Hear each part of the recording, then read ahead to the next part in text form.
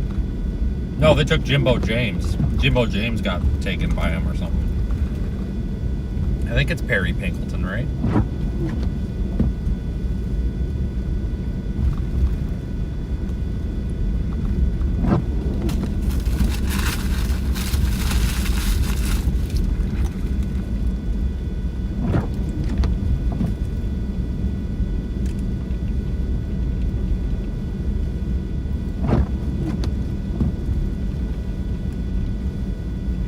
We need to get a Marcus collaboration. I probably can get one. I actually,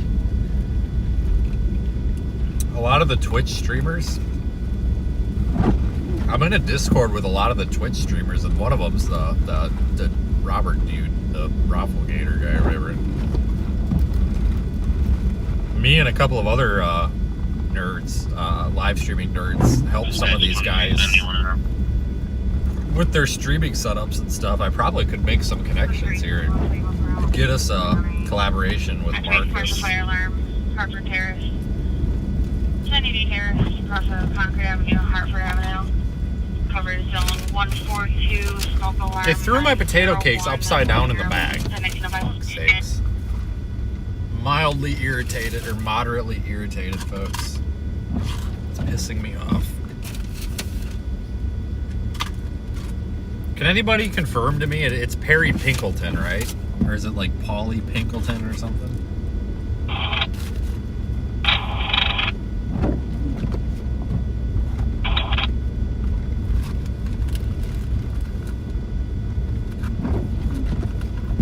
Does somebody not know? Am I gonna have to go on TikTok and find out?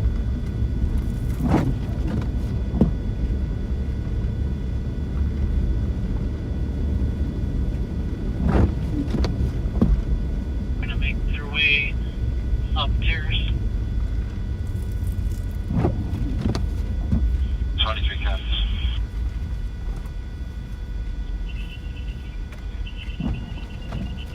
Central Muskegon Heights fire to respond on a vehicle fire at Bluebird, 3408 Hoyt Street, across of East Norton, East Seaway. Muskegon Heights fire to respond at 1906. 3 high rise will be about meeting.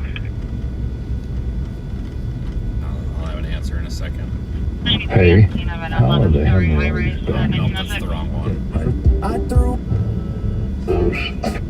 No, that's not appropriate. This one is. the dinky bones. Nope. If you look close, if you look, Maybe it is The this dinky one. bones Hold on. shanked me in the leg at Panera Bread. a Panera Bread? Big No, that's just the chicken noodle soup one. I threw. Maybe it's on this one. How are the hemorrhoids been? Okay, I first of know all, you got them real bad. Oh no.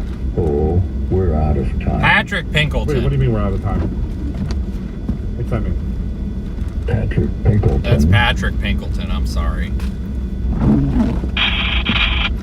Sorry, I had to know. It's bothering me.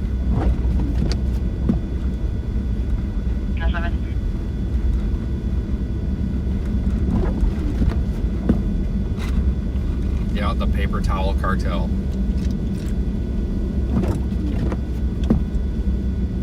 The Sinaloa cartel's in there too somewhere.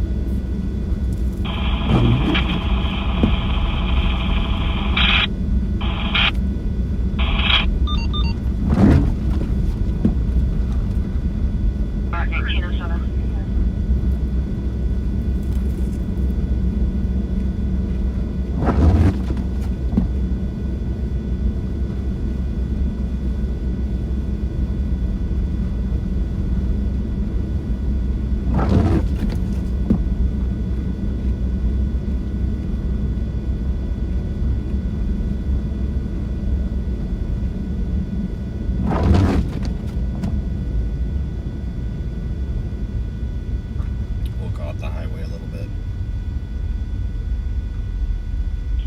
Units 141, 115 status. 15 offset. Offset 1908.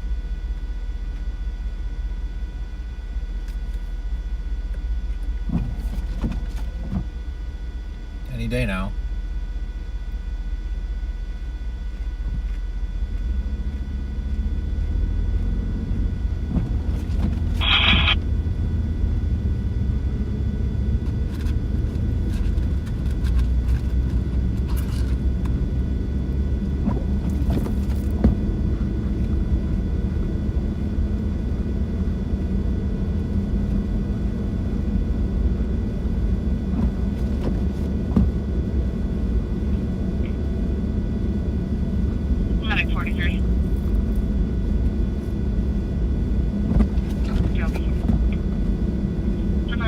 Tommy. 1909.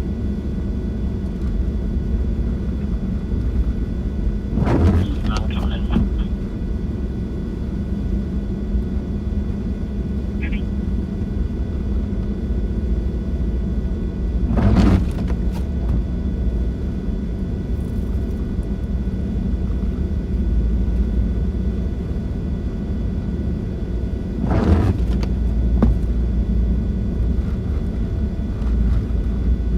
Show you clear the previous call line down with caution tape on it at 1909. No, UPS is out. Can't be that bad.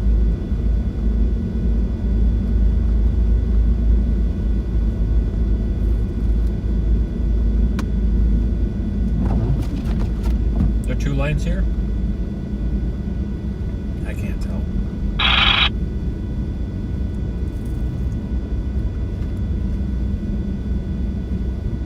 Helen Road, 2357 Helen, cross of East River, Northland Drive. Don't figure on 1910. Hold on. Touching Township Station 2 to respond. Assist to Dalton on AMED 1. Difficulty breathing. 2357 Helen Road, 2357 Helen, cross of East River in Northland. Township 2 to respond at 1910.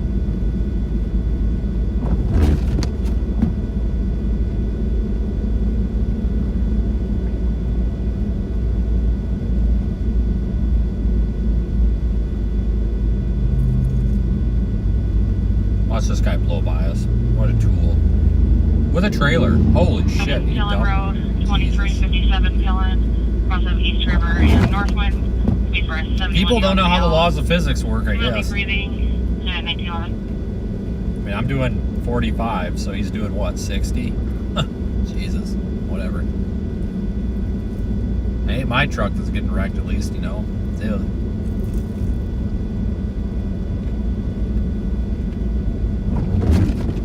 He's gonna blow that red light.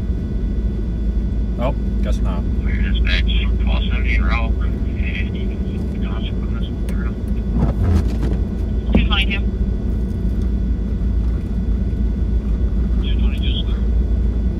222, I'll show you clear. 1270 en route, Med 1. 2357 Helen Road, 2357 Helen, cross of East River in Northwind. For a 71-year-old male, difficulty breathing. 1912.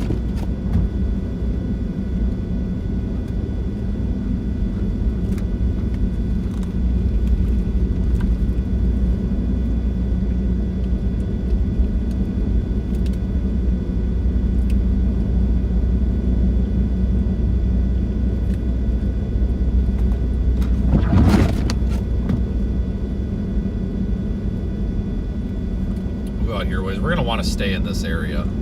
This is like ground zero for the heaviest snow. Any unit calling? Echo 600 en route to Dallas.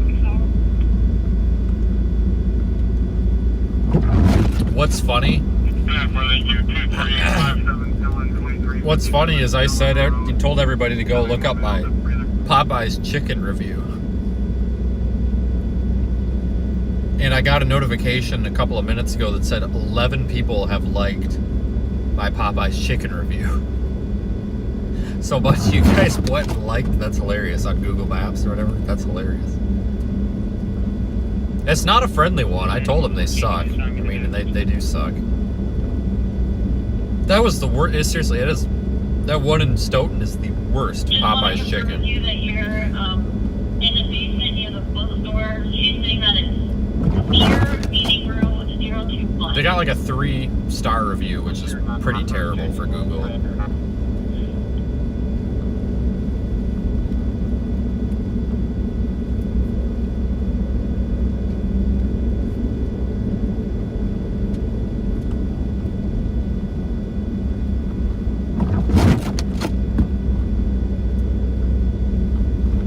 At 1914.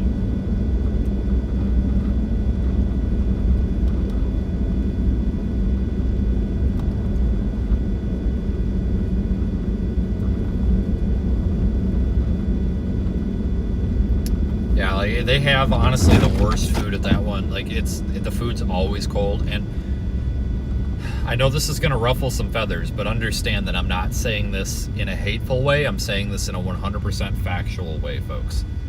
There is such a strong language barrier at that Popeyes that I don't think that the orders being wrong are necessarily I think the orders are wrong because they're not understanding what you're ordering. And again, I'm not trashing people that don't speak English. It's just you would think that they would at least have an English, like somebody who's fluent with English there at all times, even if it's just one person to help out. You know, the rest of the folks, okay, you know, fine. But I ordered like the 3-piece box or whatever, and what they ended up giving me was like 5 giant like boxes of chicken wings or whatever, or thighs or whatever they were. And I went back around to the drive-thru and I was like, hey, this ain't right. And like they were asking me what number I wanted, and it was like a number 5, whatever the hell. I told them what number, and then I go back around to the drive-thru, and they kept telling me that I owed them like $14. I'm like, no, I was just here. And like there was such a significant language barrier that they weren't understanding. I had finally got my food for whatever, and then they forgot to give me a straw, which, okay, whatever, that happens at any fast food place. So I went back around to the drive-thru and I just said, hey, you forgot to give me a straw. Can I just come around to the window for a straw? And like they weren't computing, and they literally started talking to me in Spanish. And I said, I'm sorry, I don't speak Spanish. Can I just get a straw? So I ended up just going around to the window, and they're asking me what I want to order, basically, barely. And I'm like, I just need a straw. Like, you forgot to give me a straw. And they're like, what to drink? And I said, no, I already have the drink. I just need the straw. They're like, yes, what size? And I'm like, no, it was a medium drink, but I got the drink. And they're like, well, what drink? And I'm like, no, I want the straw. And I'm like doing a motion for like unwrapping a straw. And I got kind of annoyed, so I ended up parking. And then I walked in and I grabbed a straw and I said, this was what I was looking for. Oh, ha, ha, ha, ha, ha. And I'm just like, it's really not funny. Like, I don't know. And then I put that experience on Facebook and I got canceled because people are like, wow, you're so entitled. And it's like, no, I never said I was entitled. I just said that it would be nice if I didn't have to have that experience. It's like, I don't know. And again, I don't want anybody to think that's me being hateful toward non-English speakers, because when I told this story last, it got me canceled. But you have to understand that this is just me telling you the facts. This is exactly what happened and how it happened. I didn't say that these people were pieces of crap or something. So me telling you something that happened factually does not mean that I should be judged or labeled apparently a racist, is what they were calling me, for saying that I had a major language barrier at the Popeyes chicken. That's not a racist statement. That's not an intolerant statement. That is a fact. I had a major language barrier problem. But it's like that every time you go there. I think it's a family-owned thing, and I don't think the family speaks much English at all, which, you know, I'm not going to debate on that. But my thing is, I just wish that they would because English is the primary language we speak here, I just wish that they would get somebody there that's fluent with English that could handle like the customer facing side of things, or at least like the issues, so that the great non-English speaking workers that are trying to make the food don't get blamed for the poor experience. Maybe that's a good way to word it.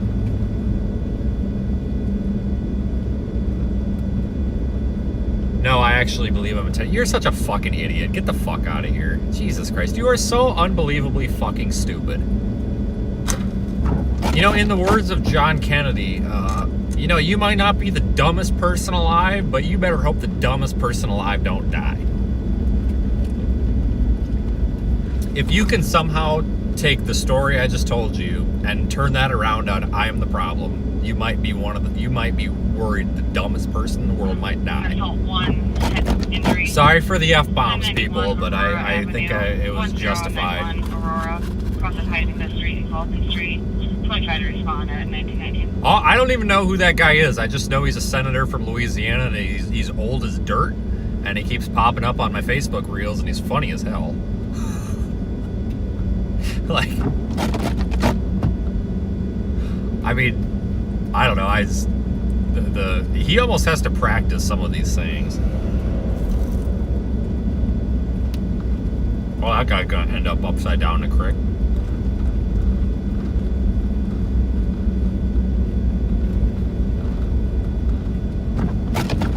I did go overboard because I wanted a straw. You're right, I should have just drank it without it. There's something about stories with straws. You guys remember when I got yelled at because I demanded a straw at the McDonald's and they wouldn't give me a straw because they were doing strawless lids? You remember that during COVID? In like the Midwest, they were experimenting with strawless lids. I guess to stop the spread of COVID or something, I don't know. And I was like, can I please have a straw? And she said no. And I'm like, I have a medical problem. I need a straw. And she gave me the straw. And I'm like, I didn't know that I had to beg for a straw.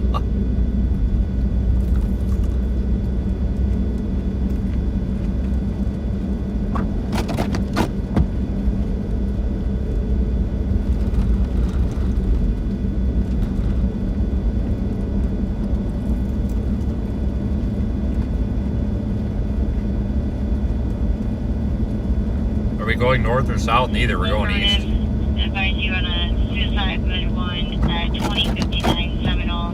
30-year-old male is altered LSD, drinkable fits of rum. We are starting medical as well. No. The Facebook comment that for some reason got deleted automatically. No. You're confusing him with Robert Kennedy. That's the king of healthcare. John Kennedy, I think it's John Kennedy, right? Is the senator from Louisiana. Robert Kennedy is the king of healthcare.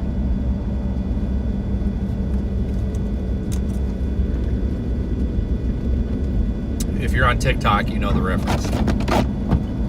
And again, no offense to Mr. Robert Kennedy. I don't know the guy, but in fact, I would love to have him in the passenger seat. Maybe we can get him on a chase too.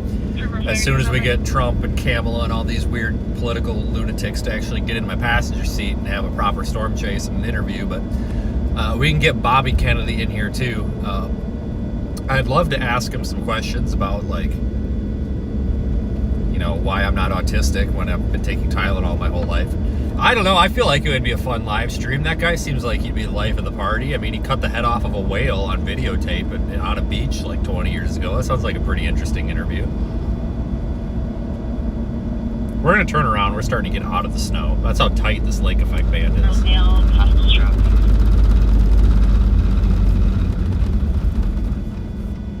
Oh, shit. No, this is... Where is the road? Oh, there's no road. That's why.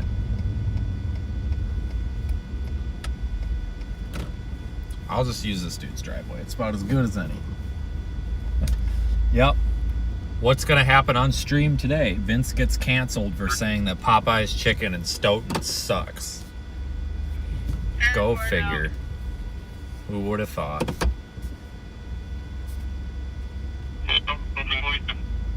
See, people think that I'm like some right-wing extremist or something. No. I am like the most middle ground person there is. I make fun of both sides. Nobody is safe from my critique. What you guys got to understand, even if you dislike Donald Trump, and that's perfectly fine if you do, even if you dislike him, one thing we have to admit is ever since the 2016 election, but whether it's been against him and Hillary, or him and Kamala, or him and Joe, you know, well, especially Kamala, she really engaged with it, you know, props to her.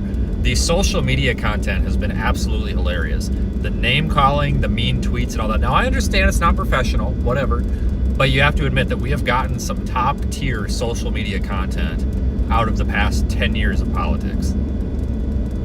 So, but you know what? And even if you don't like Kamala, one thing I think we should all agree is we need to give her a high five for engaging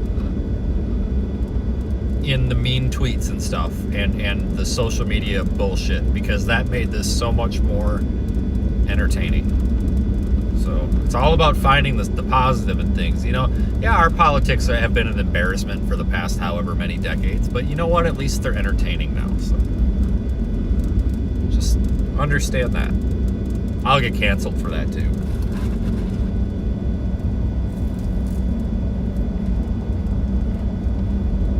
It's all fun and games, folks.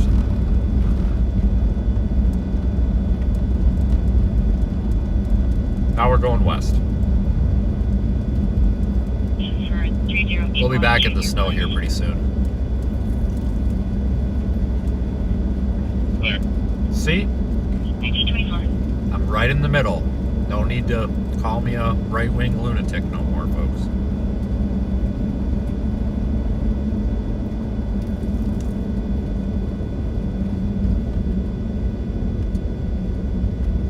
However, if anybody here would like to run for president of the United States, Did you mean that for us? if anybody in this chat would like to run for the president of the United States, you probably could run in the next election and have pretty high chances of winning because you're probably going to be better than anybody we've had in a long time. So. If you're under the age of 80, please run for the president of the United States. I'm begging you. Nothing against people over 80, but you know what's a problem? When we've got sessions in Congress where they're like drilling the CEO of Google or Facebook or something, and they're like, so you're tracking where I buy my toilet paper or something, and then like I forgot, I saw that one interview or that one clip where they're just basically deposing some CTO or something from Google, and he's like, so Google is tracking me, and then he's like, well, somewhat, like it's Google Maps, like yes, it's tracking where you're at, so you know where I buy my toilet paper. Well, if you put that into Google Maps, yes, like we need to get some people in politics that understand how technology works. Like just because like the internet exists doesn't necessarily automatically mean that somebody is spying on us to kill us. And the whole TikTok thing is getting really old too. Don't ban TikTok. I understand the Chinese, whatever, but people do make a living on TikTok, and you're basically killing people's income. Now, I'm not talking about the people that shake their ass, but there's some really good content creators on TikTok that create wholesome content. We shouldn't be ripping them of their income. No TikTok ban.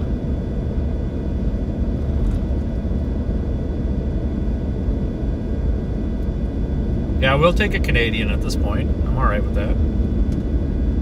Heck yeah, Dean's here. Dean's the kind of guy that would get canceled for saying what I just said too, so he can be on team canceled. Dean is like the most underrated storm chaser because he actually goes out and does stuff, and it's quality stuff, but like nobody pays any attention to it, and it's kind of shitty. So hashtag Keystone Prime. I bet Dean's critiquing this guy's emergency lights up here right now. It's probably like, that sucks, what a terrible flash pattern. I completely agree with you, but I like Dean.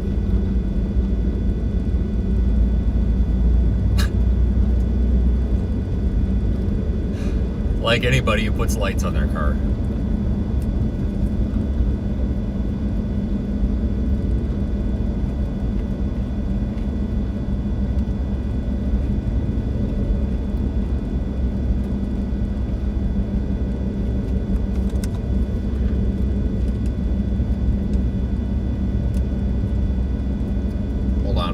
Plow face is flying by us here at 1,000 miles an hour. Alright, you slow down, man. Oh, he's got one of them box plows on the back. Those things are pretty neat. I've been seeing those all over the place now. It's kind of a trend, I think.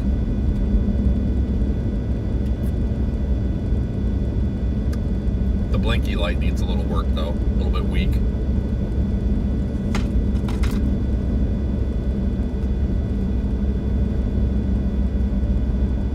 It's interesting that Dean appeared in the chat. Usually I have to start talking about flashing lights to get Dean to show up.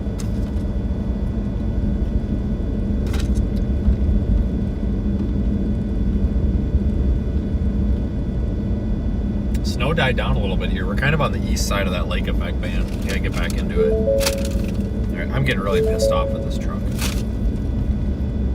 I gotta figure out a way to disable it. It's got the like the automatic collision avoidance thing, that camera up by the rearview mirror. Every time there's just a little bit of snow up there, it starts beeping at me that it's obstructed, and every time I hear it ding like that, I'm like, oh Christ, what's wrong now? And sometimes it gets really annoying. I'll do it every few minutes too. I figure out if there's a way I can get rid of that. So I'm really getting sick of that.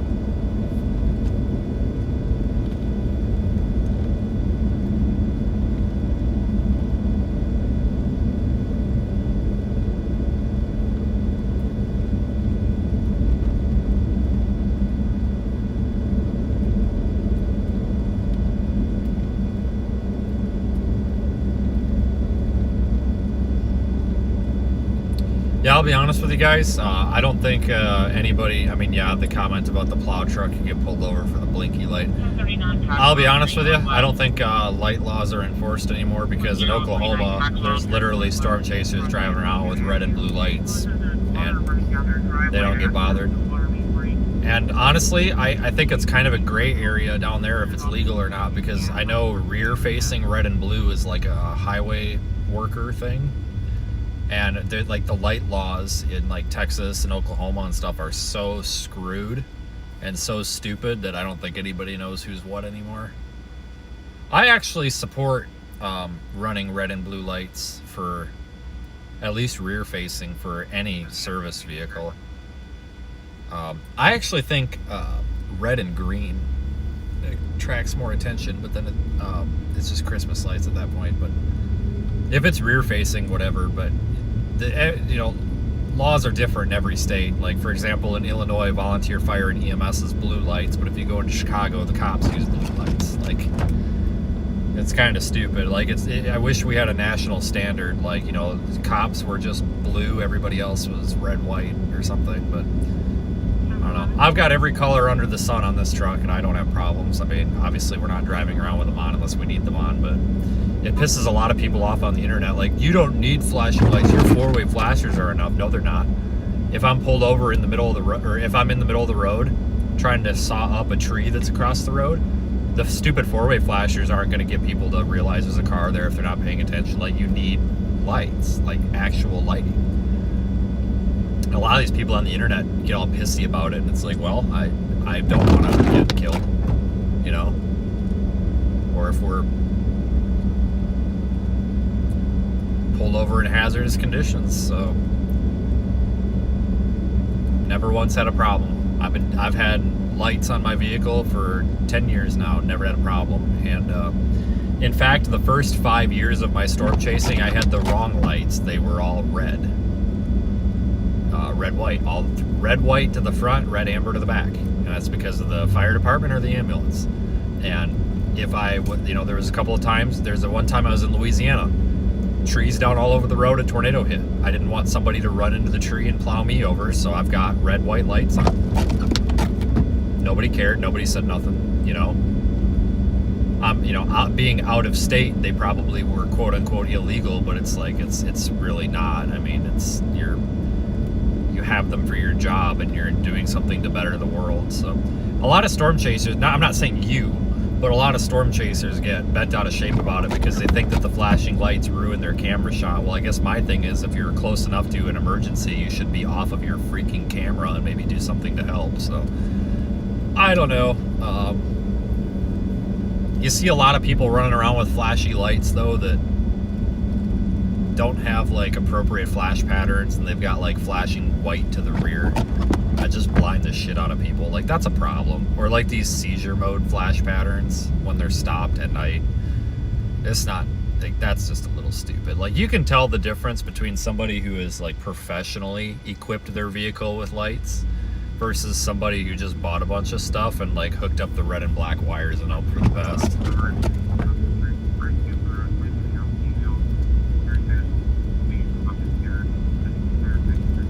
Yeah, like Dean's got a nice setup on his Jeeps. He's Doug's a fan of the red green or the yellow green as well. I tell you, the green light, the green, folks, it's just such a nice color. It's getting really popular in a lot of places too. Like a lot of like Wisconsin just started using green for highway. It used to always just be amber, red, white. Now it's amber, green, well, and white and red and stuff. But you can definitely tell though who properly, and typically somebody who properly equips their vehicle with lights will actually use them appropriately if they've taken the time to do it, like they know the value of it. But just buying a bunch of junk on Amazon is not the way to do it, because if you can't actually see the lights, then they're not going to keep you safe. Like, you have to get legitimate lights. Like, you don't need to go buy Whelen. In my opinion, I actually don't like Whelen. I've actually got some Whelen lights on this truck. It's kind of a bastard build, but I've got the lights on the tailgate are Ion T's, like the surface mount Ions, just because that's what I had. It was easy. But you don't, like, Whelen is so overpriced, and there's a lot of issues with them now where they're having problems with water intrusion. Even for like government agencies, it's overpriced. Sound Off Signal's a good one. They're a little bit cheaper and still good quality. Phoenix is a good brand, but Phoenix has had some serious quality control issues over the years. SpeedTech lights aren't bad. SpeedTech lights used to be junk. They used to be junk. They had like some big coming to Jesus moment like 2 or 3 years ago where like all of a sudden this stuff got like better. I think they realized that they had to start making it like brighter and last more than 12 weeks for people to keep buying it. And honestly, it's not bad. At least for the price. Like, you might pay $50 for a light that like Phoenix charges $100 for, and it might not be as bright, but it's going to be pretty much almost as bright. You know, like, you're probably not going to notice. They've come a long ways. They used to be junk, but like, they've come a long ways to the point where I would honestly actually recommend them to people now. They used to be just dim. Like, they had no punch to them, and they use the same LED as like Phoenix and Sound Off Signal. Whelen has like their own, but they use the same LED, like the light, the diode. They use the same one, but it's the tech. You know, what makes lights better than others is like in the lens, and I think their lens isn't quite as good. But they've come a long way. I mean, there's a couple of people locally that just bought a bunch of SpeedTech crap for fire department use and stuff and put it on their vehicles, and it actually looks, I thought it was Sound Off at first. Like, they've come such a long way. So like plow trucks and stuff, I would buy, you know, if you can afford, I would get like Sound Off or even Phoenix or something. But I don't think there's anything wrong with going with SpeedTech lights anymore. Maybe 5 years ago I would have told you no, but like now there's so much. They finally got better. I think the competition kind of egged them on a bit, but that's the issue with Phoenix though that I have, because I use Phoenix for everything, because it's, you know, it's all 5 colors in one. The lights are blue, red, amber, white, green, so I only have to buy one light and I can make it do whatever it needs to do depending on where it's at on the car. Well, fuck. Oh, we made it. Watch this. There we go. Now we're legal.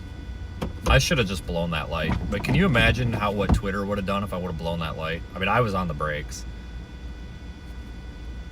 Yeah, Dean's got all SpeedTech stuff, and his stuff looks good. I think their green is brighter, though, honestly. Like, I think that the green just always looks brighter than anything else, no matter what you buy. Green is a really nice color. Amber kind of blends in. So does, honestly, in my opinion, so does red.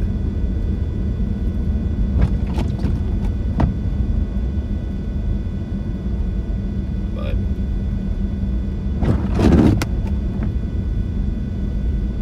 yeah, the road ready packages from Ford use Phoenix and Sound Off. Or I'm sorry, Whelen and Sound Off. Yeah, I like the Explorers, how they have the built-in lights and the spoilers now. I think that's pretty nice. But the amount of money they charge you for that is freaking nuts. They charge you like 6 times the amount it would be just to do it on like through an upfitter. But like I was saying, the issue with Phoenix is they've had some quality control issues. Like the front of my truck is 2 surface mounts like in the grill, and then I've got an 800, which is just 8 lights. It's an 800 stick on the bumper, and then I've got the visor lights. I've been through. This is my 3rd 800 stick in the past year and a half, and they always warranty it. They're always good about that. But it's really kind of annoying to have to mount and dismount all the time. Like it got so bad that I actually put like a waterproof like Molex connector on there, like an OBD2 looking thing. So like when it fails again, I can unhook it without having to chop the wires. Like it's kind of annoying. I think they fixed a lot of that, but for a while there, they were having some serious problems.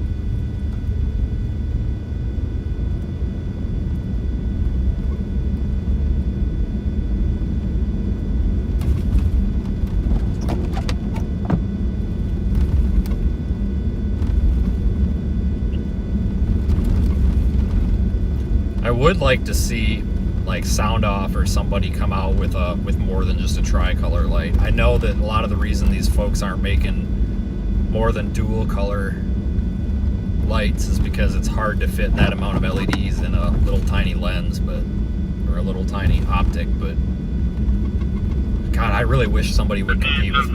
I wish somebody would compete with Phoenix on that, and maybe kind of force Phoenix to have just a little bit higher standards.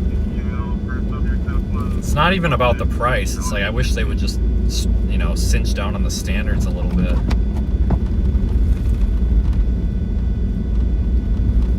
I'll be honest with you. I don't know if I'll buy Phoenix for my next vehicle. I don't know. I might go Sound Off or something, but everything I have has been Phoenix for years, and it's just it all syncs together nicely. But the flash patterns suck. Like all my stuff, I flash with an external flasher, but their flash patterns suck.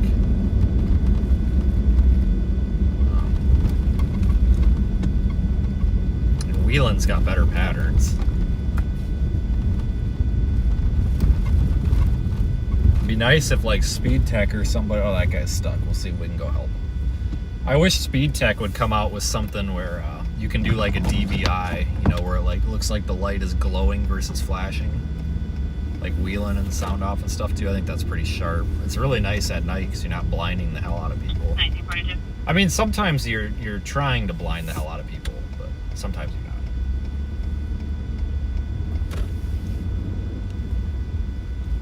Oh, they are working on serial control? That would be nice. I think Speed Tech's probably about to come out here with a big bomb of a product at some point because they kind of keep getting left behind a little bit. I don't doubt it. They're going to come out with something and people are going to be like, oh, maybe we need to rethink this.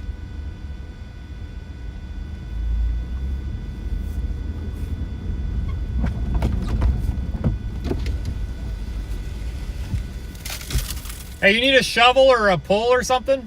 Pull or something, yeah. I got a shovel. Let me see. Are you just trying to go this way? We're trying to get out of here. We're trying to turn around. We didn't know if it's deep. Yeah, I didn't either. Let me see if I can get you with a shovel. Otherwise, I'll pull you.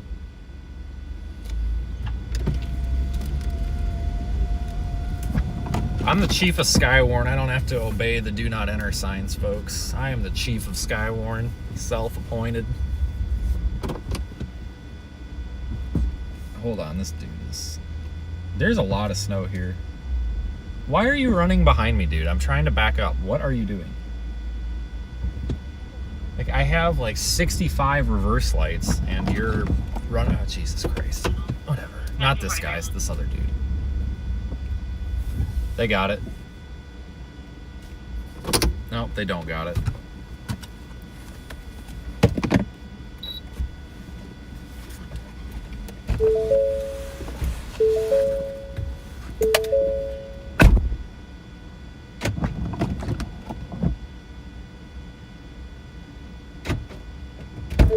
All right, never mind, they got it.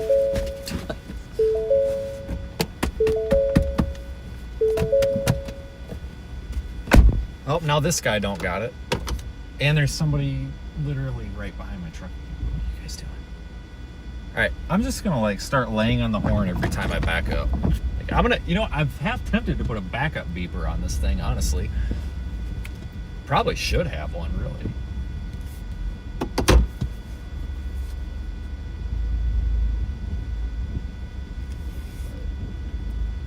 Respect my authority. Skywarn Chief needs a backup alarm. 12 will be 329 Catawba. They got it. Sister, no assault, no weapons. Both subjects drinking. Kids are present.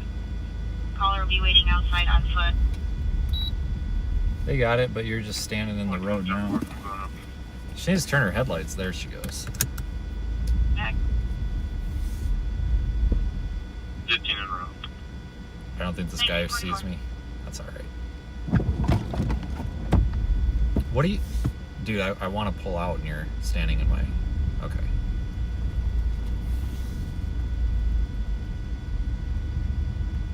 I don't know. It's just my thought. Don't stand in the middle of the road. I mean, you could get run over, but that's fine. I like to stand in the middle of the road, too. It's fun. Alright, well, that was easy. I didn't do anything. Damn, I was hoping I could get to use the shovel. Justify my freaking $13 shovel that I bought at Walmart that night when there was no lights on. I don't know if this guy's stuck or is he in his... No, he's in his driveway. No, he might be... Well, he's in his driveway. He's in his driveway. That's kind of beyond me at this point. This guy's stuck. No, he's not. He's shoveling. He just parked his car there. It looks like he's shoveling his driveway. All right.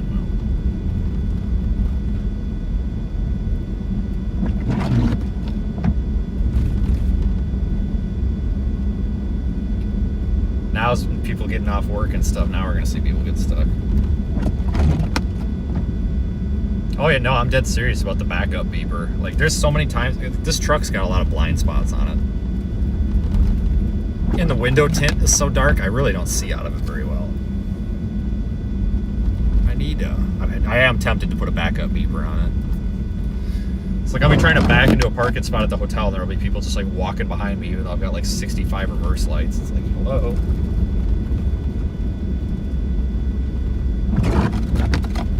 Yeah, I want the SDS 150. I have the 100 in here and it's in a mount. Well, I think it's like just like how you had yours, at least in your Taurus, but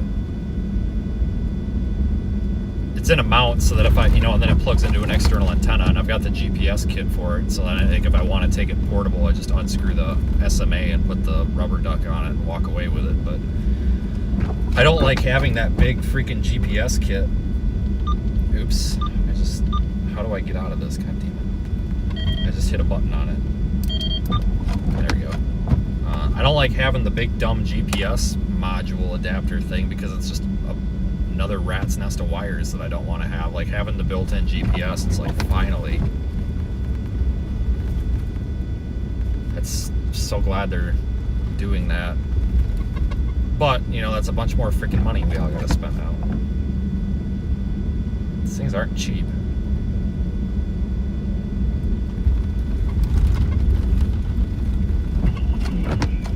Attention Muskegon Township Station 2 to respond on Med 1. Fall outside, crush station stuck in a deck. Stuck in a deck. Maple Court in Park Meadows. 76 Maple, across a Walnut Drive and a dead end. Township 2 to respond at 1948. Stuck in a deck? Like fell through the deck? Or I wonder what happened there. Left pillar mount? Yep.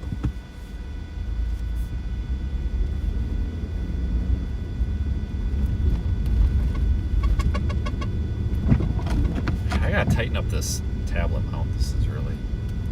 I got a different mount, guys. I used to have a universal like tablet mount that RAM made, but it just moved around too much.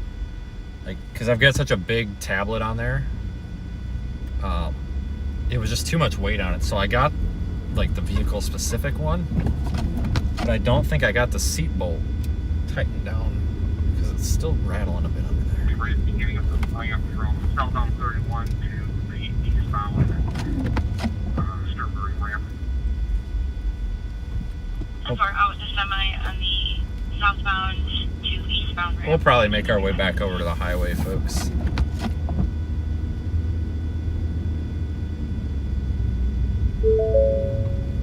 Your backup camera monitor is too bright on your iPhone.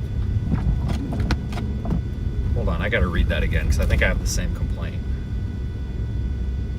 Oh, you can't, yeah, because of the, I know what you're talking about. Towards Clifton. My hell, because like I've got the like the CarPlay and all that. I don't know if you got that too. Depends on what year you got, but like it's so bright. Even if I dim the dash, it's still too bright. And then you can't just manually black out the screen. You've got to like go into settings and push like 12 buttons to black the screen out. So it's super annoying in the summer when you like you don't have any lights on in here because you don't want the bugs to get in and you're like on the side of the road. You got to go in there and manually black out the screen every time you put it in park. I wish they had a button for it.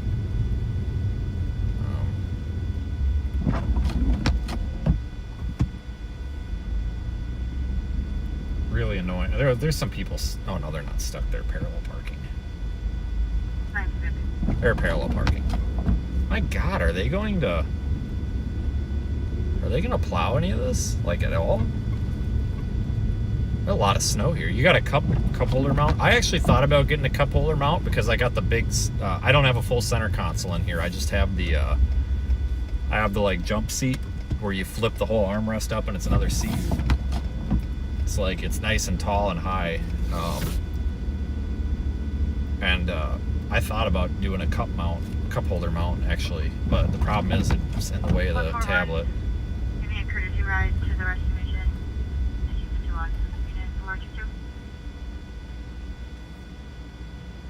Oh, I didn't know that they were putting a USB-C on the 150. I thought it was just GPS was the upgrade, so that's fantastic. If not, if you can start one my way, no problem. That's great. Watching. So, actually, that would be really appreciated. Honestly, they should have had that in the original one. I don't know why they used that ancient freaking printer cable. I want to see if these guys are they stuck? No, they're just like parked on the side of the road.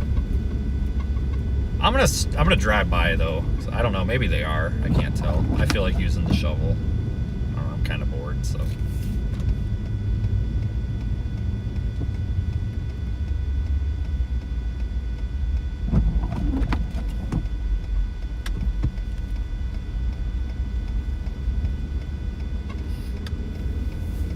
Med 1, unresponsive, 2123 Williamson Road, 2123 Williamson, across West River Road and a dead end. Township due to respond at 1952.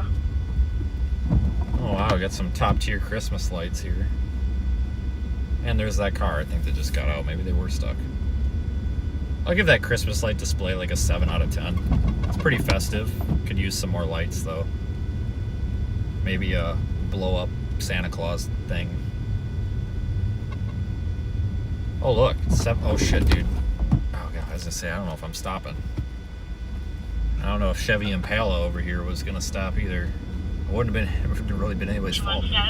I'm gonna ask these guys if they're stuck because they're just like floundering around here. Like, what you doing?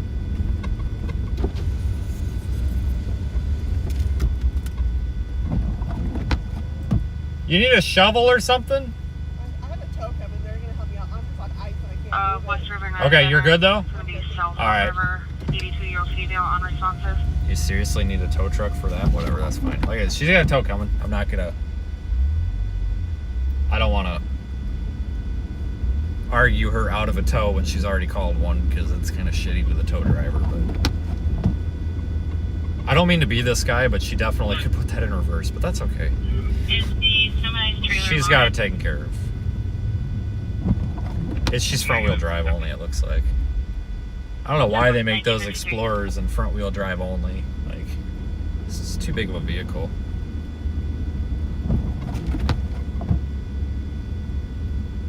Yeah, the mount I have for the SDS is a Ram mount.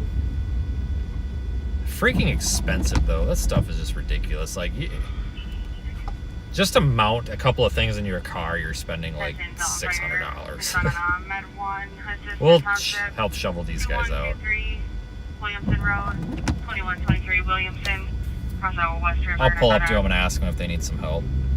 I don't want to get out if I don't have to. You need a shovel? I got one. Are you trying to go that way?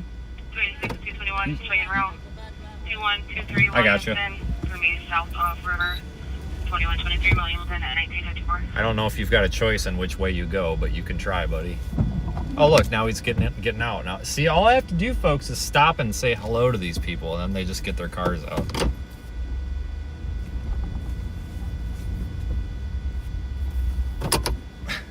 It's that easy. All set, 1954.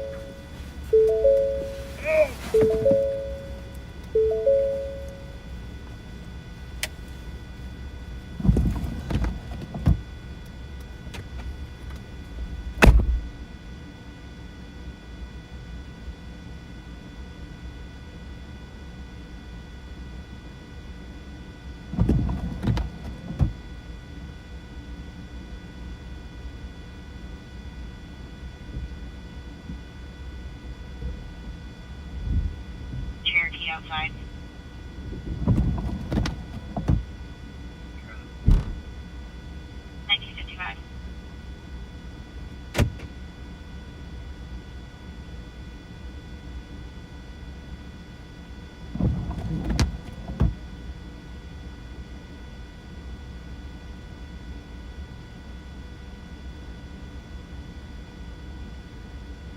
Guys.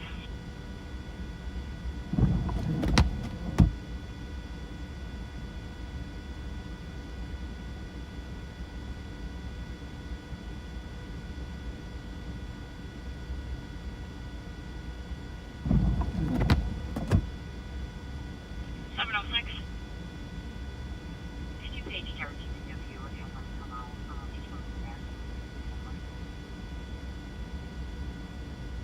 10-4, 1956.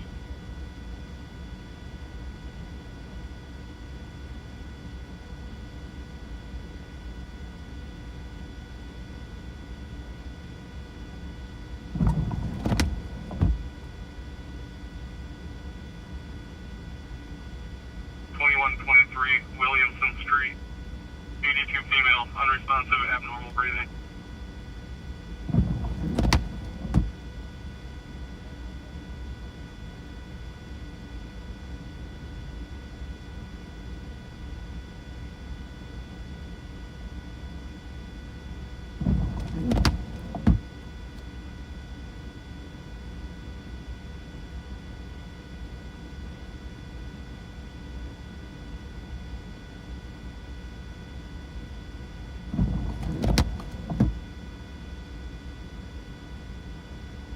Vehicles stuck in the snow at the intersection. 10-4, Pine and Diane. 1957. 192 are actually had that way. 10-4, Unit 112.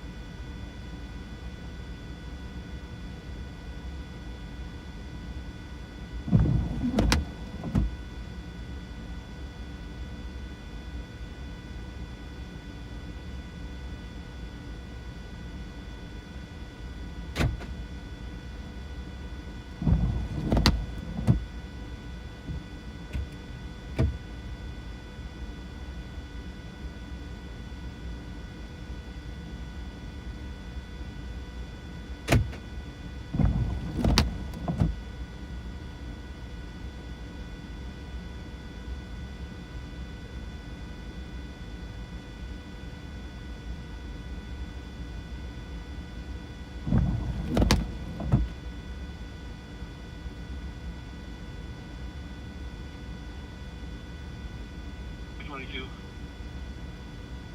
222. She's extricated. She's requesting no medical to clear pavement. Patient extricated, no medical at 1915.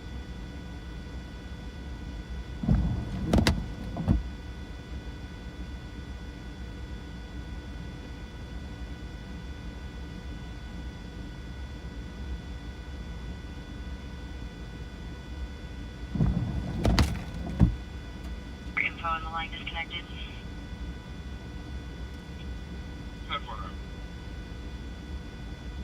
706 to back.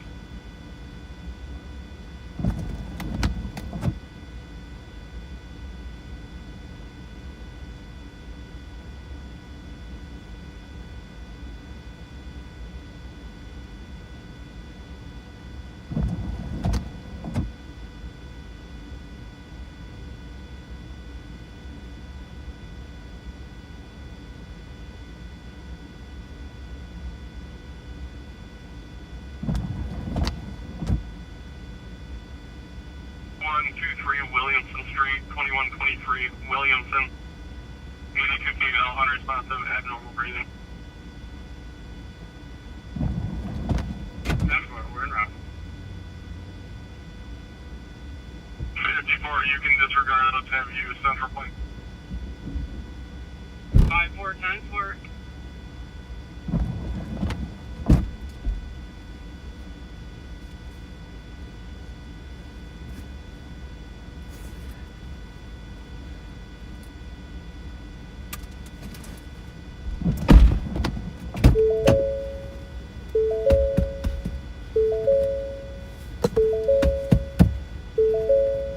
Oh, these little junker cars, man, I tell you.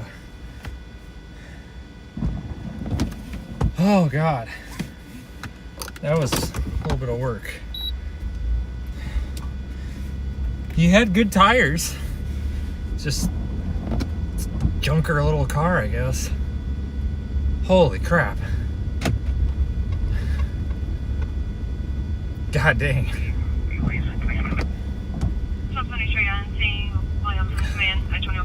He was flooring it too. He was roasting his tires. You could smell the rubber.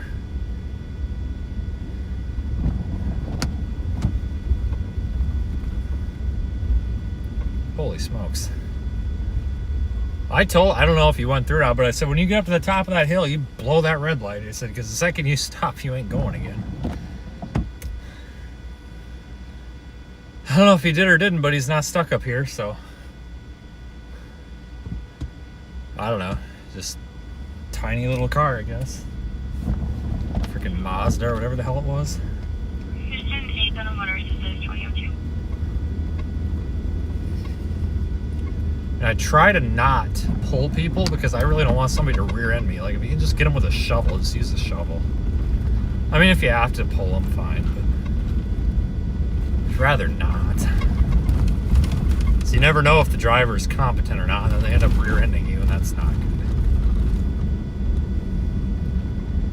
I mean, yeah, I don't have a problem pulling people. It's just I'd rather just use a shovel. 9 times out of 10, all they need is a damn shovel anyway. I don't know. I feel bad for him. He'll probably get stuck again. I think that car just don't weigh enough.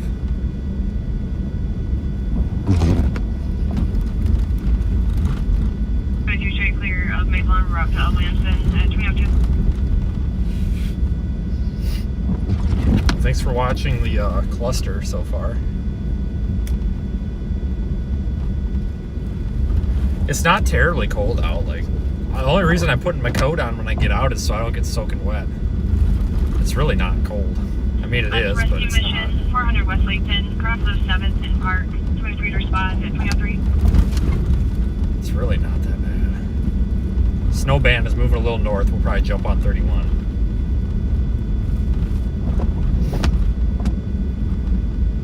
Yeah, thanks for joining, everybody. We are still running our fundraiser for Project Weather Eye if you'd like to join in on that. If you think weather balloons, tornado probes, and live streaming stuff sounds cool, that might be for you. Or not. Don't feel bad if it's not, because it's your hard-earned money, not mine. You can donate there in the fundraiser link in the chat. Also, subscribe if you're new here, because we do this a lot. It's gonna be kind of quiet for a few days. I know there's a potential winter storm coming for the Northeast like tomorrow and Wednesday, but I'm not gonna be going for that. I'm seeing 6 to 12 inches, which, yeah, I don't know. It's just the Northeast, like Pennsylvania and points northeast of there, just handle the snow so well because they're so used to it. Like, it's not that I'm not interested, it's just I'm not really, I don't know what I'm doing.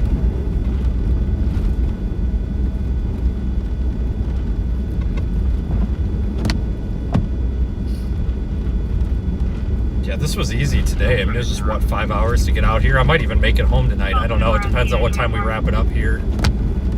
Because we're in Eastern time and home is Central, so I kind of get that free hour.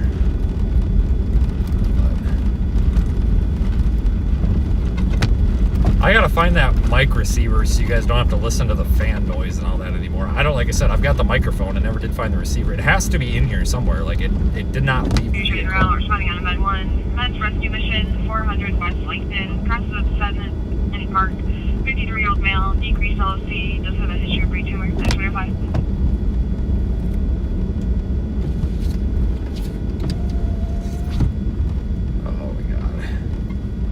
Man, this snow is lifting north fast. I don't know if the band is going to come back south or not. I have no idea. I haven't looked at HRRR. I haven't looked at anything today. I just saw the winter storm warning and I said, okay, I guess we'll go. Snow is fun. And it's really, you know, probably only 2 tanks of gas total. Well, it looks like it might be 3 after all this driving around. But really, like, 3 tanks of gas isn't terrible. So you don't end up, like, upside down on the expenses too bad. It's not cheap to do this because you've got wear and tear on the vehicle and all that, but I don't know. Some people that do this just treat their vehicles as disposable, and like, I'm not that guy. 617 I mean, I can't afford to. I've been replacing it every year, but I can't afford to replace a vehicle every year. A lot of people make it look like there's a bunch of money to be made in storm chasing, but there's really not. I think any of the actual money comes from the content you're making around it, whether you're into video sales, which is really hard right now. If anybody can actually make that work, more power to them, but I can't. I also don't have a lot of interest in it, but if it's not only in that, but it's also like the entertainment value of it and stuff. But a lot of people just take it to the next level and they just start posting a bunch of clickbait crap. And yeah, it gets them paid, but it's like, for how long until people stop trusting you? But I still think that eventually the people that are out here that do it the right way, I think they're going to come out on top. I think it's just going to take a while for the other stuff to fail. You know, it's the whole, like, nice guys kind of finish last, and I really think that applies here. A lot of these kids out here, you know, like, they don't have, and nothing against them, I'm just honestly saying, someone asked, a lot of them, you know, they don't have bills. You know, they live with mom and dad. They're not necessarily adults yet, and yeah, they might make $3,000, $4,000, $5,000, $6,000 a month from YouTube, but you know, is $3,000, $4,000, $5,000, $6,000 a month to spend $3,000 in fuel, $1,500 in maintenance, another $1,000 in equipment? It's probably not. Like I said earlier, there's a lot of really good quality storm chasers out here, but I think a lot of the really good quality ones are getting kind of just shadowed by some of the ones that are kind of just flying by the seat of their pants, which is fine. It's just, I get asked that a lot too, where it's like, oh, how come, you know, so-and-so? It's like, well, 220 Delta clear, 28. Some of us do this as a job, and some of us do this as just something to F around with. And you can literally make a career off of basically asking for super chats and donations. Whereas, like, you could literally be sitting on your couch and be like and subscribe, super chat, super chat, super chat, and people will send you money, which is great. Like, when you ask for things, people send it to you, but the rest of us that try to be a little bit respectful about it, sometimes we get hurt by not constantly asking because it's kind of annoying and it's almost shameful in a way. So it's like, some people do have a long-term business model and some people don't. And there's nothing wrong with that. It's just, I think that was an important thing to say to answer the question that I got asked that I forgot to answer before I got back in the truck, or after I got back in the truck. I think that some people look like they might be more successful or succeeding in something when they're really kind of struggling. I'm not necessarily talking about me. I'm just talking about, like, I mean, if I go drive around and chase everything, you would, if I was living in a cardboard box, you would have no idea. You know what I'm saying? So, I'm not, but like if I were, you would have no idea. And I could still give the illusion that I lived in the frickin' Taj Mahal, so. There's just not a lot of money to be made in it, but some people are able to get it. I think it's gonna get a little bit easier to make money in it for the honest ones, because if you look at Facebook and stuff, people are really getting sick of bogus weather reports, basically. Bogus snowfall maps, bogus forecasts, everything's a polar vortex emergency. People are really getting sick of that, and I think people are finally starting to get a little bit numb to the clickbait, which is great, because prior to COVID, storm chasing wasn't about clickbait. It was about watching whose video you know, if you wanted to watch tornadoes, you watched Storm Chasers tornado videos. You didn't care who it was. There was no clickbait. You know, everything was kind of equal in a way. You know, it was quality that set it apart. Now it's who is the most loud and the most obnoxious that sets it apart. And that's a fact. No, but I'm not the only one saying that. Because there's a lot of really good creators out here. But it's hard for the good ones to get noticed when there's people that are just kind of running around screaming. I think that applies to a lot of industries. Anybody who owns a small business has dealt with it. You know, the new gas station, you know, you own a gas station and the new gas station opens up down the corner and they run a 50% off sale for 3 weeks. It hurts your business, you know. But they might go out of business in a year because they did that. You never know. So, not that I want people to go out of business. You just kind of get what I'm saying. Like, I get asked that a lot, and I think that's a very legitimate question. I think that there's nothing wrong with discussing it.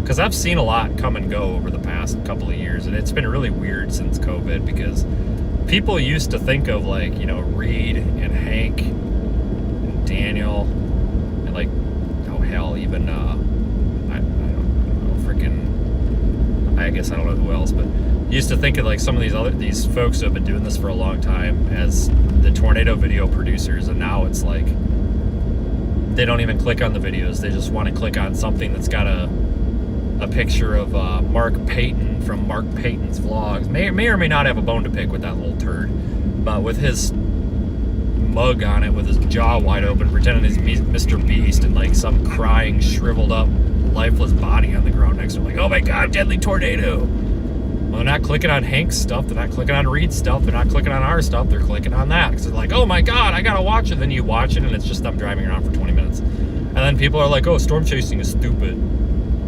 You know, back in like the day of like live streaming, before it was really a thing on YouTube, because live streaming on YouTube just started becoming a thing a few years ago. It was like 7 or 8 years ago, where you could start doing it mobile. Like when it came out, you had to use a webcam on a computer.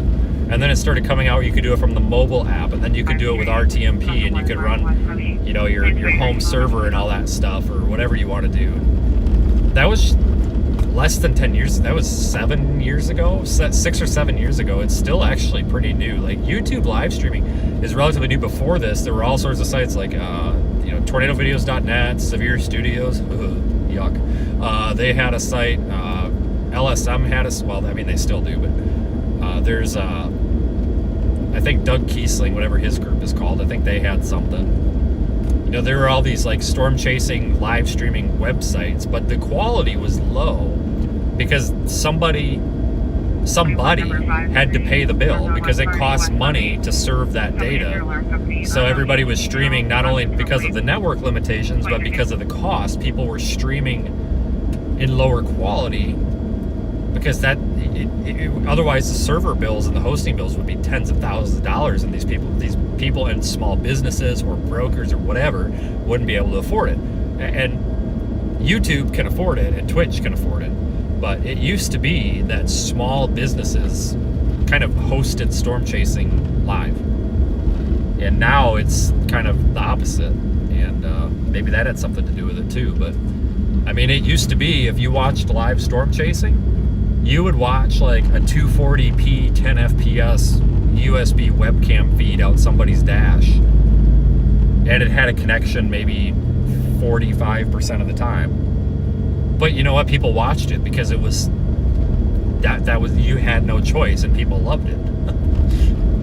You know, you'd get 40, 50 people watching and it was like, oh, this is amazing.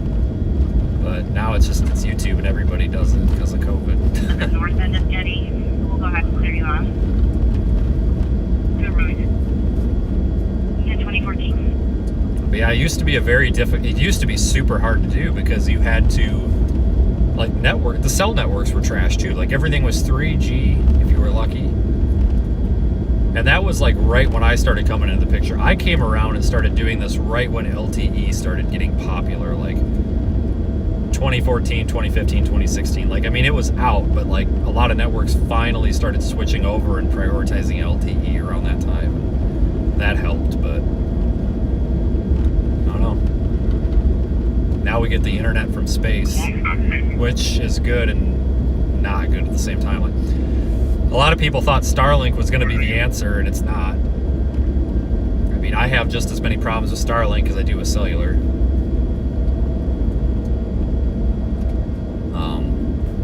It ain't the be-all and end-all, and everybody went and got Live Views, and Live View is kind of a scam in a way. I mean, you can do the same damn thing with freaking Speedify, for Christ's sakes, but I mean, now there's apps that do bonding. I'll be honest with you, I don't even think you need to do bonding anymore.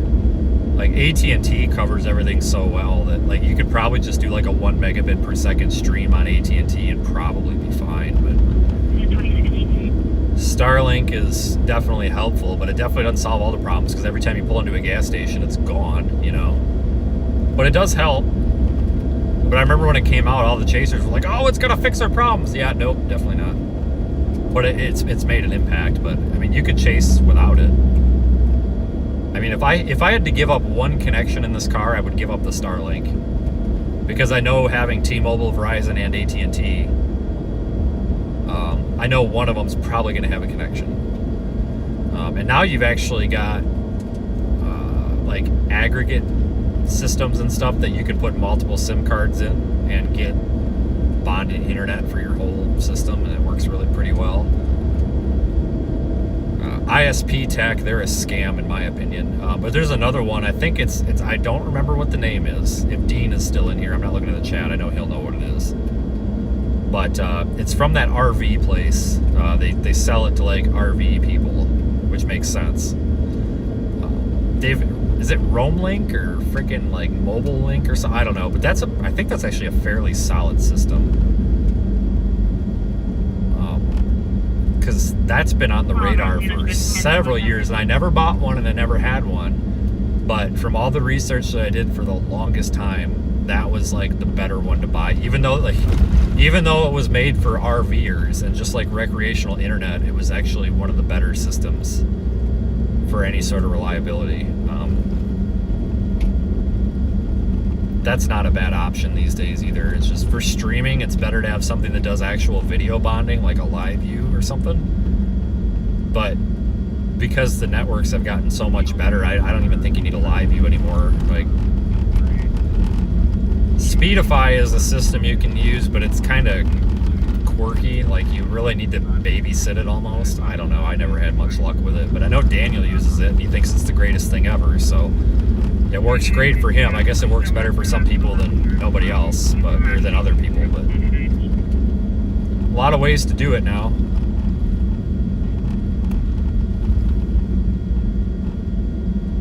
Oh, I just looked at the chat now. Dean says it's solid. He must, because I think Dean's got one of those.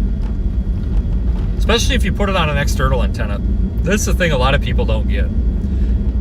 Like, your cell phone or your hotspot has this teeny tiny little antenna that's like an inch tall, or if even, that's like printed on a circuit board inside the device. It's got garbage signal. If you put an external antenna, even one of those ones that just stick to the inside of your window, it's just going to be leaps and bounds better. It's the same philosophy of, if your cell phone is like in your pocket, You know, but you pull your cell phone out and hold it up in the windshield, it's going to get better signal. It's line of sight. Just external antennas is a big thing. I know Dean's experimented with a lot of those systems. He probably knows more about the LTE based stuff than I do because I gave up on it. I just said, screw it, I'm throwing Starlink in. But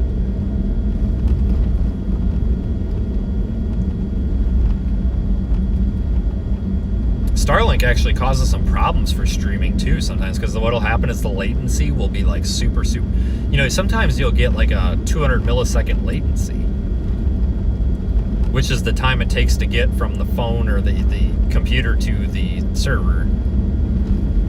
Meanwhile, LTE will have like a 50 millisecond, and it screws up the streaming and the bonding and stuff, and sometimes you have to shut it off. It's a lot of babysitting. Someday I imagine the networks will be so strong it won't matter, you just use a phone, but this stuff is so ridiculously expensive to get into anymore. Like, it's not even funny. Like, you would think things would get cheaper, but it's almost like they're getting more expensive. Like, I don't know. You can go buy, like, if you want a roof camera, you know, I have something that I built. I had to make it, not because I couldn't afford something else. Well, that was part of it, but it's because nothing else really existed. Like, you can get like a remote controlled IP camera, but you would probably have to put it in like a plastic bubble or something, which is fine. I just didn't want to monkey with it. You could put in like an acrylic dome, I suppose. That isn't a bad idea, honestly. But those like rugged, there's a company in like Oklahoma or something. All the news stations have them. Those big white cameras that look like freaking R2-D2 or whatever. Rugged Cam or something. Everybody that's had one of those has complained about it, that it's had issues, and they keep sending it back for repair. Like, you spend $6,500 on it, and it's junk. And they're junk. They're serial controlled, and they give you a keyboard. And if you want to control it, you literally have to like hit function 982, or if you want to change like the focus on it, you have to do like function 5678 enter. And it's like, why is there not an interface for this? Like, this is so stupid. Like, what is this, 1980? Oh my god. People, that's literally how you die in an accident. That is just asinine. Holy shit. I'm doing 45. He's doing like 70. Oh my god. He needs some flashing lights so we can see him when he's in the ditch, but I don't know. Things have come a long way, though. Like, I don't know, but it's getting hard now because the government's trying to ban DJI, and a lot of the stuff we use is from DJI, whether it's drones or cameras, because I think the DJI cameras are better than GoPro. They seem to be more solid, they're easier to sync and pair and do things with, and I can remotely Bluetooth into my DJI cameras and bring them into my live stream on my phone with Bluetooth and RTMP without even having to touch the camera. It will literally boot the camera if I hit a button on my phone that's built into the streaming app. GoPro don't do that. You have to scan a QR code and hope it works. Like, GoPro is really overpriced in my opinion, but like the DJI ones, because like this stuff's somewhat throwaway, you know, it could get broken. I don't have $500 to spend on a GoPro, but DJI's got the same thing, if not better, for $350. Like, I'd rather break and lose $350 than $500. So I don't know, just the freaking government, god dang them, assholes. Screw the fact that we got homeless people on the street that served in the war, but you know, we're gonna worry about banning the Chinese camera. Good god.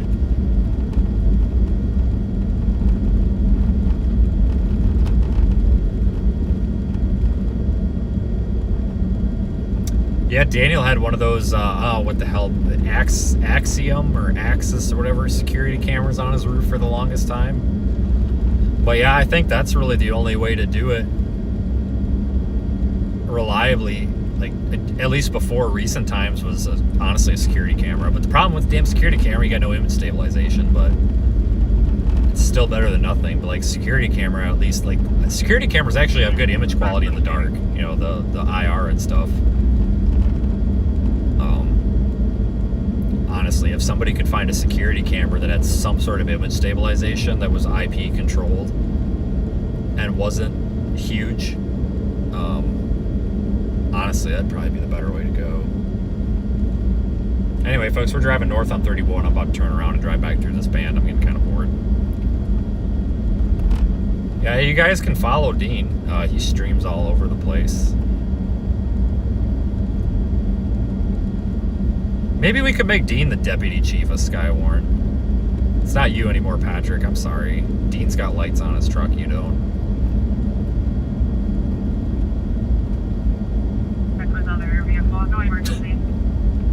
I just can't believe that guy earlier, like, oh, you're so stupid, I'm a firefighter, blah, blah, blah, you drive like an idiot. I'm just like, well, I'm the chief of Skywarn, I can drive however I want to drive. Well, you're off duty. No, I'm not, I'm chief of Skywarn, I'm always on duty. I'm gonna write you a ticket for inaccurate spotter network reporting. It's a misdemeanor. Oh, that's right. No, I forgot. Remember, if you're going to be deputy chief of Skywarn, you got to have at least 3 felonies in the past 3 years. I'm sorry, guys. Never mind. That's a rigorous qualification. Or you have to personally know Jeremy DeWitt. Either one of those is fine.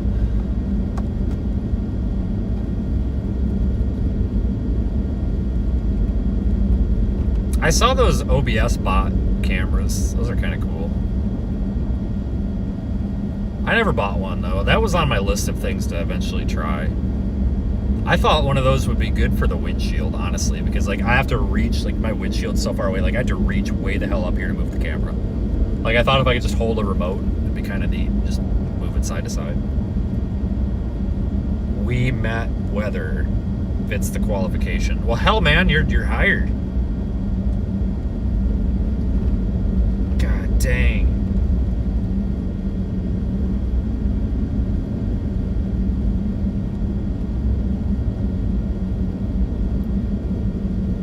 See, this is the kind of fun that we can have in storm chasing, is trolling, but everybody's worried about Jordan Hall running a red light. Who cares? You know how many red lights I've run in my day and nobody ever pays any attention to me? This is ridiculous. Hell, we ran one earlier. I didn't mean to, but we definitely blew the pants off of that red light. How come nobody tweeted about me? Ridiculous. I want my free followers. Come on. God, it's just dumping out here, isn't it? They're big flakes now. The handheld gimbals for phones. I have a DJI one. They are actually really nice. The only thing I don't like about it is like, anytime I go to use it, I don't have time to like pull it out of my bag. Like, I thought I would use it all the time. But I just never use it because, like, I'm always in a hurry. Like, I don't use, like, a video camcorder anymore. Like, honestly, guys, like, I think your phone does good enough. At least for social media. And, like, even these people that are selling video to, like, news agencies and stuff, like, I really think, like, a modern phone is fine. Like, I don't know how to use a camera. I know how to use a phone. Yeah, 108 So, like, I'm not gonna bullshit anybody. Like, sometimes people are like, oh, you're such a good photographer. No, I don't know what I'm doing. Like, I just get lucky. I don't make any money off of photo or video. I don't like sell that stuff. Some people do and make a good money off it. I don't, because I honest to God don't know what I'm doing. And I just don't really want to learn. But I do have one of those gimbals, and they are really nice, but I just never, it was one of those things where it's like, I'm going to use this every day, and then I don't use it. I think I've charged it like twice in 2 years. But they are pretty nice. Like, I could see a million reasons you'd want one. I think, let's say if we were a storm chasing team and I was the passenger and I was in charge of live streaming, I would probably use it all the time.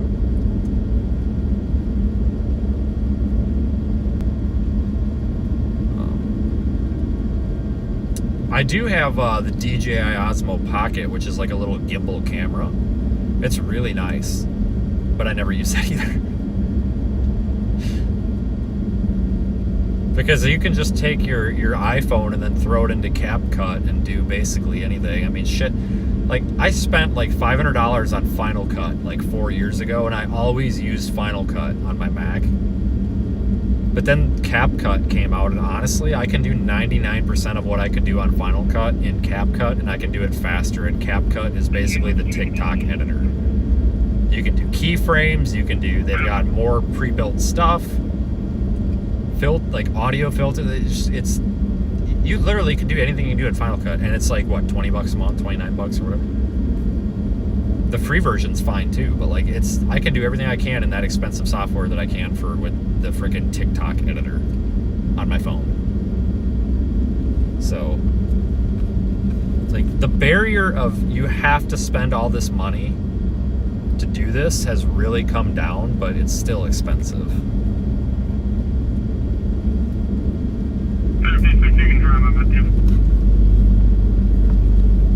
Thank you.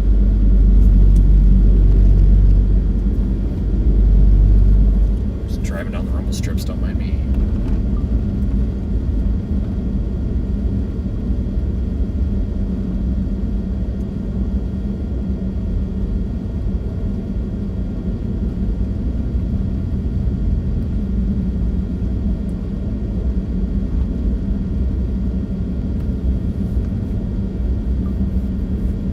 Oh, Christine's in here.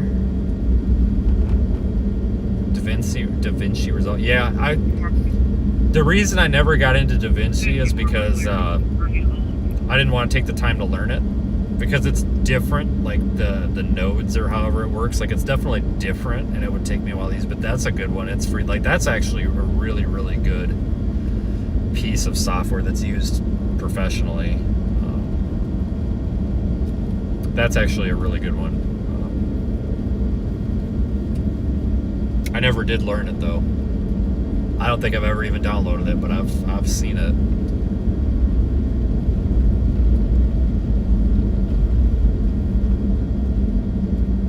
You spent $50K in the last 5 years on this stuff? I'm not surprised. Like, it's ridiculous. And like, to find something that works, you have to buy all this crap, put it together, hope it works, and then if it doesn't work, you're screwed. You got to just like throw it in the corner because nobody ever wants to buy it resale, or if they do, or secondhand, and if they do, they give you like 10% of what you paid for it, and then you have to go buy something else. Like there's no, because like you can't just go on Google and be like, should I buy this for storm chasing? Like that doesn't exist. Like you're kind of screwed. Like you got to figure it out on your own. It really sucks.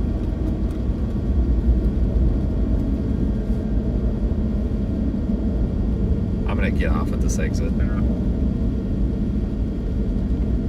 think. I just need to get off the road for a second. I'm getting like a horrible headache from this Star Wars effect here. I'll be honest with you, if there weren't other cars on the road, I might just turn my damn headlights off.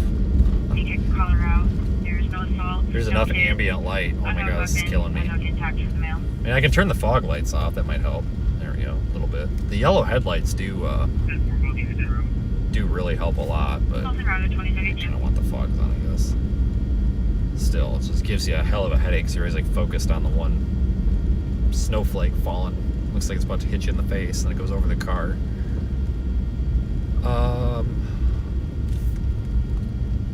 What? Let's just go left. I just want to get on something where I can kind of slow down and not worry about getting rear-ended.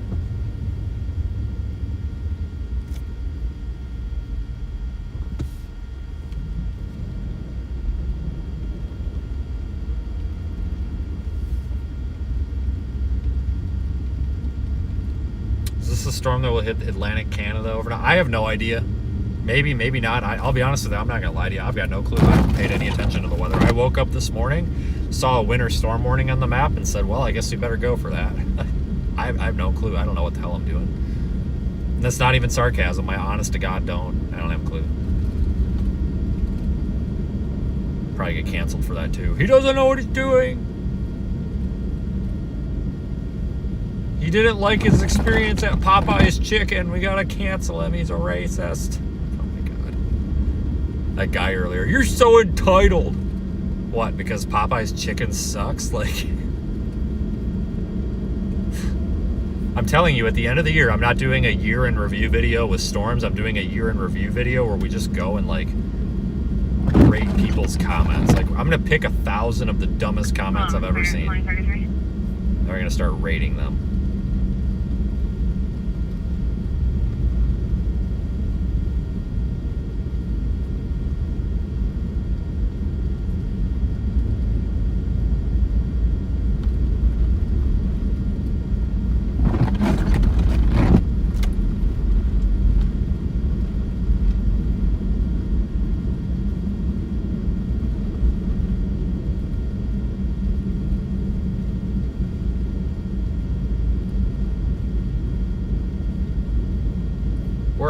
Muskegon. Basically, right? Okay, this road's boring. Let's find a different one. There's nothing down here. Let's just go find a parking lot and like do donuts all night. I don't know. God damn. There is so much snow packed up in my truck. I can't turn my wheels. I mean, I can, but it's grinding so bad. One thing I don't like about four-wheel drive like this is I can't make sharp turns. It's where I kind of miss like all-wheel drive.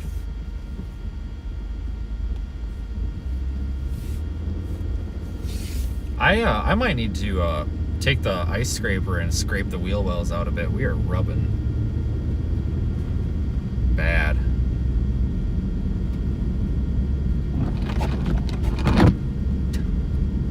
Dean got timed out by Stream Elements. Oh my god, that's hilarious.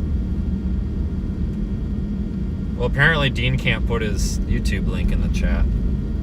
That's stupid. Yeah, Stream Elements is blocking it. Yeah, Dean is Keystone Prime. Just at Keystone Prime. It timed him out. That's hilarious. I mean, it's not, but it is. That sucks.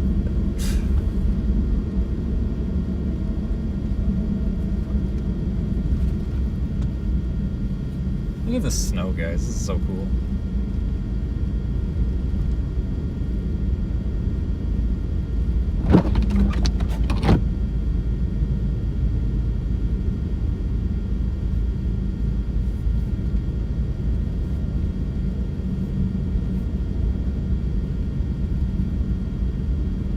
Dean is worth allowing to do some promotion, I think, because he's not annoying.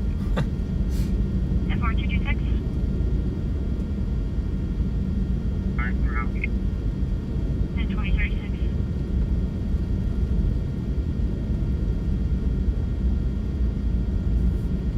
Wrong way, do not enter. What?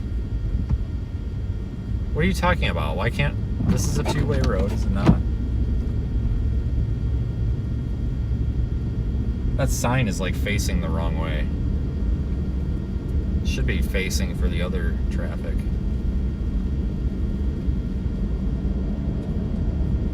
Snowplow probably hit it. Next Bravo is training.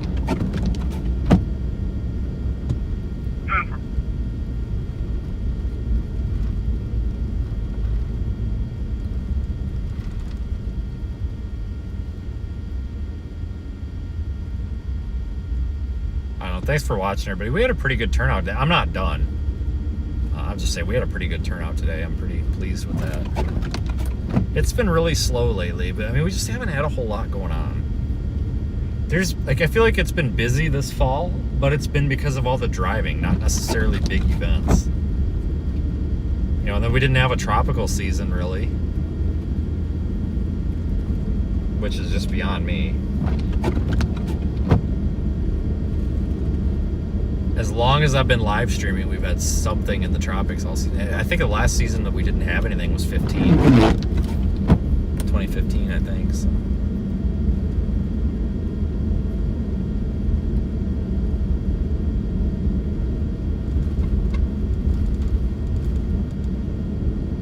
Hopefully everybody had a good Thanksgiving. Yep, for sure.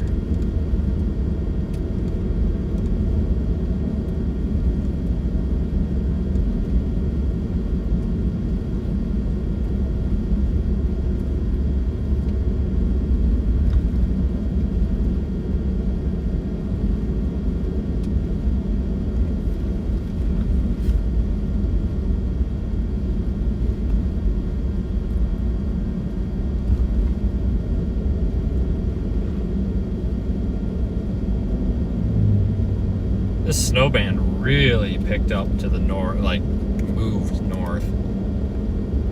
Well, sometimes these things will move north and then they'll slam back south really fast. I don't know. It's possible this could start winding down soon. Maybe. I'm not entirely sure. I do know that this isn't supposed to really last too long. Like, the heavy snow, I think, from what I gathered, is going to be like prior to midnight. After midnight, I think it's going to just be like light snow, but I could be wrong. We'll check the weather service here and see what they say. I really hope they have an update, because when I checked earlier, they hadn't updated since like 8 o'clock in the morning, which is kind of annoying. But, yep, same graphic. Okay. It's not been changed. It's really annoying. The winter storm warning, though, has not been updated for a few hours, but it goes until 7 a.m.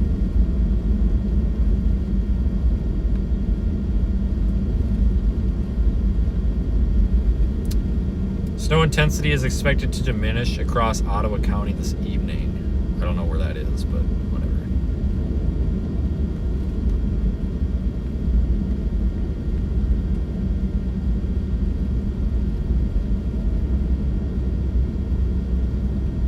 Yeah, Jamaica was the big deal of the tropic season, I think.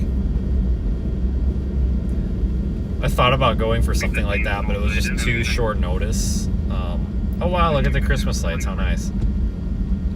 It's a lot of logistics, and it was honestly looking like you had the chance of being stuck there for a while, and I did not want to be stuck there for a while.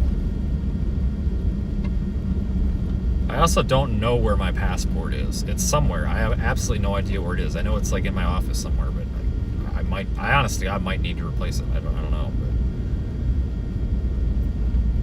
more fees to the government, I'm sure. I don't have a whole lot of interest in going out of the country for events. I do, but I don't. Like, it has to be very specific, because it's basically going to be a loss no matter what I do. Like, I'm always going to spend way more than I make. It's just how it's going to go.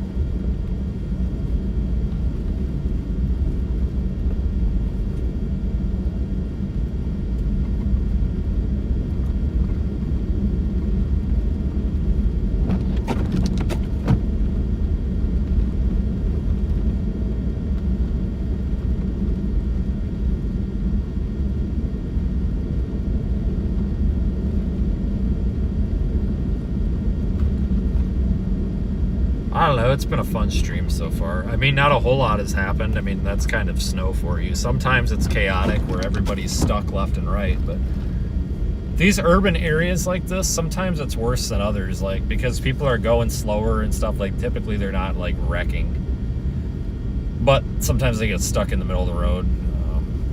Tonight it's been pretty tame though. If I would have drove, 12 hours for this, I'd be like, what the hell? 5 hours is fine.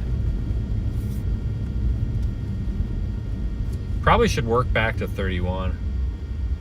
This is Montague. We'll go through here. Town of Montague, anyway. City, whatever this place is. I don't know.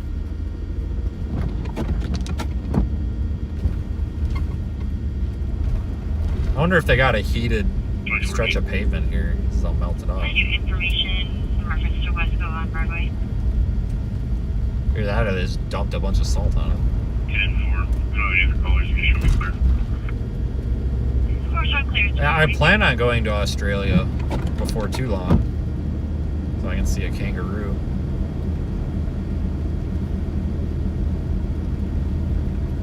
Or a frickin' wallaby, or whatever the hell he said yesterday.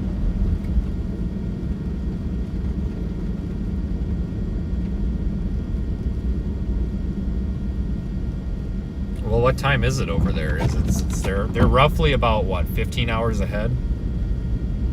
So, 8 a.m. Oh, yeah, I'm sure he's awake.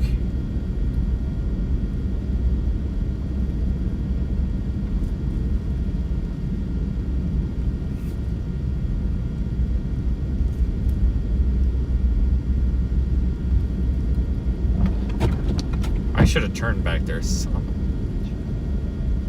Missed my turn.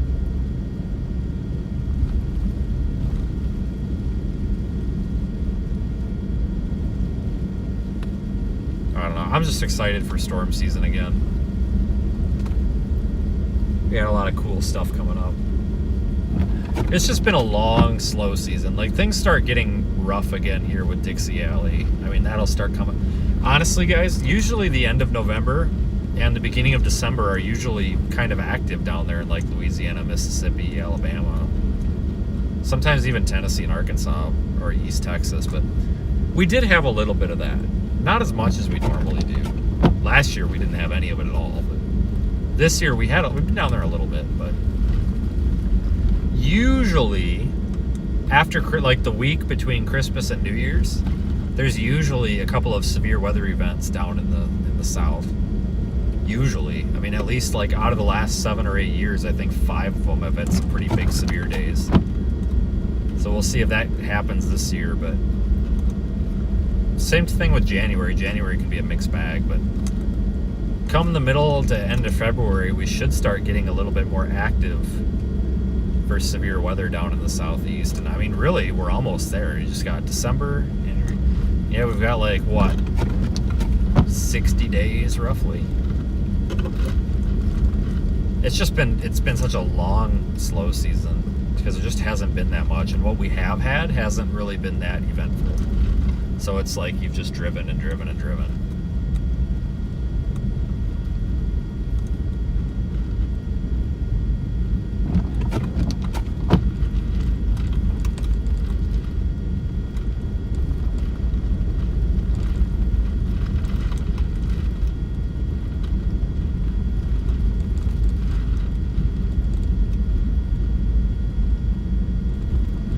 Take like the next road. Just want to check out the rural areas. All the Christmas lights, I give them an 8 out of 10. We'll check out the area, I guess. Why not?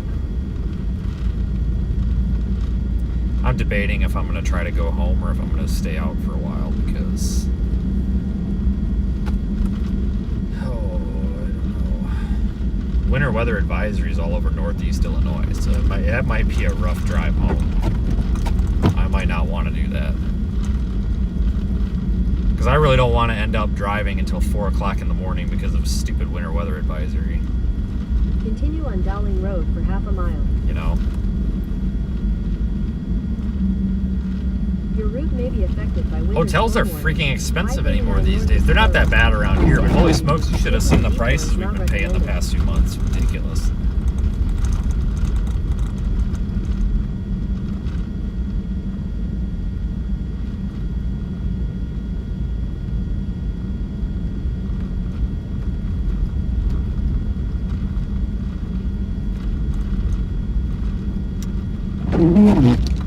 And I just lost my chat. Alright, well, just entertain yourselves because it just died on me again. It's giving me the stupid dinosaur where you have to hit the space bar to jump over the cactus.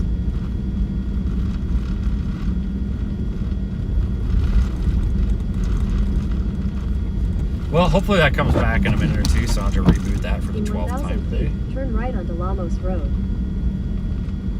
Left? Oh, right. Okay, left, at least.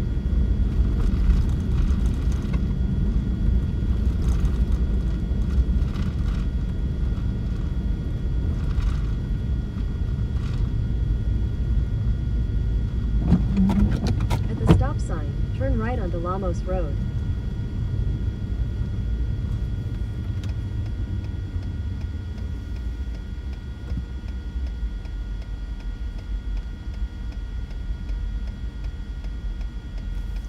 Well, this road hasn't been plowed. Continue on No Lamos bald Road tires for allowed on 1.5 this miles. road.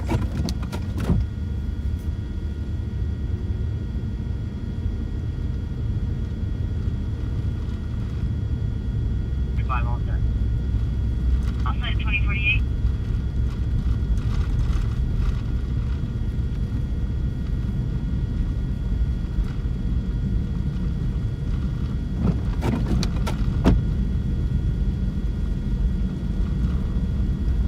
I think there's some snow in like Northeast Illinois and stuff. I don't know what I'm doing. We just need to get back to 31 and reevaluate. I'm going to stop at a gas station and get that windshield wiper cleared off. I've been talking about doing that for the past like 2 hours. So we can stop listening to that.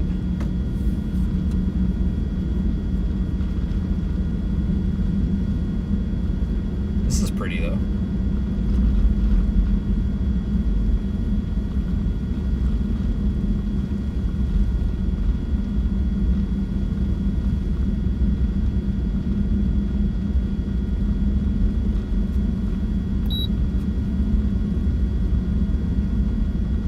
on the road. I see mailboxes. That's a good sign. I think. Somebody's been through here at least.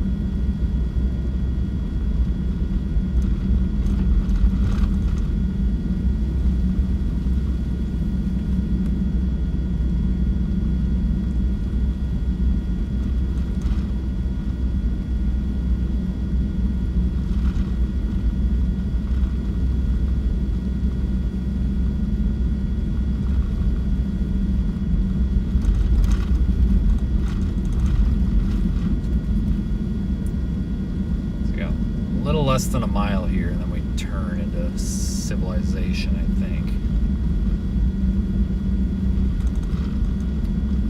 Yeah, like the next mailbox is about as far as I can ever see. I can see out here. Like the lights are bright, and it's reflecting off of the snow. You just can't see more than, like, I don't know, 75, 100 feet in front of you.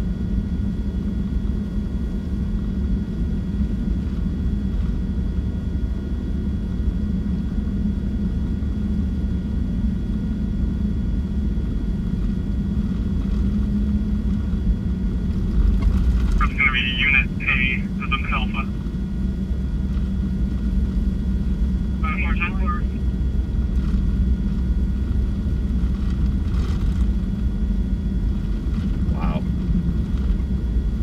This is almost getting heavier. Could just be at night though too, because like at night it always kind of looks like it's coming In down harder. 1,000 feet, turn right onto Fruitvale Road.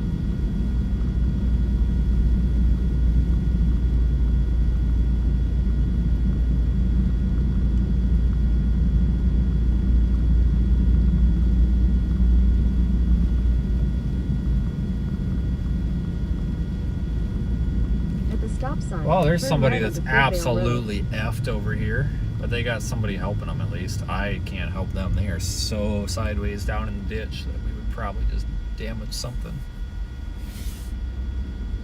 We'll stop, make sure they're good. Continue But on Fruitvale Road it looks for like 3 they, miles. I don't think they wrecked. I think they just thought the road was over there, which I totally get. I actually might be able to get them. Yeah, probably not. They good? Huh? Do you have straps? Possibly. I don't know if I can get them without wrecking the car though. They four-wheel drive? I don't know. All right, I'll take a look at it here. Okay.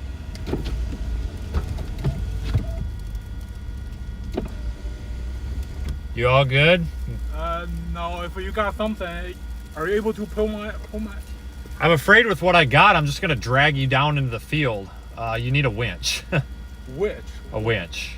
Like a tow truck with a winch, because if I pull you, you're gonna follow the ditch and I'm gonna drag you down in that field. Oh, okay. That's fine. Yeah. Yeah, I mean, you got a phone and everything to be able to call somebody? I'll probably need to call insurance company and I'll see what they do. I'm sure they'll. And I'm not where exactly they're located, but 2053. yeah, Northwest of Montague, it looks like. northwest. Montague is the closest town, so. Okay. All right. Let's make sure you're all right. I mean, I'd try to get you up, but I'm afraid I'm going to pull you in and make this a lot worse. No. I really don't want to get you sideways in there to the point where you're about to get rolled, so. Yeah. All right. Well, as long as you've got heat and a phone. Yeah. Okay. Well, I hope you have a better night. Sorry. No Good worries. luck. Thank you. Yep. I'm not touching that. He is at a 30-degree angle and his front passenger side tire is like in the, I'm not pulling him harder into the ditch, but he's got a phone and he's got heat, so I'm sure somebody's gonna get pissed for not helping. But here's the deal, guys, like, it's not an emergency, and the way he's sitting in there, if I had a winch, we could do it because we could position ourselves like at a 90-degree angle and pull his front end up. But with a Yankum rope or even just a static strap, the vehicle is just going to want to go straight forward, especially with that front left tire being in the air, so he's only steering with one wheel. It's just going to go straight. It's just going to have a tendency to follow the ditch, and I really don't want to wreck his car. Copy. Like, if it was some sort of life and death emergency and the tow trucks weren't running, I mean, I would be willing to maybe try it, but I just don't. You know, he's got heat and he's got a phone, so it's one of those things where it's like the professional thing to do is to know your limits of what is and isn't sketchy, and that we probably could get him out, but I feel like the risk versus reward is a little bit low.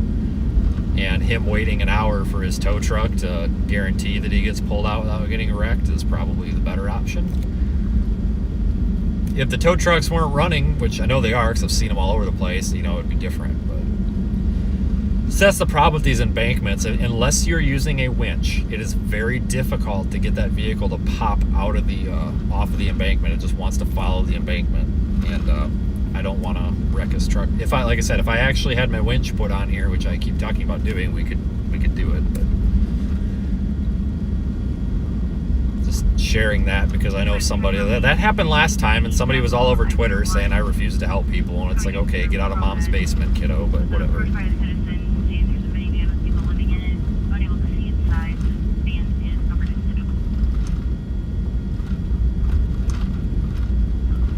I don't know. I see a lot of people just yanking on cars, and it's like, oh god, you're gonna break something.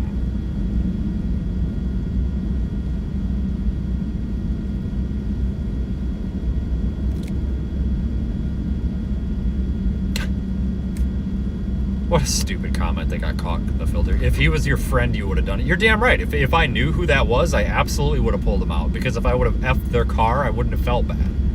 I mean, that sounds bad, but you know what I mean? Like, I don't know who the poor guy is. If I F his car, like, what a stupid comment. You're absolutely right. If I knew the person, of course I would try. But I don't want to, like, be the guy that comes along and says, oh, I'll get you out. Don't worry about the tow truck, and then breaks his car. Like, so yeah, you're correct. Nice try. The cancel culture attempt didn't work. Sorry. That's awesome that the AI thing decided to hold that, though.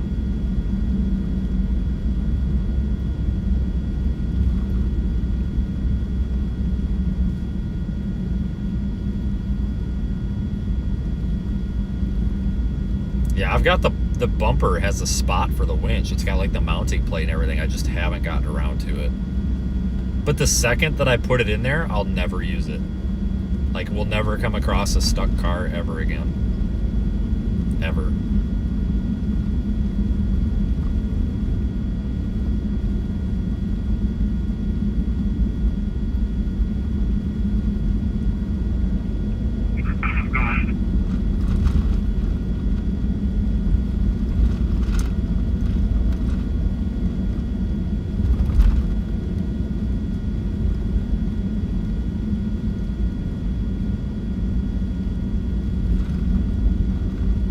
I see civilization up ahead.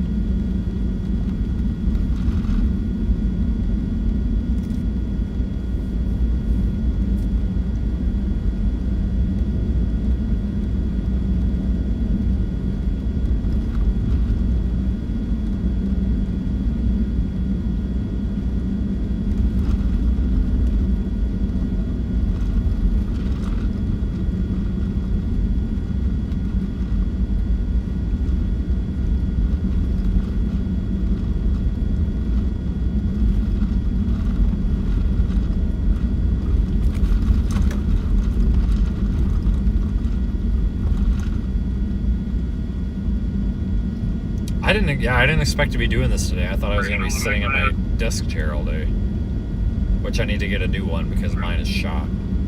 Like, the bottom's falling out of it and it's killing my back. You seen the price of office furniture, people? Seriously, holy crap. Like, a damn desk chair they want like $400 for. I'm like, why? Just go get a freaking folding chair and a seat pad at this point.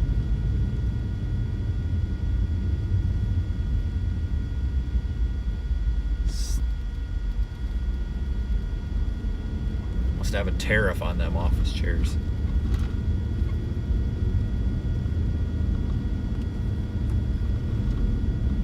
$31 is coming up.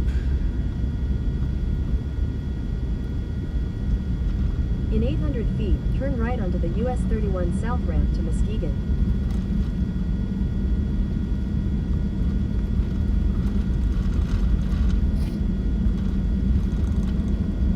Turn right onto the US 31 South Oh, ramp. I'm not gonna make that. I'm gonna freaking overshoot. Maybe not. We'll make it. It's nice to be out in the snow like this, though. I love snow. I don't love it as much when it's my house, though, because I have to deal with the snow in my yard. You really take for granted how nice it is to be able to walk across the yard and get the mail once you end up with 1.5 feet of snow in the yard that you have to walk through to get the mail. That's when you really take the other 3 seasons for granted. So I love winter. I love the snow. I just hate the freaking cold. And then I also hate when it's in my yard. I like it when it's in other people's yards. I mean, it's pretty. Like, I think we should all get snow for the week before and during Christmas. And then it can just go back to being 75 and sunny. That would be great. Continue for 50. Not 95 and sunny. 75 and sunny with like a 5-mile-an-hour breeze. Just call it good at that. That's a good middle ground. Not gonna have too many people complaining about that.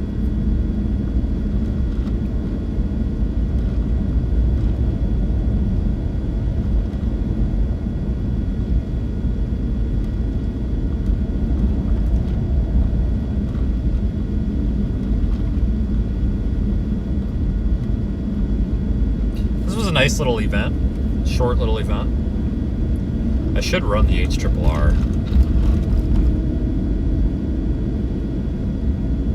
I don't even know if I'm on the right side of the road. I don't think so. Oops.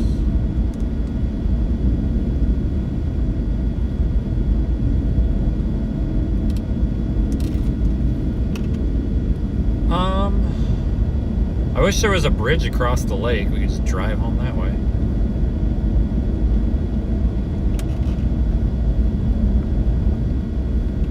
Zero Z. Oops.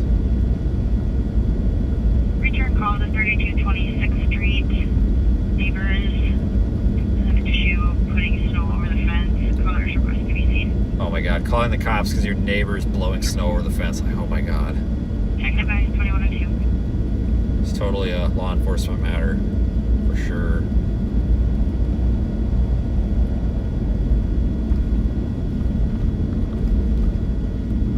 HRRR says that the snow band might shift a little bit farther north yet. I don't think it's going to come back south.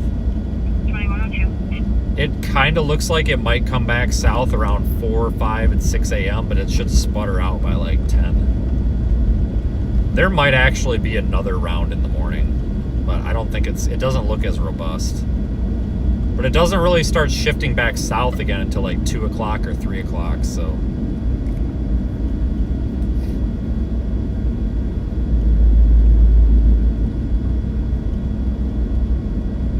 That honestly might be the bulk of the activity for the night, what we just had.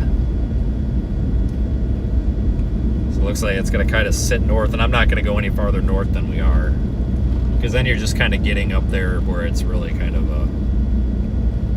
out of the way of everything. But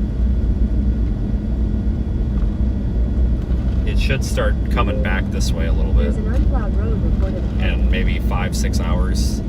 So it might make the commute really rough, potentially.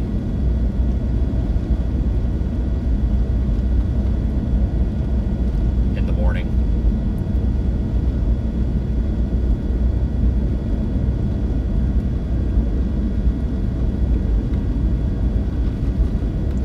I don't know if I want to stick around for that or not.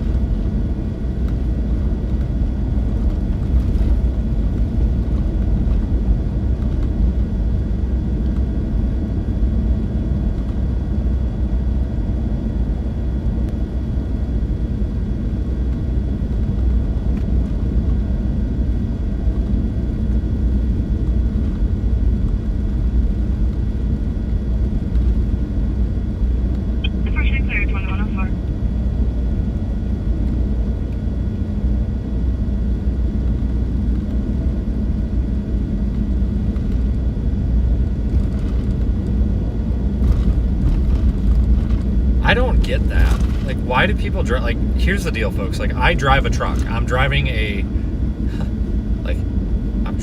half-ton pickup, just like that guy is. I've got bigger tires, a bigger lift. I've got all that stuff, 4-wheel drive. And I'm not driving like that. Why is it that people buy a pickup truck and they're like, I can do 90 miles an hour in this? He's so far up there, I can't even see his taillights no more. Like, why? Where did he go? Did he hit the ditch? Where is he? I honest to God don't know. Did he go in the ditch? 64th Street for a PI accident. 2 vehicles. My God. Highlander and a white sedan. Like, I'm driving a pickup truck with 4-wheel drive and big tires and all this stuff on it, and I don't want to do 90 miles an hour in the snow. I'm doing 45. That's plenty. Like, don't get me wrong. You can drive in the snow quicker with an all-wheel drive, 4-wheel drive, but like, that? Seriously? Like, what are you going to do the second you have to swerve just a little bit? And,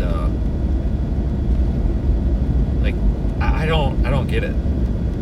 I see his tire tracks there. I honest to God thought he went in the ditch, but I still see his tracks. That's just stupid. Oh my God. That's a good way to wreck your nice truck.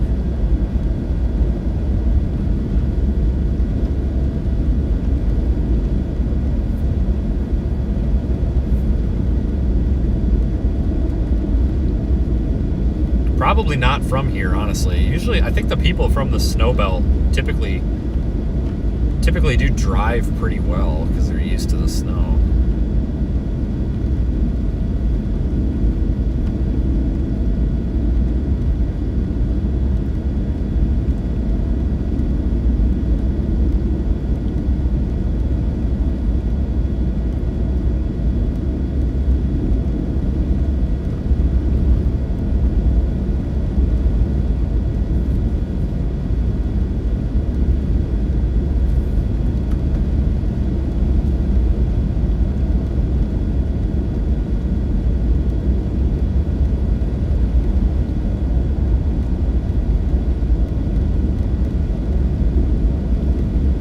Still coming down pretty good, even though looking at radar, we're kind of getting out of the heaviest snow. The wind isn't very strong. If it was windy out here, we'd have some serious problems. We really just don't have a blowing and drifting component to this. That's why, I mean, this is impactful, don't get me wrong. But this would be so much more impactful if we had a blowing and drifting component.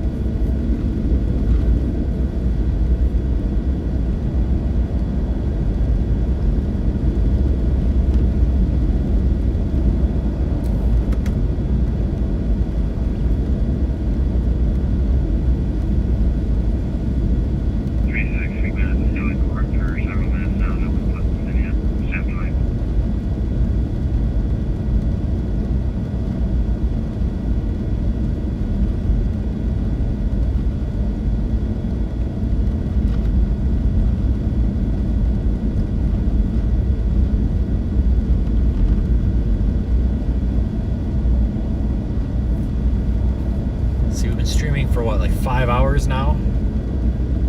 Time went by pretty quick.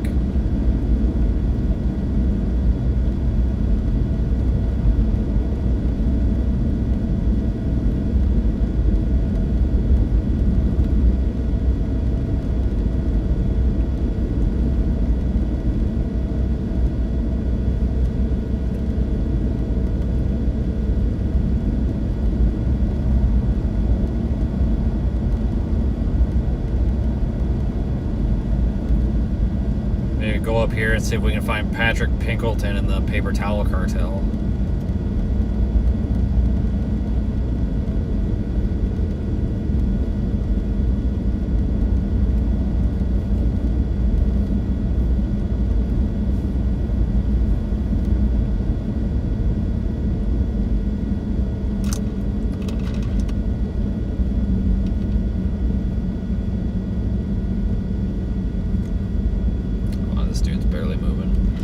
obviously brought a plow through here somewhat recently.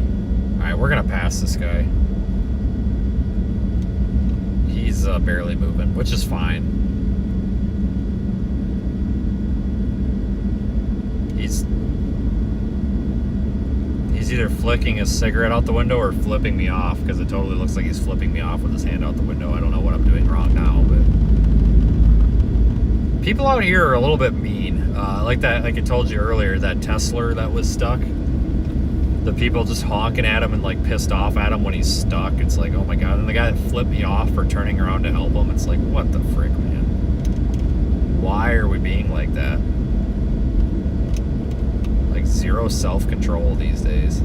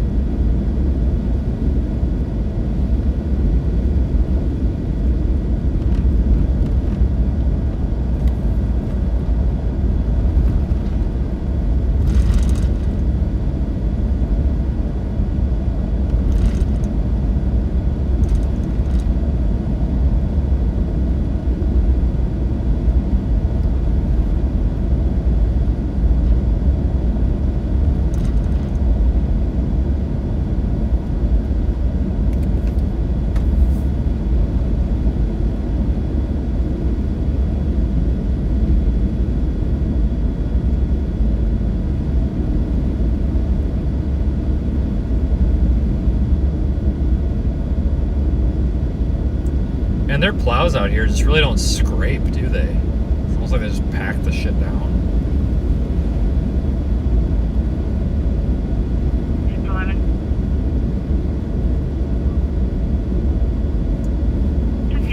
Building S as in Frank, 3358 Roosevelt Road, apartment F5. Has an unwanted female in the house. Advising the female has a gun. It is not out, possibly in her purse. The female is verbal in the background. And 606 check.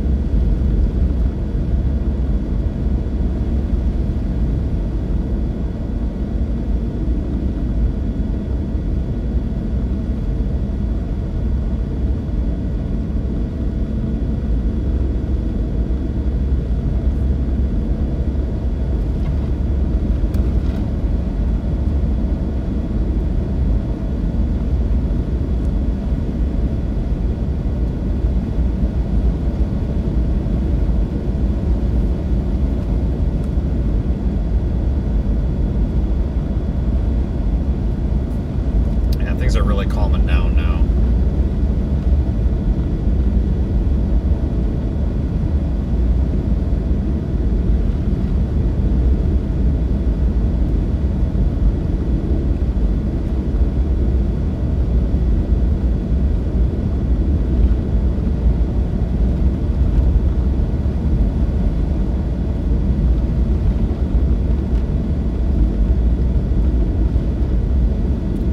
Skies are starting to clear out a little bit.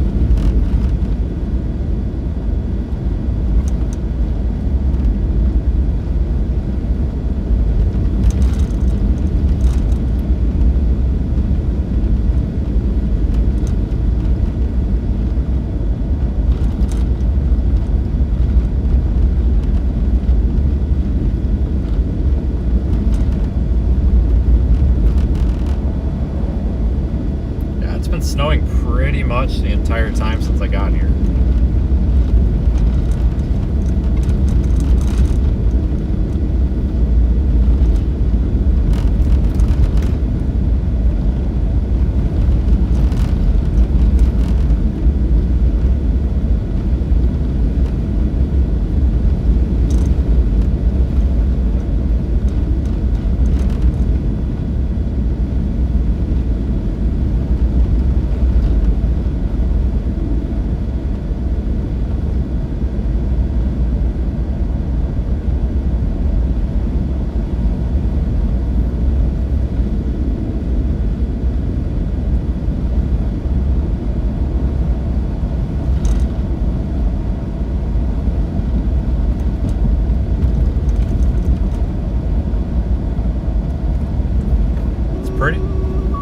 Pretty with the snow on the pine trees and stuff. Central Township Fire Rescue, 31 Medical, 8970, Fort Winds, Main West, 8970, Fort Winds, Main West, 31 for a 23-year-old female, third left abnormal breathing, sexual clear, 2116.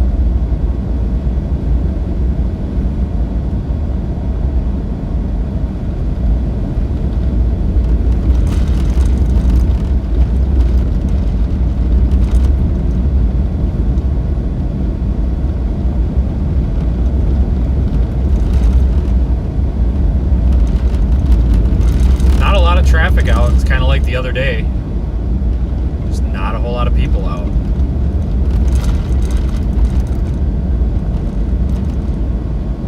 That works out in everybody's favor, though.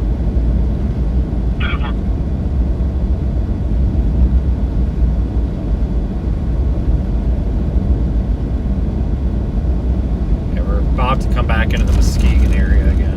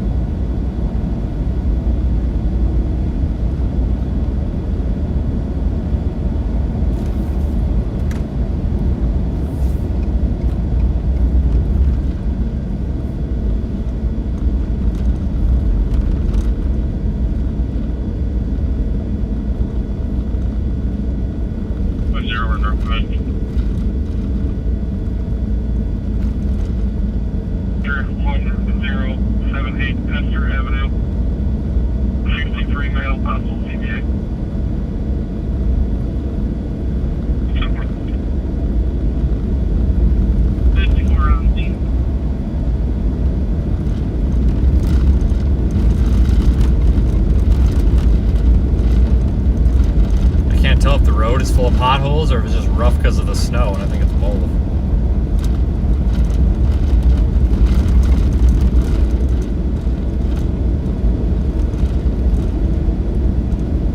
You're out. Coming on Med 1078 Esther Avenue, 1078 Esther, crossing Grand Haven Road and at dead end.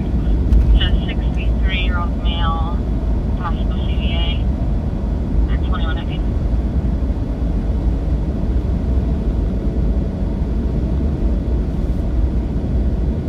I might start heading back. Not that I'm not done streaming, but I might start heading back, honestly. I mean, the snow band is going to come back through in the morning and screw up the morning commute, but I think it's going to be real quick hitting. I don't think it's going to be that big of a deal.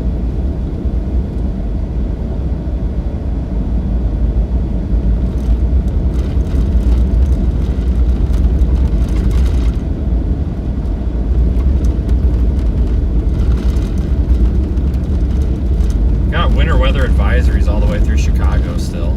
I think those go till midnight. 9:20 Eastern time right now, 8:20 Central. So about 4 hours left of those roughly. Oh my god, this road sucks.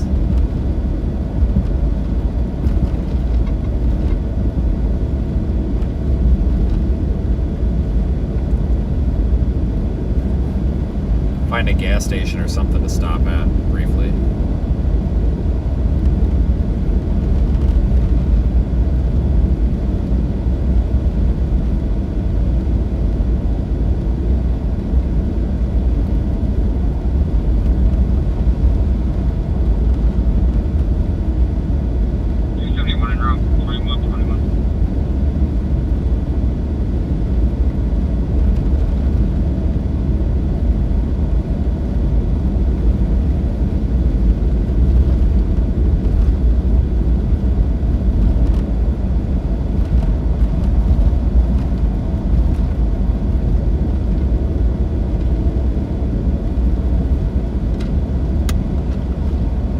Regardless, this was a good one to come out for today.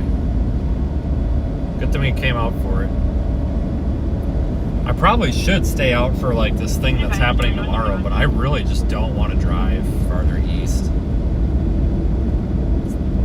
Not that it might, it's not that I don't think it's worth it, it's just, I don't know.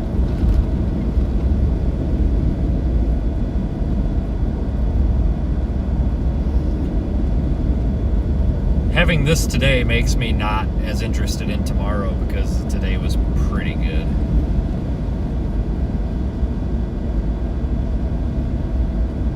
This was a fun one. So yeah, we'll keep streaming for a while, but I think I'm gonna head south.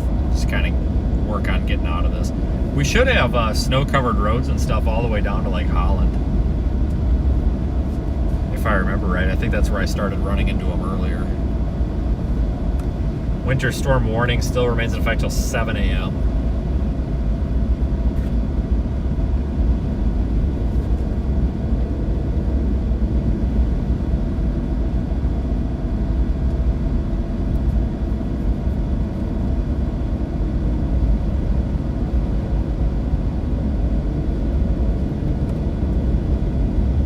The warning says additional details. I don't know what time they updated the warning, but the snow will gradually increase in coverage and intensity across the warning area from south to north this evening, which that's already happened, so. I wish they would put a little more detail in those warnings sometimes, but sometimes they do, sometimes they don't.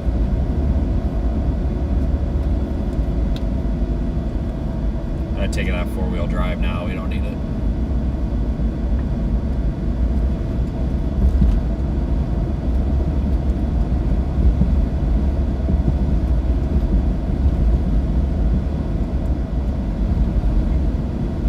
Station at this exit. Can't tell. I don't think. Here's a McDonald's, so maybe. Yeah, there has to be.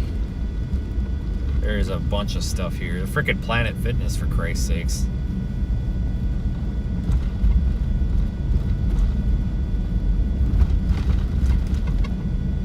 In 600 feet, use the right 2 lanes to turn right onto East Apple Avenue. We got a laundromat. They gotta have a gas use the right 2 station. lanes to turn right onto East Apple Avenue. Oh, we were here early. I think we came through here earlier. I think this is that intersection. With the Arby's and stuff, I think. I really want to go to the toilet. I wonder which way that is. In 1,000 feet, make a U-turn at Dollar General.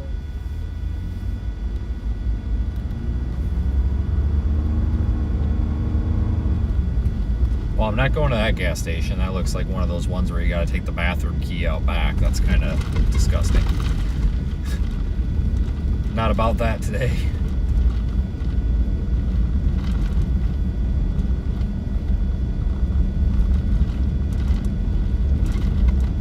Make a U-turn at Dollar General. Well, I guess not this way. We need to turn around and go back the other way. God damn it. Should have just punched it into Google Maps. Alright, I need a parking lot. Head south towards State Route 46. The Sunny Mart. Make a U-turn at Lee's It don't famous look recipe too chicken. sunny. Don't look more like cloudy, Head Mart. west toward Burton Road, then turn right onto Burton Road. Looks like somewhere you get shot at, Mart. Take the next right onto Burton Road, then turn right onto State Route 46 East, East Apple Avenue. At the stop sign, turn right onto State Route 46 East, East Apple Avenue.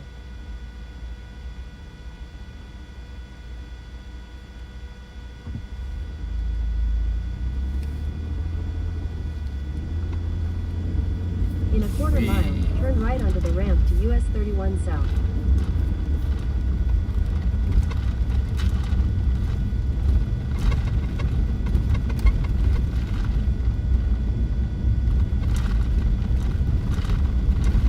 Alright, we'll just go to the frickin' McDonald's. Ooh.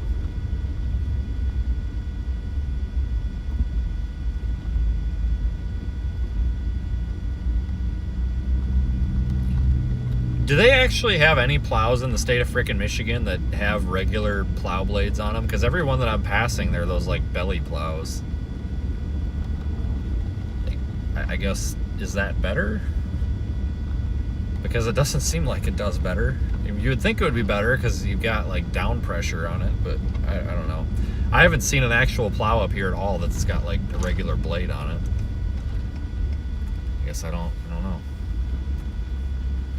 Oh, I don't know if I can get through here. There we go. Is the frickin' lobby closed? No, there's some dude in there Head looking all south weird. toward State Route Alright, 46 East, okay, East seconds. Apple Avenue. I'll be right back. Just don't go anywhere. I'm probably parked in the handicap. I don't even know. Is the McRib available? I'll ask for you.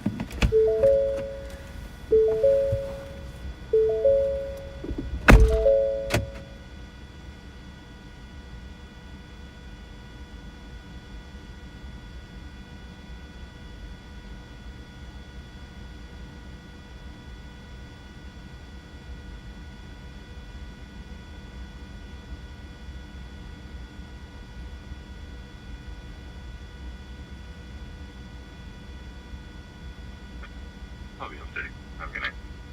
Good night. 2128.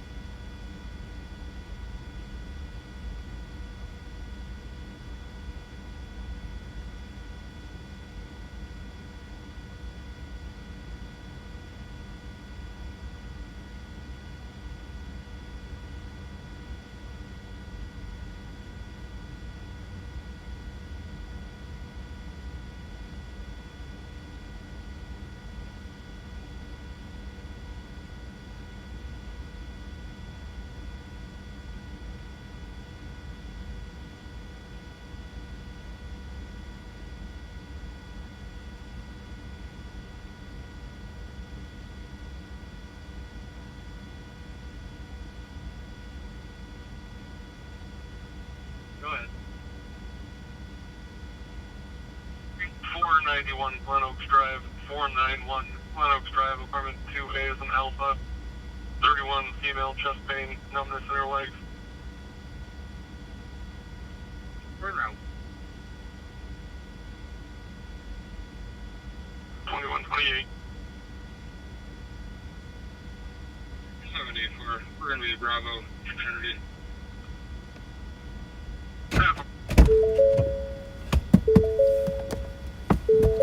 Well, I think I need to take a shower. That place is freaking nasty.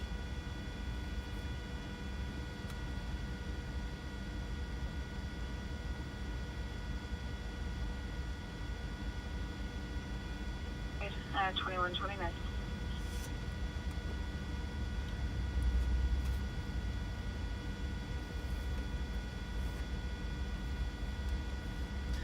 Are you talking about Texas Roadhouse? Is that where Daniel had the sad cow? Wasn't it frickin' where did we have the incident where the waitress was a bitch about the ID? Was that, I'm sorry to be that way too, but she was freaking mean to us. I don't know what we did. She was like mean. And like we tried to joke around and like make her day better, but it just made it worse. Like I think she hated us. That wasn't Texas Roadhouse. That was freaking Outback, wasn't it? Well, yeah, I know that was in Atlanta. I don't even want to think about that freaking trip. What a waste.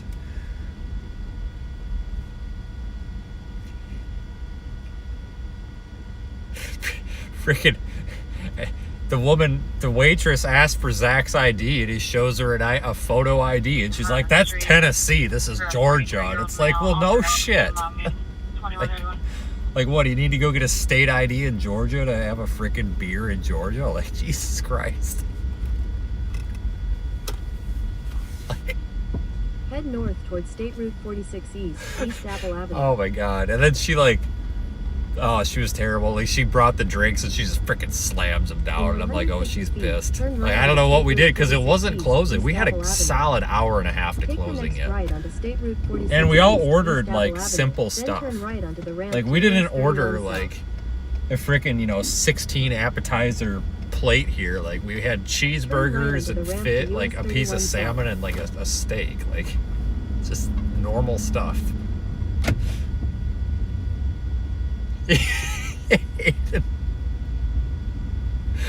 Aiden.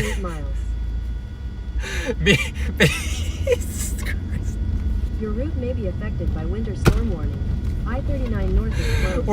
We're trying to figure out what we're giving her for a tip, because she was, guys, we all normally tip very well, but she was mean, like legitimately, and she wasn't just rude, she was mean. So I left her $3, and as we start walking out, Zach's like, "What did you leave her?" And I'm like, $3. I think that's what he left her too. And we look back at Aiden, and Aiden goes, "I left her $0.25." I'm like, "What?" And he goes, "Yeah, I had $0.25 in my pocket, so I left her the $0.25." I about pissed my pants walking out the door. Because he was talking about leaving her $0.25 when we were sitting at the table, but I thought he was joking around. I didn't know he actually meant he left her $0.25.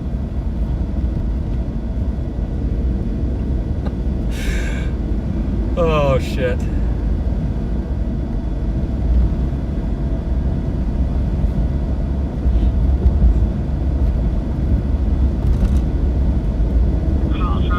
Was it a nickel?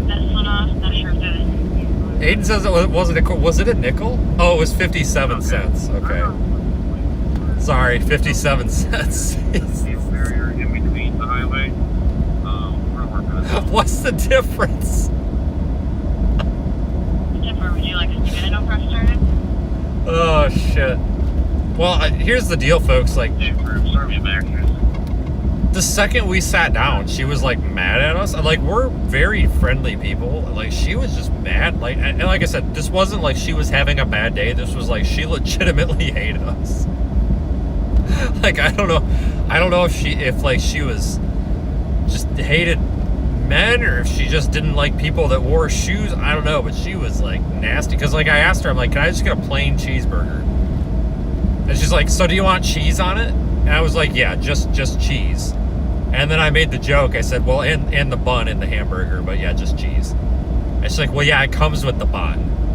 And I'm like, "Okay, sorry." And she's like, "So just a cheeseburger with cheese?" And I'm like, "Yeah." And I said, "Actually, can you put just pickles on it?" She's like, "So you don't want it plain?" And I'm like, "No, just pickles, cheeseburger, and that's it." "So it's not plain?" "No, I guess it's not." Sorry.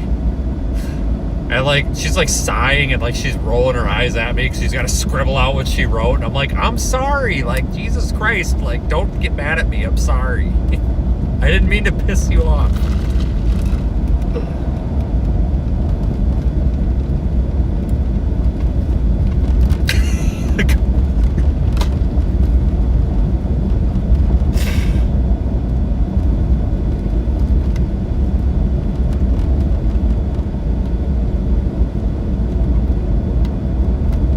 Oh yeah, she didn't deserve a tip. We shouldn't have tipped her anything. And you know, I'm probably gonna get canceled for that, but we shouldn't have tipped her anything. Like she was seriously, like I don't know what the problem was. And like when I asked for a refill, she was like so snotty about it because she was holding the cup and then she like jiggles it to like rattle the ice around in it. I'm just like, oh, it was Pepsi or Coke or you know whatever you got. And she's just like staring at me. She's like, are you gonna take the straw? It's like, oh no, sorry, I didn't think about that. And I like take the straw and she like yanks it out of my hand. I'm just like, okay, I'm sorry. Okay, I didn't know the protocol. I missed the safety briefing. I was late to work today. I'm sorry. Please forgive me. Don't tell anyone. I'm sorry. God dang. Like I felt like I was 5 years old and getting screamed at by my mom or something. That was terrible.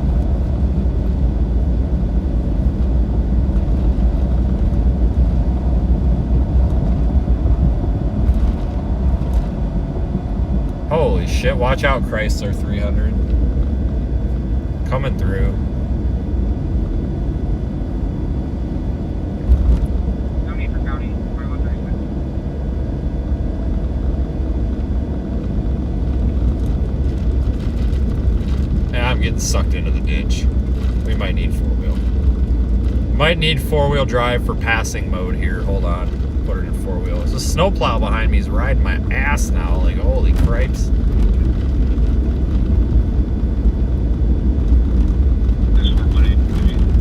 Four-wheel drive for the passing lane. There's a car in the ditch up here, but I think he's like in the... Yeah, he needs tow truck. He is between the guardrails. Oh, there's a cop over there somewhere. Oh shit, there's a cop walking down the median. What the fuck?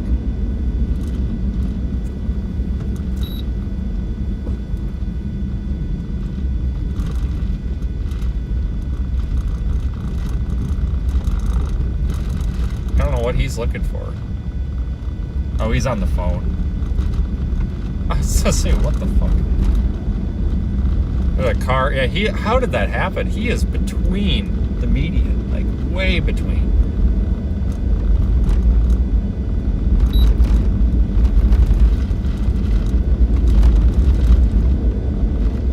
Holy crap.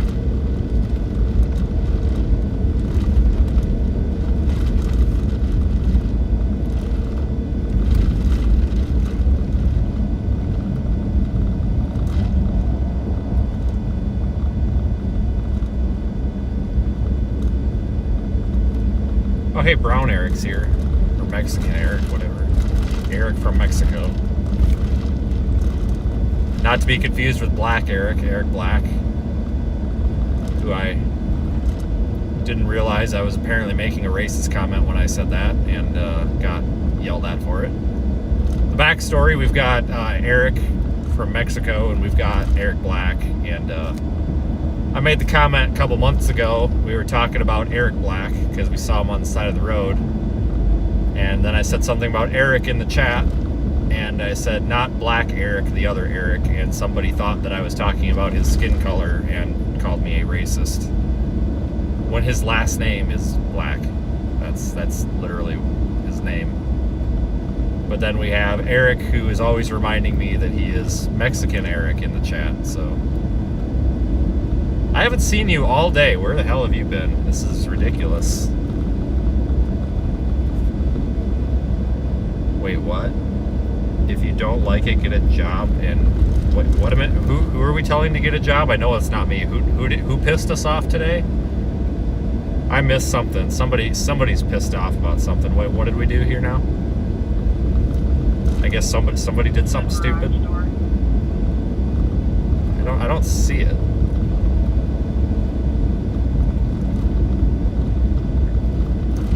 What did we do? Or what did somebody do, rather?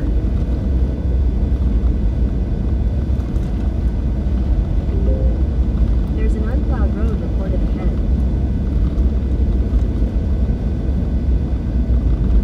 An unplowed road reported ahead. You don't say. I think the roads are getting worse the farther south we go, even though it hasn't been snowing here for hours.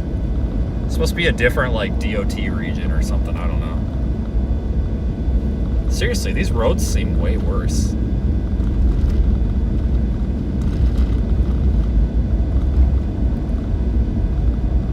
I rolled my window down wrong at the... Yeah, you're probably right. You're probably right. I probably put the wrong socks on today. A dumb question. Yes, we know that there is such a thing as a dumb question. We discussed this earlier. That is technically possible. They do have, you know, the saying is, oh, there's no such thing as a dumb question. But then I counter that with, how come when I'm stopped in the middle of the road with all my lights on, and there's a 65-foot tall tree across the road, and I have a chainsaw in my hand in the camera view, and somebody sees me cutting up the tree, and then someone goes in the chat and says, any reason why we're stopped? Oh, gee, I don't know. You think it has something to do with the fact there's a 65-foot tall tree across the fucking road? Maybe. Just saying. Just saying. Or when I'm at the gas station, very clearly at the gas station, and somebody comes into the chat, so-and-so is in the storm. Why aren't we in the storm? Why are we stopped? Well, gee, it could have something to do with the fact that I'm at a gas pump and pumping gas. That might have something to do with it. So it is true that there is such a thing as a stupid question. Holy shit, watch out for the Ford Ranger. It is true, there are stupid questions. Most questions are not, but there are such things as stupid questions, like the time in New Mexico in 2022 when we were waiting for the train. And somebody was like, why are we stopped? The storm is like 20 miles away.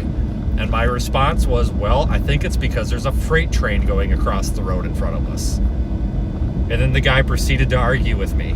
I was just like, that's a stupid question. Why are we stopped? Well, there's a giant train going across the road in front of me. That's probably why. Just saying. So there is such a thing as a stupid question. Most questions are valid, but there are stupid questions. Yes.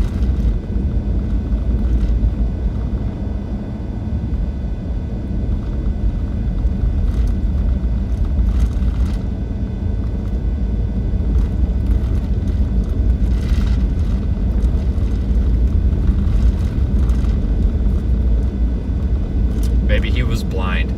That's very possible. You're correct. That's possible. Yep. For sure.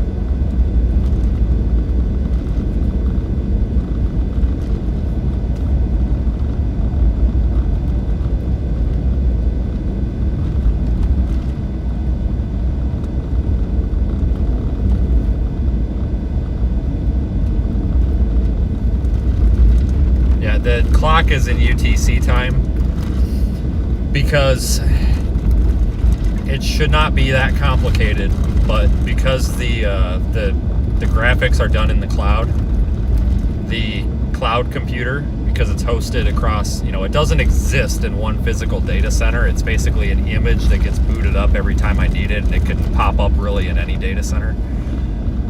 We just use UTC time because for me to reverse geo lookup every latitude, longitude, every time I ping a new location, and then switch the time zones was just kind of a mess and didn't always work right. So we just said, screw it, we're using UTC time. So do your own conversions, you're on your own.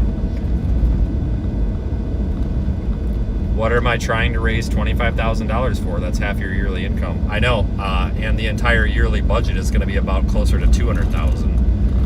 That is for Project Weather Eye. If you click on the fundraiser link in the top of the chat, it'll actually tell you about it. You have to go to the GoFundMe, but it might take you to like the direct thing where you put your credit card in. But if you click on that link, it'll take you where you want to go. So we are trying to launch weather balloon. Well, we're not trying, we are. We're launching weather balloons with radiosondes with an RF link back to the truck and streaming the data live so that we can increase our forecast accuracy and then making that data available to the public. We've already done this a few times in like a beta testing, and it's actually worked out really well, and we've gotten fantastic feedback from like the Weather Service and such. This is not funded by the government. This is not funded by taxpayer dollars, and we don't have a big grant. This is us as YouTubers and storm chasers and scientists and engineers and computer nerds trying to do something for the better, and that's also helping fund our 50 plus Mesonet Pro, Jesus God, Mesonet probe thing. Basically project. frankly, 25,000 is a fraction of what it takes, but that's basically what we haven't budgeted for. That's to try to get us off the ground so that we don't have to skimp on things. So we're not raising it to do YouTube stuff. We're raising it to do science stuff, and then we're gonna live stream it. So, but if you click on the GoFundMe, there's like a thing that explains it a little bit better than I do. I mean, I explain it pretty good, but I've just been going into detail like 6 times a live stream for the past 5 weeks, and I'm just tired of repeating myself. Like, I've burnt myself out. Like, that's all I can muster up the energy for to squeeze out. Sorry. Yeah, the 25,000 is actually it's actually the restaurant budget. No, I'm just kidding.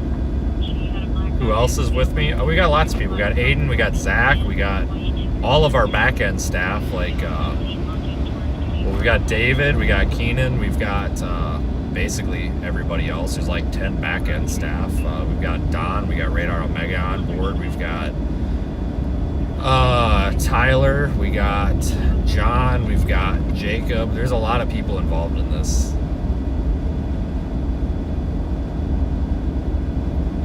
I don't know, we just want to do something cool that's useful. I mean, weather balloons are cool, you know, launch a balloon and stuff, so.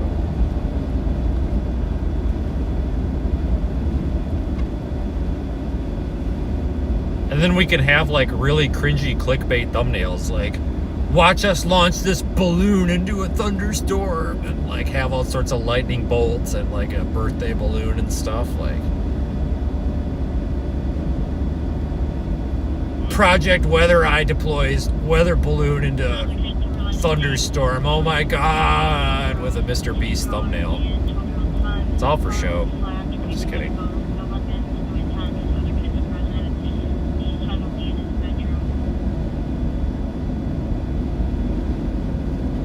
Not enough people watch Dean. I just saw your comment about 30 people. Not enough people watch you. You're actually entertaining. I watch it. I put it on as background noise.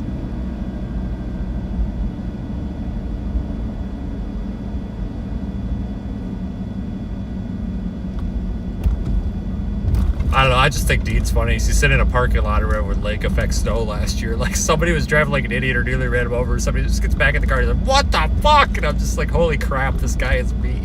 I love it. Remember, people, you can follow and watch people that are fake and goody two-shoes and stuff, but then they turn off the camera and they cuss worse than I do. Or you can watch people that are legitimately like the same asshole on camera as they are in person and know you're getting what you see is what you get. It's up to you.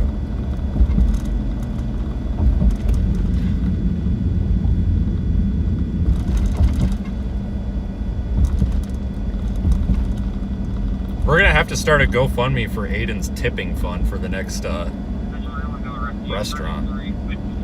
Yeah, we even have a chief of roundabouts now. Hell yes, I forgot about that.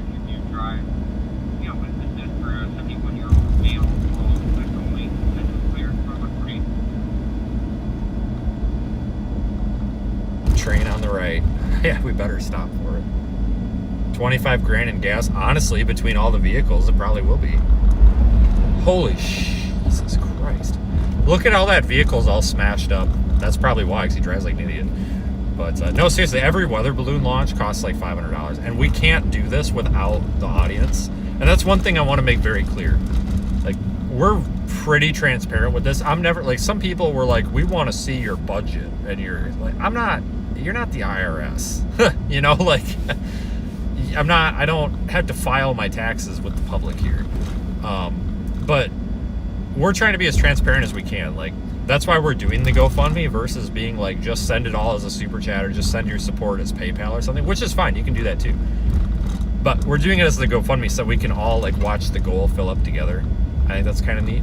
Like, I don't make a lot of money from this. Like, I'm trying to make it so that we can do something that I can't afford. And maybe with us starting to do it, maybe that will open up other people being able to do projects and stuff too, because we can kind of milk the YouTube algorithm a little bit with the content, and maybe that'll start introducing people to less clickbait content and make it more normal. because there's a lot of chasers out there that don't partake in clickbait. You just don't know them because they're not partaking in the clickbait. There's a lot of good ones out there, actually. They just get shafted. It's really hard. It's really sad to see, you know, because even if you look at like the guys who have been doing it for a long time, like look at Hank. I mean, look at his views lately. They're good, but they're not what they used to be because he's not partaking in the clickbait.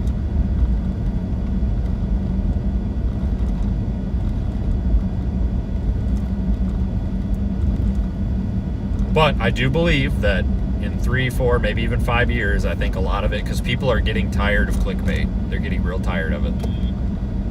And I think that it's finally starting to wear out.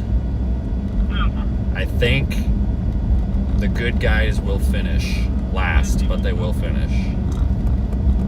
Even with AI. Because AI, people are getting sick of AI too. If you just watch the trends, like, yeah, there's a lot of AI out there, but people are like starting to pick up on how like dumb it is at times. I think there's a coming to Jesus moment starting to happen here with content, and I think we're about to reach it where people just say, all right, we're sick of this fake, unauthentic garbage.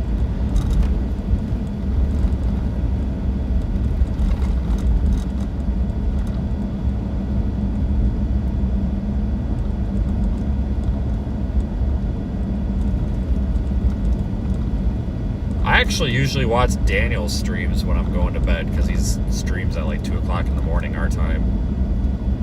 And then I get in the chat, and then everybody's like, oh, it's Vince, ah! And then Diane gets on the frickin' walkie-talkie, whatever the hell they're doing with each other now. She's like, oh, Vince from America is here. And then it's just like, oh, God, here come the bad jokes. Have you ever heard an Australian person say no? They say ner. Ner, ner. It's not no, it's ner. They talk funny. We have any Australians in the chat that can actually say no? Like N-O, not N-O-R. Like no, not ner.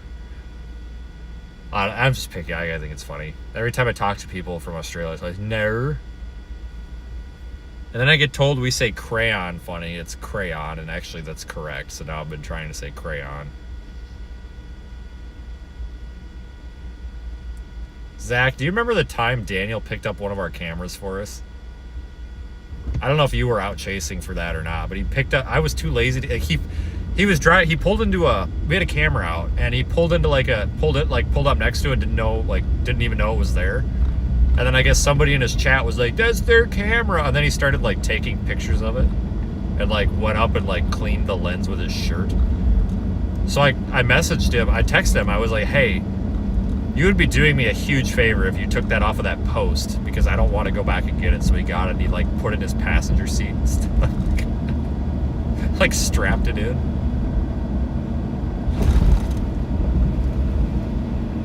Took care of it like it was a child. That was the last day that I saw Daniel that last year. We went to Applebee's in North Platte, and the food was disappointing.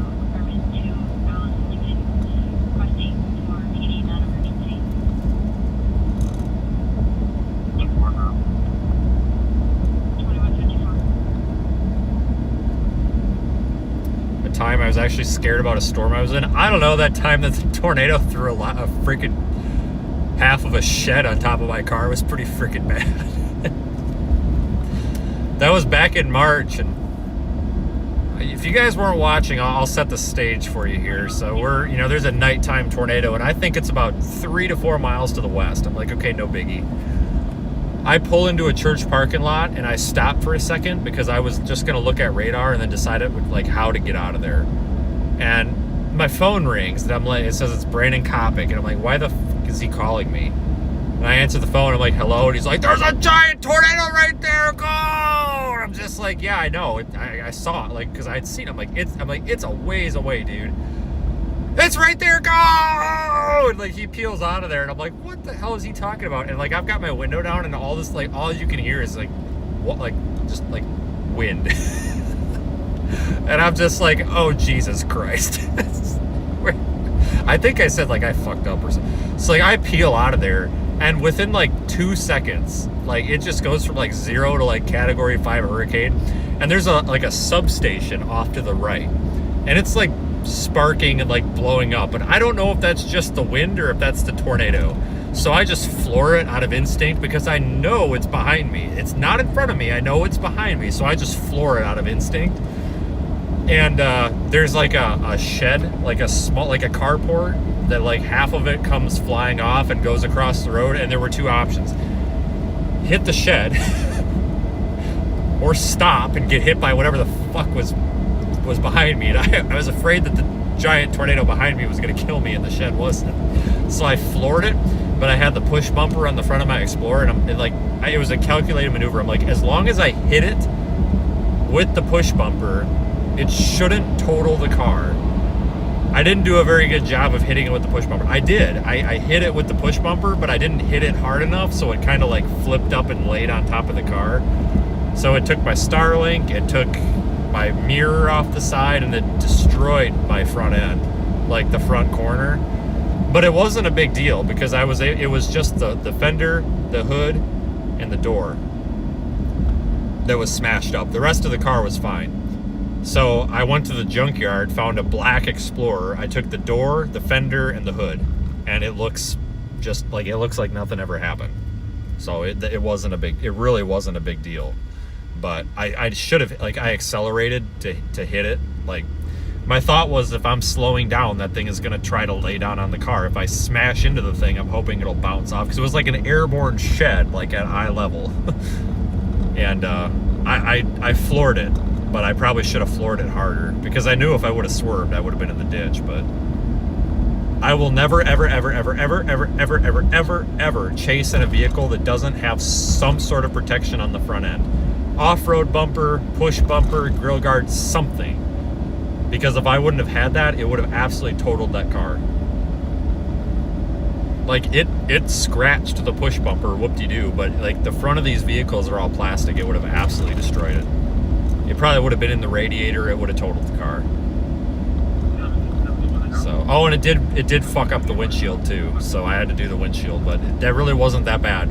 I got the door, the fender, and the hood, and it's a black Explorer, so it's easy to find. I got those, and the side mirror. They charged me extra for that. I got it all for, I think it was $1,200, which, when you think about it, isn't that bad. You know, it's expensive, but if I didn't have the push bumper on there, it would have been a whole brand new car. So, like, that's why I've got the steel bumper on the front of this, the off-road bumper. Like, it's not a full grill guard, but at least I know if I hit something, or if I have to hit something, yeah, it might do cosmetic damage, but I can fix cosmetic damage. At least I know it's not going to send everything in the frickin' radiator.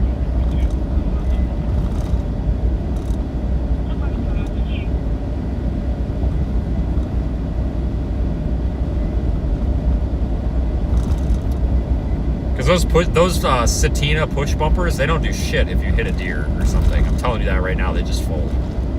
But they help deflect. You'll still get damage, but they help deflect the damage, if that makes sense. Like, they're a push bumper. They're made to push things, not like ram into shit. I mean, you know, you see the Arkansas State Police ramming into people, but have you seen the front of their cars after they do it? I mean, they're wrecked.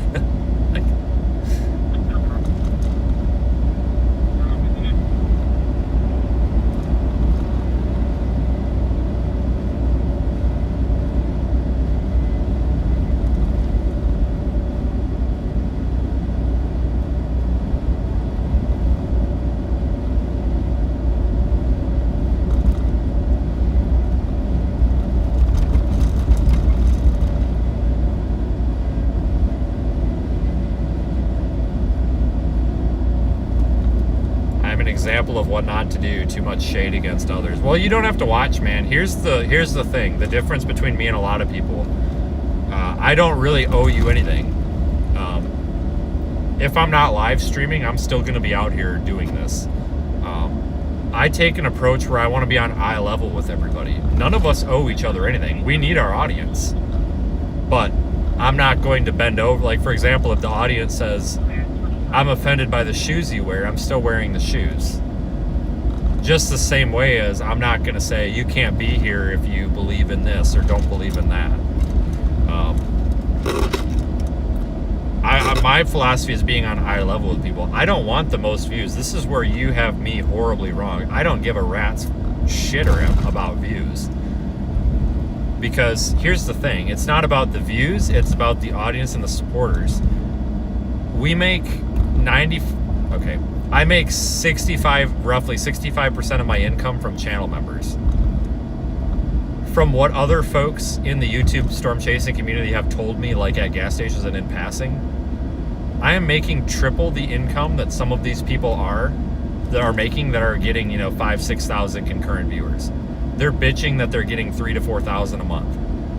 We're operating on a budget of well more than that, but we're also spending it because we are doing other things. I'm not pocketing it. I pay myself like $1,000 a month. Everything I do is a business expense, basically. But like I take home like myself $1,000, like woo. But that's it. Whoop-de-doo. But this all gets pumped back into what we're doing. But it's not about views. It's about audience retention. It's about click-through rate and audience retention. Are you retaining the audience? We have supporters that give us $50 a month because they like what we do. I could, in an alternative reality, I could have a bunch of people who watch the live streams for 2 minutes and then click off, but I could have such a viral thumbnail that we're just cycling through people and you've constantly got a bajillion viewers, but they're not staying. They never watch an ad. They never support you. They never become a member. They never stand behind you when something goes wrong. I don't want disposable viewers. I want viewers that say, I can relate to this asshole. And that's what we have. I will take 10 people that support what I do over 1,000 people that are just here for 2 minutes and then click off. And there's nothing like if you come for 2 minutes, that's fine. I'm not kicking you out. I'm just saying we have such a dedicated audience. That's where you're wrong about analyzing this YouTube channel. I have been cemented in the storm chasing industry for years, folks. I want to be a rude jerk for a minute. I was the first one to consistently storm chase live on YouTube with good quality. Before I did it on YouTube, it was Reed, and Reed was using a phone. Good, which is fine. But I want to make a mention. Every time you see these kids out here with their live stream graphics and their OBS stuff, do you know who pioneered that on YouTube? Me. Do you know who was the first to have the radar and the live location on stream? Me. Do you know who put a lot of that on, not GitHub, but on that other, whatever the hell it was, open source? Me. I'm just saying. Before me, it was Nathan and what's his name? David on Twitch. But nobody really knew about Twitch at the time. But I was the one that started a lot of this, and I'm very authentic with it. That's why when I said earlier, when someone was like, are you not working with Radar Omega anymore? Of course I'm working with Radar Omega, duh. I just took the radar off the screen because I don't want to be like everybody else. I was the first one to do that, but I don't want to be like that anymore. You do have other people out here who do this very authentic. Like, I'm picking on Dean because he's in the chat. That guy has done nothing but reinvent the wheel for himself and get punished for it with having like nobody to watch him. He's done all this crap on his own. He's figured all this shit out on his own. He's invested all this on his own. He hasn't gone out here and done the copycat method, which is fine. I mean, some people, you got to do what you got to do, right? But like, if people have to copy whatever, but he has reinvented the way that he does all of his graphics and stuff. He's doing it completely different than I've ever done it, and it works for him. I don't know if it's better or worse than what I do, but it works for him. He has literally done this the hard way. For example, I tell you a story, guys. The roof camera. I gave that, not the design, but the answer to the roof camera. I gave it to another storm chaser 3.5 to 4 years ago, and I said, hey, this is what I came up with. This is what we need to do. But please, please, please, please, I don't want to give this away to anybody. Can we please keep this between us? And he said, yes. Guess what happened a year later? Another storm chaser has it. And I was like, hey, man, what the hell?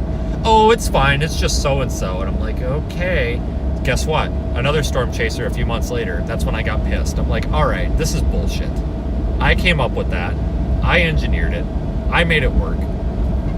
We basically shook hands, said we wouldn't give it away, and now you're giving it away. Oh, but we want to see everybody succeed. Okay, thank you for fucking me over. I appreciate that. And it's probably nobody that you guys watch. I'm not going to name names because I don't want to start that. It's probably nobody that you're thinking of, even if you think you know who it is. But it's just like, thank you. Thank you for absolutely fucking me. I appreciate that. So that's why I'm very hard ass. That's why I'm very particular who I interact with and who I socialize and who I promote. Because realistically, folks, we're a business that's built on taking care of our staff. We have staff. You know, we don't just fly, but we have staff. Like, we're trying to do this as a legitimate business. And my focus is not on the views. My focus is on the experience. So while some people might say, oh, you swear too much, you do this too much. Okay, well, I don't know what to tell you. But our target market is basically anybody who can relate on eye level to what we're doing. And we're not looking necessarily for thrill seekers. We're looking for people that just want to sit down and watch and support us. And we have that. We've got $6,300, I think, in the GoFundMe from our audience.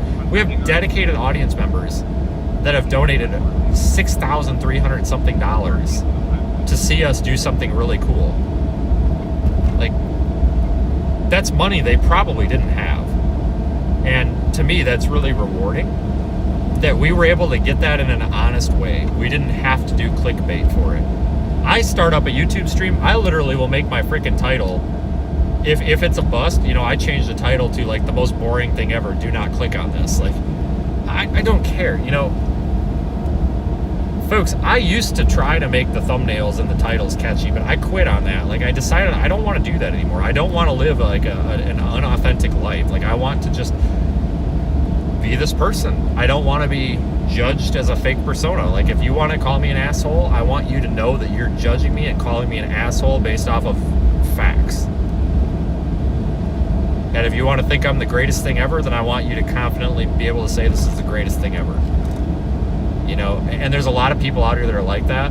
And when I get told to comment, like, you're putting shade at others, first of all, I don't really know what that means. I don't speak TikTok, but I get asked questions in the chat. How do you make money at this? Why does so-and-so do it this way? I'm going to answer those because our audience wants to know. If you want to portray that as like shade or whatever, that's fine.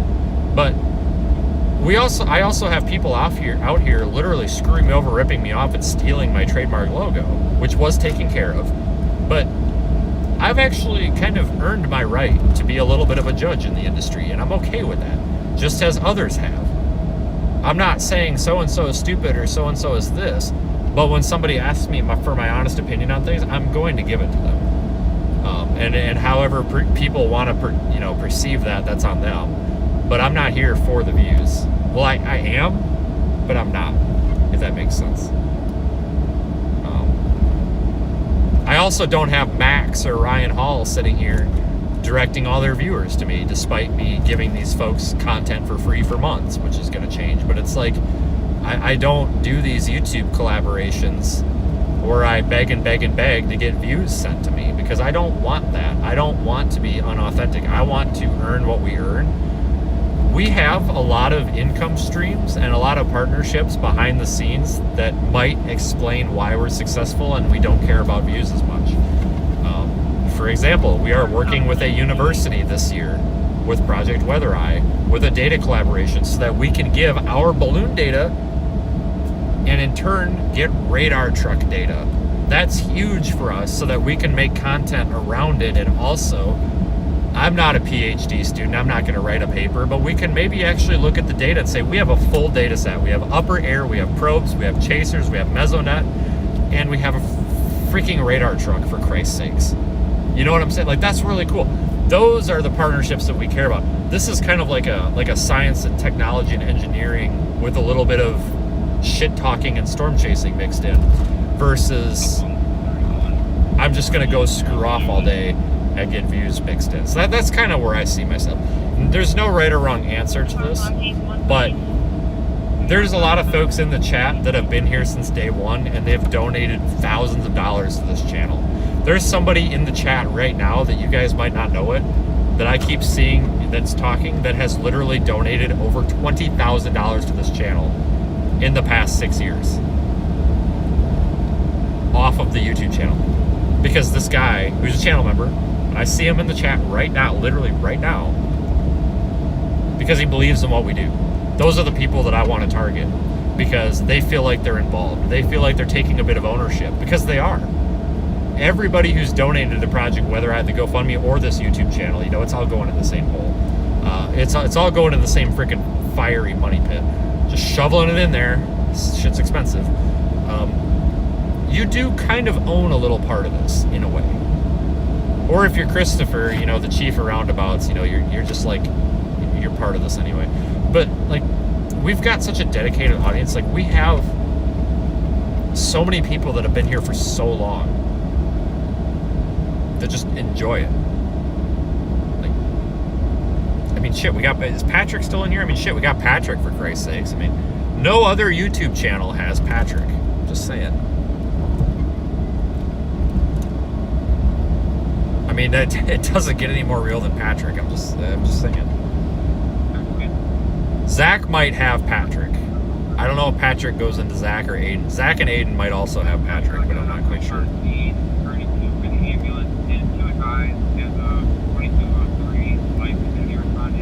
Wait, what did I do now? Oh my God, I'm so sorry. I think this all happened like an hour ago in chat. What is going on with my chat? This is so stupid. For the love of God, if there's anybody at YouTube, if you can please fix the YouTube chat so it works, please. I'm begging you. Like, we want to make your platform money. Let us, like, give us a chat that works. Like, we want to make you rich, YouTube, but we need a chat that works to make you rich. Twitch has a chat that works. The thing is, Twitch doesn't have an algorithm. You just have to go find stuff on your own. That's why it's really hard. If you ever see a creator that's got a lot of subscribers and a lot of viewers on Twitch, they have worked very hard for it because it's so hard to do anything on Twitch. It's hard. Like, to my knowledge, there's no like algorithm. You just kind of have to browse and find what you want, and that's really hard to do for IRL streaming. Really hard. Because how many people go into Twitch and type in storm chasing, you know? On YouTube, people find storm chasing by accident a lot of times. Maybe they're watching adventure videos or some shit, and then somebody's live storm chasing video comes up, and then it starts showing you other live storm chasing videos. Like, for example, if you're watching this live storm chasing video, it's probably recommending you 3 or 4 other live storm chasers. So it's kind of how the algorithm works. YouTube is kind of one of those things where it's like, if everybody does good, everyone can do good, where Twitch is kind of like, you're on your own. Dude, the other chasers don't really like you. Sean, or no, not Sean, Scene, dude, listen to me very closely. I don't give a fuck, okay? I don't give a fuck, because so many of these chasers have fucked me so hard, or my partners so hard. I don't care. I don't give a rat's ass about what other chasers do because I don't care. We're not on the same realm. We don't do the same things.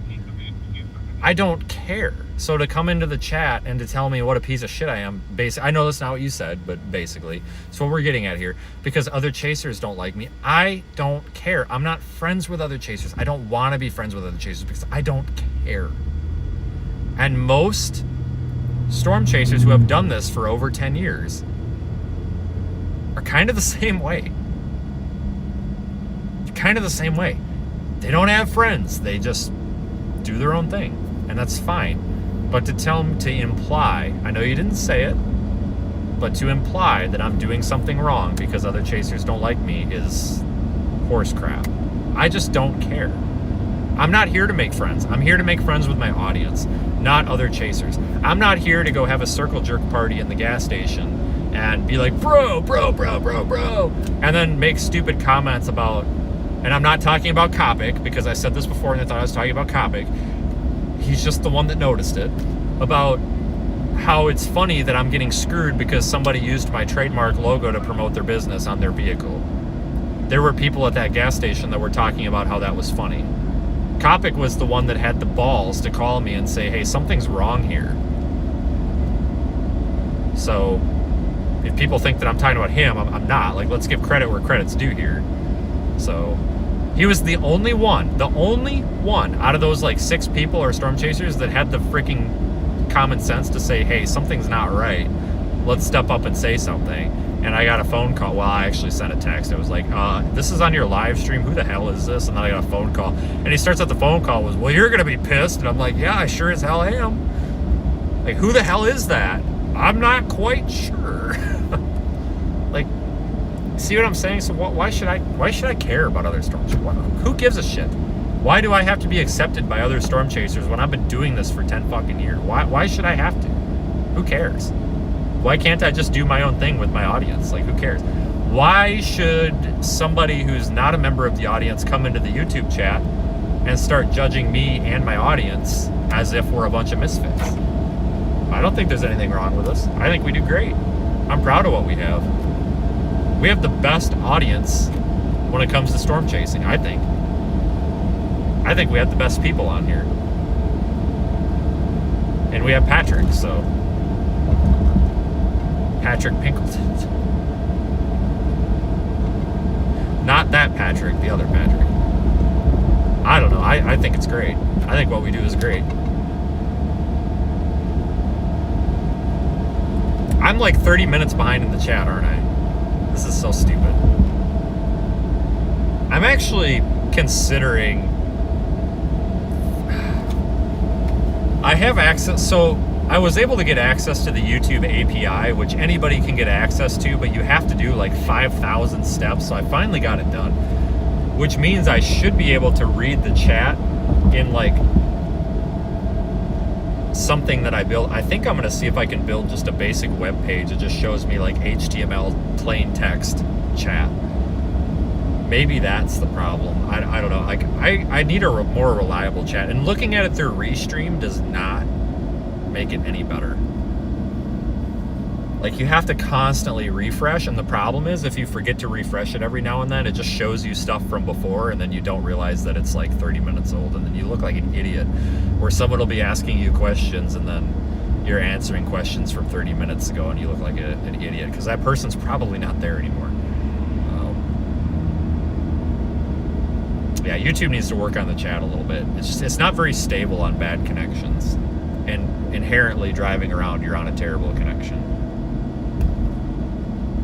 We're still talking about the shed. How far back am I? Holy smokes.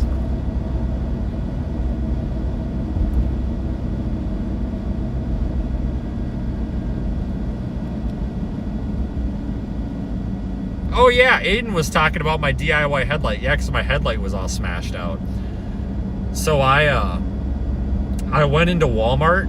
My passenger side headlight was smashed. I went into Walmart and I got one of those LED off-road lights, and I got a picture bracket, like a plant. No, it was a plant hanging bracket. It was like a 90-degree bracket that stuck out like 12 to 15 inches. So it was like what you would hang a hanging plant off of. And I bolted it to the push bar to hold the light, like where the headlight should be.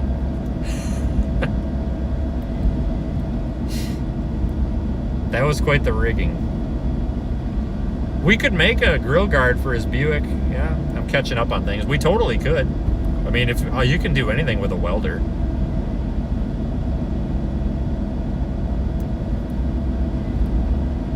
We all make fun of Aiden's Buick, but the thing is, like, he's the one making fun of us when he gets gas, because he gets like 40 miles a gallon.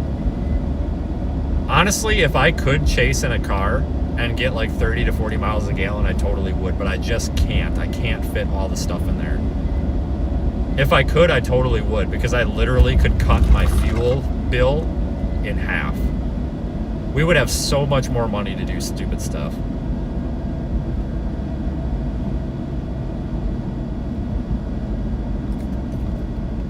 I really wish I could. Ah, yes, nothing like a channel with 6 subscribers telling the 150,000 subscriber channel how to do things. I love it. Jesus Christ. You have to be really, really worried about yourself to go on another YouTube channel and tell them what they're doing wrong.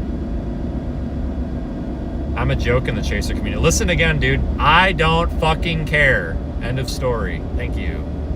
Dumb fuck. I'm sorry. I'm not going to sit here and take it. If that offends you, go ahead and email my sponsors. Email everybody like you guys always do, and your little group does. I don't care. But again, I'm going to say it very bluntly, cover your ears. I don't fucking care.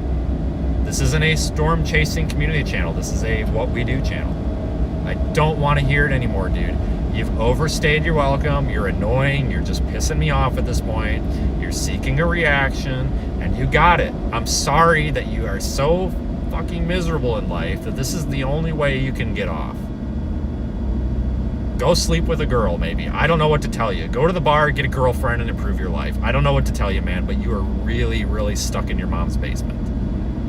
You are crying so much in her basement that she needs to turn on the sump pump because her basement's about to flood. Hey, Patrick's still here. Thank God. I know I'm way behind.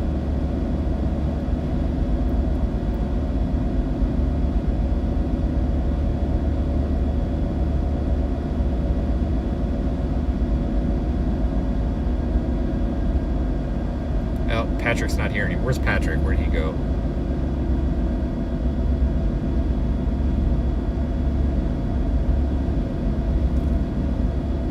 I like Patrick. He's something. You're looking at fire truck models on eBay. That's such a that's such a Patrick thing to say. Yeah, you guys should have seen the freaking day that I met Zach. Jesus Christ. I told you this story the other day. So we're at a freaking we're in a gas station in the middle of freaking nowhere, Texas, and we're talking to Reed, and Nikki's with him. We're talking to Reed. And he's got this like device in his hands, and he just like totally looks like it just looks like something's weird. Zach pulls up to the gas pump and he's like staring at us for a minute, and I'm just like, oh Jesus, here we go. Another talker. I think I even said that to him, like, oh Christ, here we go. And he comes up and I'm like, oh thank God, this guy's normal. And anyway, so it turns out that he came up to talk to us because he thought that it was a like a creepy truck driver or somebody that wouldn't stop talking, and he was afraid that we were stuck talking to this guy and we needed somebody to save us, and it turned out to be Reed, and we were all right. So I appreciated that, because I've definitely been in those situations where you're stuck talking to some weird guy in the parking lot and they don't shut up, and no matter how many times you're like, well, all right, I guess I'll get going, and then they're just like, oh, one more thing, I have a rash or something, and it's like, oh God. It's like the cloud seeding guy. I told you about the cloud seeding guy at the Quick Trip with the frickin' photo album of the clouds and the chemtrails. I mean, how would you people react? Some random guy comes up to you in a parking lot and says, I would like to show you my photo album of chemtrails. Like, how would you react? And then he pulls out a photo album of telescope like photos of the exhaust, steam, and condensation from airplanes. How would you react to that? And then proceed to tell you exactly how they're controlling the weather with the airplanes. How would you guys react? Honest to God, how would you react? Like, what do you say to that? Like, seriously, what do you say to that? Like, oh no, I'm sorry, sir, I don't want to hear about your weather control. Like, I was afraid I was gonna get stabbed. I'm just like, oh wow, oh, that's pretty interesting. Wow, I can't believe it. Oh my God, no way. Haha, please don't stab me.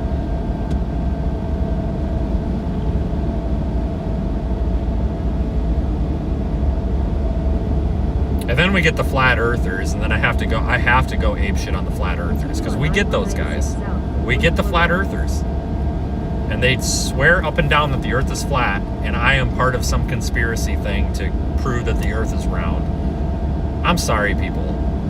Maybe in 1600, maybe the earth was flat, but it's clearly round. I mean, I don't mean to be a jerk, but I mean, I think we're at the point where we can drop that argument. The weather control argument, maybe you guys can fabricate a leg to stand on, but I don't know if I can. I just can't entertain the flat earth comments. I'm sorry. I just can't do it. They always talk about refraction too. They're like, it's because of the refraction. I'm like, what the hell does that even mean? It's because of refraction. Okay, cool, man. And I have a rash on my leg. You want to see that? That's what it sounds like. I do have a rash on my leg, actually. I think I got bit by a spider again.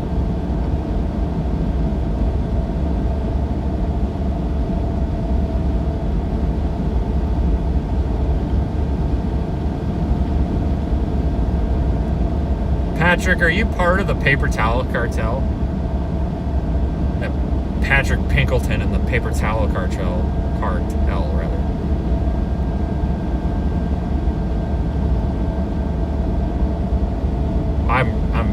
This thing is slowly catching up.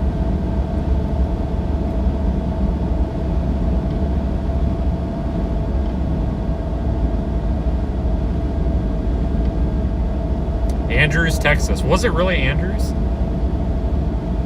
Alright, we're caught up now. Birds aren't real. No, they're not. They're drones. Everybody knows this.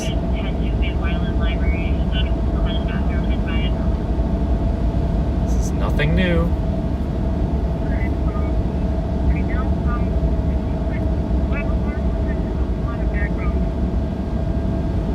This guy is like on my bumper and it's like slippery. This is not gonna. Holy smokes, watch out. Freaking F-150 is about to be F1 wrapped around a tree. It's pretty slick out, guys. Like, I could feel the back end trying to kick loose every now and then. I know it don't look slippery, but it's like little icy patches here and there. I mean, I'm doing 65. I mean, I don't know if I really want to go this fast because I could feel the back end trying to skip a little bit.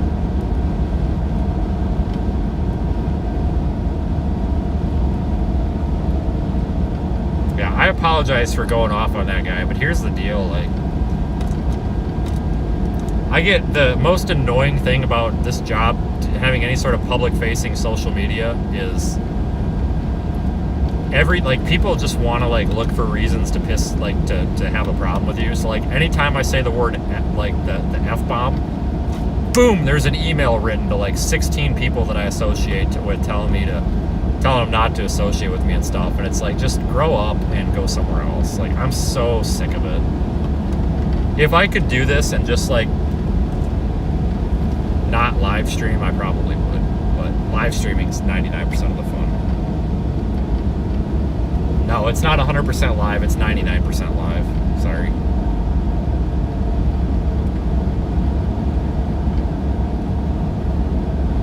It's only 50% live.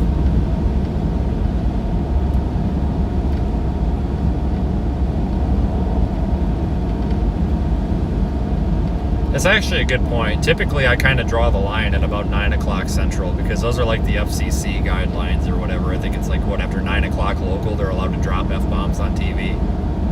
I mean, you have to understand that a lot of the things that I say are said on TV and or said on your child's tablet when they're watching TikTok or something. Like, just because certain people don't like me doesn't mean that they should cancel me for saying the same thing that their friends or their followers or the people they watch say. It's just a really stupid world we live in, because I don't try to cancel people that screw me over or say things I don't like. You know, I'm not emailing sponsors and stuff of people that I don't like because they said something I don't like, because I just don't give a shit, you know. I don't know, we live in a very strange world. It's not snow. We're not in the snow, guys. I have left the snow. I am driving away from it. It's just not. I think that snow band is going to taper off. It'll probably sag south again, but I think what we saw was like peak snow. I think that was like peak event. Now, like, it's still snowing pretty good up there by the looks at radar, but I think we saw the best part of it.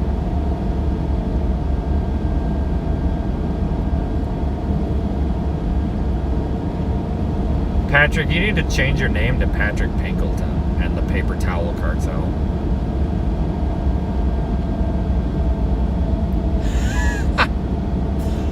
have a serious question. Do certain storm chasers use meth? Because some are a little sus. I'm going to tell you the answer right now that's probably going to get me canceled. Abso-freaking-lutely they do. And I could absolutely give you names, but I'm not going to get sued. Yes, absolutely they do. That's the stuff you snort, right? Or is that coke? Maybe it's not meth. No, it's coke. That's the stuff you snort, right? Yeah, so that's what they're using. Yes, absolutely. Because I have witnessed it. Yes, absolutely. I'm not going to name names because I think that's getting a little bit, even though it's wrong, I think that's getting a little bit ridiculous. But yes, they do. Absolutely do.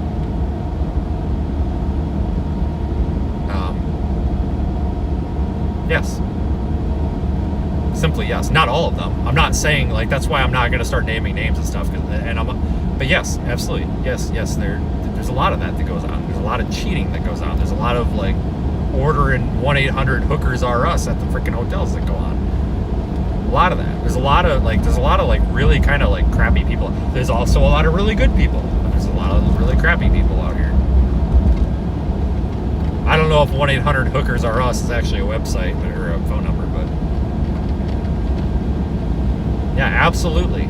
I've witnessed it. I think it's screwed up. Like, we literally have people who drop their drawers in a hurricane and piss on the side of the First National Bank or whatever in frickin' Perry, Florida, because they think that's normal. So if that tells you anything. So here's what happened with that. Florida Highway Patrol was sitting across from the bank in Perry. Well, there was a storm chaser that decided to go drop his drawers and just let it rip and start peeing all over the side of the bank during a hurricane. And I don't mean walked around behind the bank and peed. I mean, like, right in front, like under the drive-thru, like just started pissing on the bank. Florida Highway Patrol rolls over and says, "We are going to arrest every single one of you that we see on the road if you keep doing that." Well, it got posted on Twitter. The police are arresting all storm chasers. Nope, dug a little bit deeper, and I talked to the sheriff of that county the next day because my truck was broke down in the middle of the road. My truck was broke down. And the sheriff of that county, Wayne Paget or whatever his name is, he pulls up, and super nice guy. And he's just like, "Do you want me to, like, flat tow you back to town? Because you're not going to get a tow truck." I'm like, no, I can get it back to town. He's like, "Well, if you need any help, please call me." He's like, just call the sheriff's department and ask for me. He's like, he goes, "I'll make sure you're not stuck here." And I said, "So what's the deal?" I said, "There was a lot of stuff on social media with apparently the cops hate storm chasers and stuff." And he starts laughing and he's like, "Did you hear about the guy pissing on the bank?" And I said, "No," because I didn't know at the time. And he's like, "Well, some storm chaser just whipped his you-know-what out and starts peeing on the side of the bank. And Florida Highway Patrol said they were going to arrest everyone who was seen doing that." And I'm like, "So you guys weren't, like, mass arresting storm chasers?" And he's like, "Look, the only other instance that we had was where, and this happened, and we're not going to name names because it is somebody who live streams and I don't want to trash them, but this is a true story that happened. So there were some storm chasers that were on a beach that was closed during the hurricane at 2 o'clock, 3 o'clock in the morning. One of the sheriff's deputies didn't like that, and I think it's because they didn't like the way they were behaving. I think it drew attention to them. Please don't name names because I don't want to make this a trashing party. But I think they may have been behaving questionably on the live stream. Let's put it this way. I think the way they may have been behaving was perceived as questionable behavior by the sheriff's deputy who was watching their live stream. So the sheriff's deputy responded to the location and told them to leave and basically said, "Get the hell out of here." The chasers went to a gas station not knowing that the sheriff's deputy was watching their live stream. And they made a comment like, "That guy's an idiot" or something. And they pull up at the gas station. They're like, "Let's just sit here until they leave and we'll go back down there." Well, the sheriff's deputy rolls up and he's like, "All right, you guys need to step out of the vehicle and I need to see your driver's licenses." And his partner rolls up and he's like, "All right, well, what do you think? You think we should take him to jail or what do you think we should do?" And they were just totally bullshitting him, like purposefully scaring the shit out of these kids. And he's just like, "Well, I don't know, but I think we could take them to jail, and I don't think they're going to see a judge anytime soon. They're going to be on a hold. And it was pretty funny, and they totally had no intention of taking him to jail. I mean, come on. But they were like, yeah, we need your IDs and we need you out of the vehicle. And the passenger is like, seriously? And he's like, I'm very serious. I need your driver's license. And he's like, and I need you out of the vehicle. And it was, I mean, was it over the top? Yeah. But here's the thing, and I think the storm chasers that were involved, probably looking back on it, and I'm not trying to, again, I'm just saying, I have a feeling they might even say this, exactly what I'm about to say.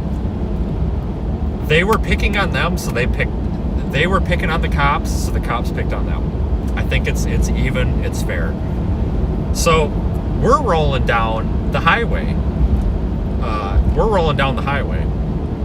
After this happened, and here come a bunch of blue lights, and I couldn't tell if they were driving or stopped, so I throw my lights on and I stop and I roll my window down and I yell at they kind of stopped next to us. I was like, hey, I'm like, are we good or what? Because I'm like, I couldn't tell if they were stopped or what, and like, something's not right here. And he's just like waves at me, and he flips the U-turn, he pulls up behind me, and I got the window down. I stick my head out the door, and I'm like, what's up? And he's like, I'm so sick of you motherfuckers. And I'm just like, what are you talking about? And I said, hold on. And I kind of got in his face a little bit, because at this point I'm half out of the vehicle. I said, hold on. I said, don't walk up on me like that. What is the problem? And he's just screaming at me, and he's like knife hand in my face and everything. And he's like, and then you get out of your vehicle. And I'm like, sir, is this a traffic, like, what is the, I said, I flagged you down, because I did. I said, I flagged you down. What are you talking about? Well, his supervisor was with him, who was an older guy. Go figure, the older ones are usually a little wiser. And he walks over and he's like, now. And he's looking, and he's eyeing up my truck, and he goes, nice truck. And I said, hey, thanks. And he's like, we had a couple of kids down here, and I said, I don't even know what you're talking about. And I said, I'm a storm chaser, but we are with a service. We have live streaming cameras down here. Like, we've been operating in this area for days now. Like, I have no idea what you're talking about. I said, we have talked to so many of you cops and have not had a single problem. What have I done? And he's like, all right. And like, he like kind of steps between me and this other guy, and he's like, you're not with them, are you? And I'm like, I don't even know who you're talking about. And he's like, all right. He's like, this is what happened. And he told me about what happened down at the beach. And I said, dude, I've got no idea what you're talking about. I'm like, first of all, I said, I'm gonna be completely honest with you. I'm questioning the legality of this curfew that you're citing. And he smiled, and he kind of puts his hands up, and he's like, we can't. He's like, I know. He's like, you're right. He's like, it's not. He's like, we can have it, but it's not exactly the most enforceable thing in the world. He goes, I get it. He goes, but it's our way of saying, if you are out here, you're not going to get any help from us if a tree falls on your car. He goes, do you understand that if you're out here driving around and you get in an accident and you're dying and bleeding on the side of the road, that we're not coming to help you? And I said, I'm very aware of that. I do this more often than you probably do. And he's like, all right. He's like, we don't have a problem here. He goes, but what I am going to tell you is, because you guys are live streaming, because I know who you are. I'm like, well, I appreciate that. And he goes, I know who you are. He's like, I was watching your live stream. He's like, I would really appreciate if you would wait like maybe 10 minutes before you go down this road, because nobody's supposed to be on this road. So if you guys could maybe just either park or just make it not so obvious, maybe wait a few minutes, that'd be great. I'm like, okay. And I said, well, what's the best way to get into Steinhatchee? And he's like, honestly, if you want the honest answer, go down about 10 miles, cross the county line, turn right, and come north across the bridge. He goes, this road is shit. He goes, there's water over the road, there's trees coming down. He goes, this road is a nightmare. And I'm like, okay. I said, well, that's probably what we're going to do. He's like, honestly, that's what I would do. He's like, that's a better road. The trees are farther back. And he's like, that's what I would do. I'm like, okay. So that's what we did. And they were more than friendly. Continue on Blue Star Highway for 8 So, miles. I don't know. the moral of the story is don't piss on the bank. And you know what? The cop that came out all freaking guns blazing at me, he apologized to me before I drove away. He said he was sorry. I think the supervisor didn't tell him to say that, but either way, he came up and he shook my hand. He goes, "I'm sorry for getting off at you." He goes, I appreciate you standing your ground and telling me what you're doing. And I was like, "Well, it's not a problem." I said, I did flag you down. And he's like, "Yeah, you did." He's like, he's like, "If you would have just kept driving, I never would have stopped." I'm like, "Well, when somebody flags you down, maybe you shouldn't scream at them." Like, whatever. But I mean, it's like even the sheriff mentioned that, and he was like, "I guess there was another run-in this morning." I said, "Yeah, I was the run-in this morning," and he was kind of laughing. He's like, "Yeah." He goes, "That guy gets a little hot sometimes." I'm like, "Yeah, no shit." But he was very nice and very welcoming, you know, offered to flat tow me back to the town.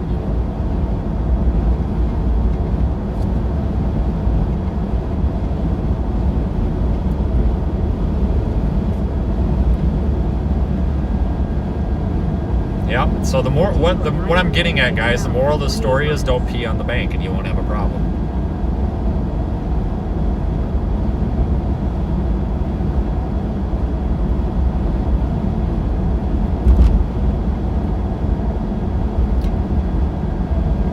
They're actually a good group down there. They got a bad rap from the storm chasers because I think a lot of the storm chasers were pissing them off. Like, here's the deal. Like, law enforcement in a way is customer service, but law enforcement officers are also people. And I don't care how polite or how patient you are, somebody's first reaction when somebody is screwing with them is to be a jerk. Like, when you're like purposefully screwing with the cops, you're probably going to have them screw around with you, and you have to kind of accept that. Like, we never had an issue. Never had a single issue. I mean, shit, like I said, we had the sheriff of the county offer to flat tow my truck back to town when it was broken. I mean, I don't think that's very, you know, for these people to be like, oh, they hate storm chasers. I don't think they hate storm chasers, because why would the sheriff be offering with his department vehicle to tow me back to town so that I'm not stranded out there? You know, I don't think that's anti-storm chaser. I think that's very pro-storm chaser. So I don't know. Here's the thing. Like, if you don't screw with people, they won't screw with you. Especially when you're live streaming. Like, here's the deal. Like, even if you've got a cop that's an asshole, I mean, if they look in the vehicle and they see you're live streaming with an audience of several thousand people, I mean, they're probably going to mind their P's and Q's. I mean, let's be realistic here. I mean, I wouldn't want people, like, trying to cancel me and get me fired for saying the wrong thing, you know? So, you know, 99% of the cops out there don't get paid enough to sit and fight with you.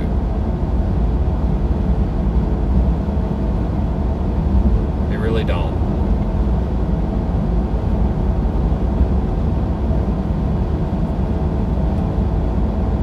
Now, we'll buy a bus after I buy a helicopter and get with the program.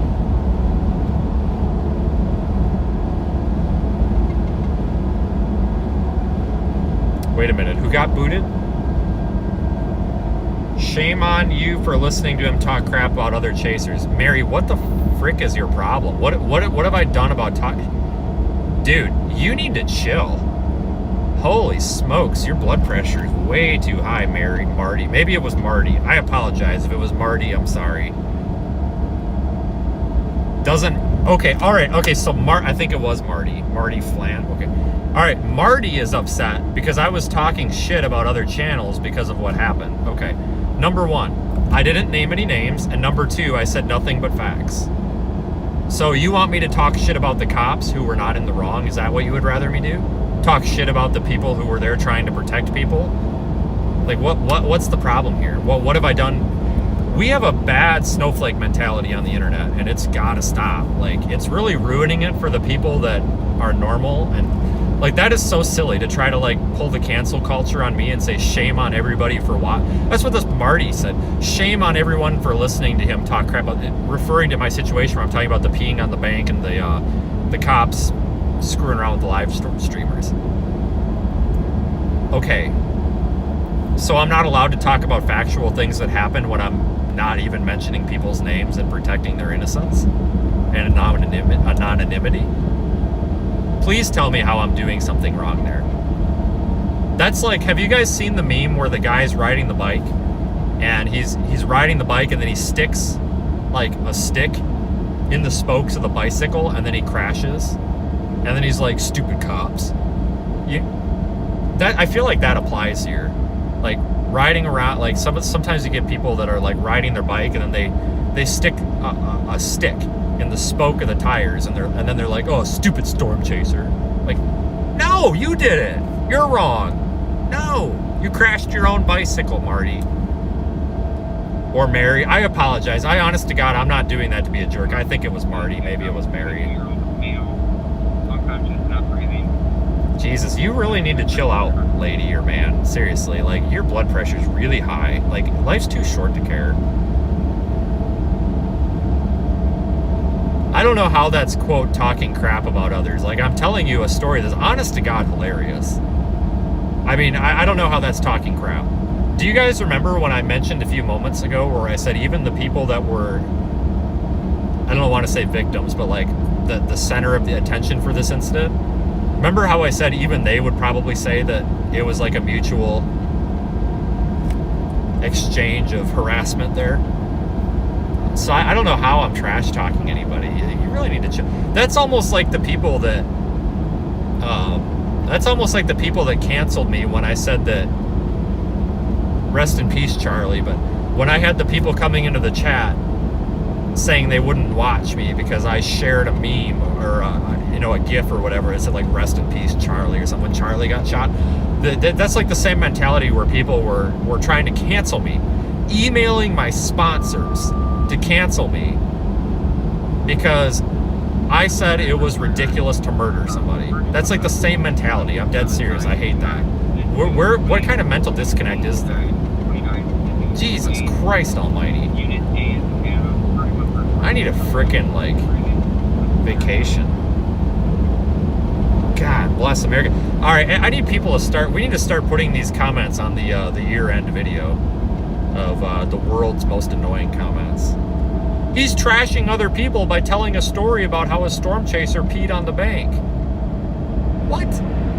Don't pee on the bank. I don't know what to tell you. I mean, you drop your drawers on a live stream and start urinating on a bank. Like, I don't know what I'm supposed to do with that. I mean, I kind of have to tell you guys about it. I mean, you got a live streamer who starts urinating on a bank. I think that's kind of free game for me to tell you the story. I didn't even say names. Hold on here. We got the frickin' tag team plow operation. I don't want to be that guy here. God dang.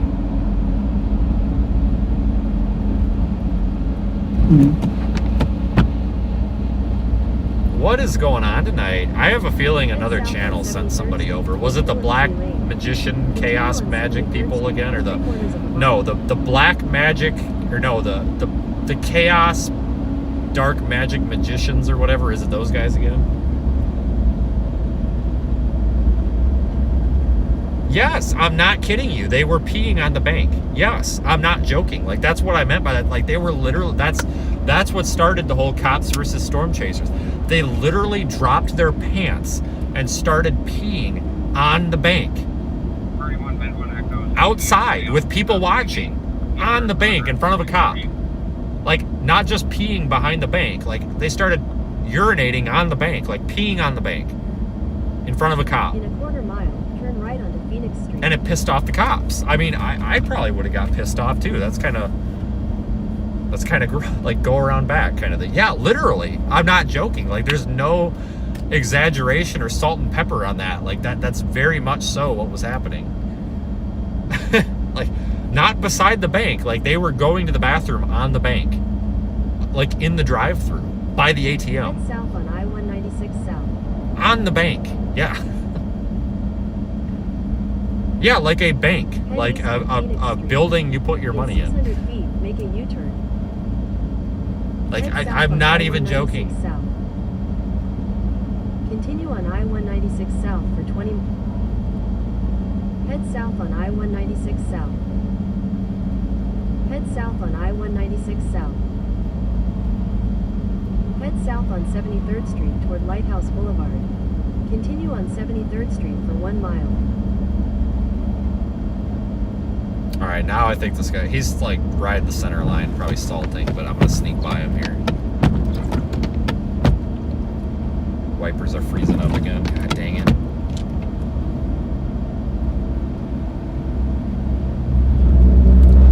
All right, everybody wave at Mr. Plow. Head south on I-196 South. Continue on I-196 South for 20 miles.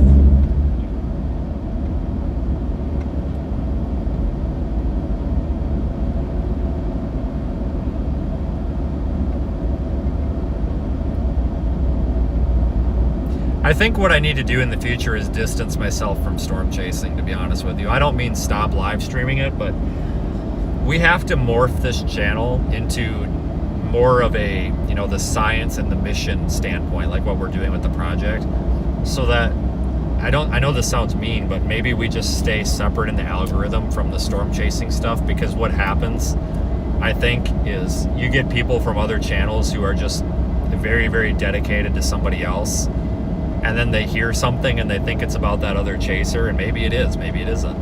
And then they take it so personally offensive that, oh my God, there's no way that my favorite chaser could do anything wrong or something like that. I think that might be part of it, and then they just feel obligated to trash us.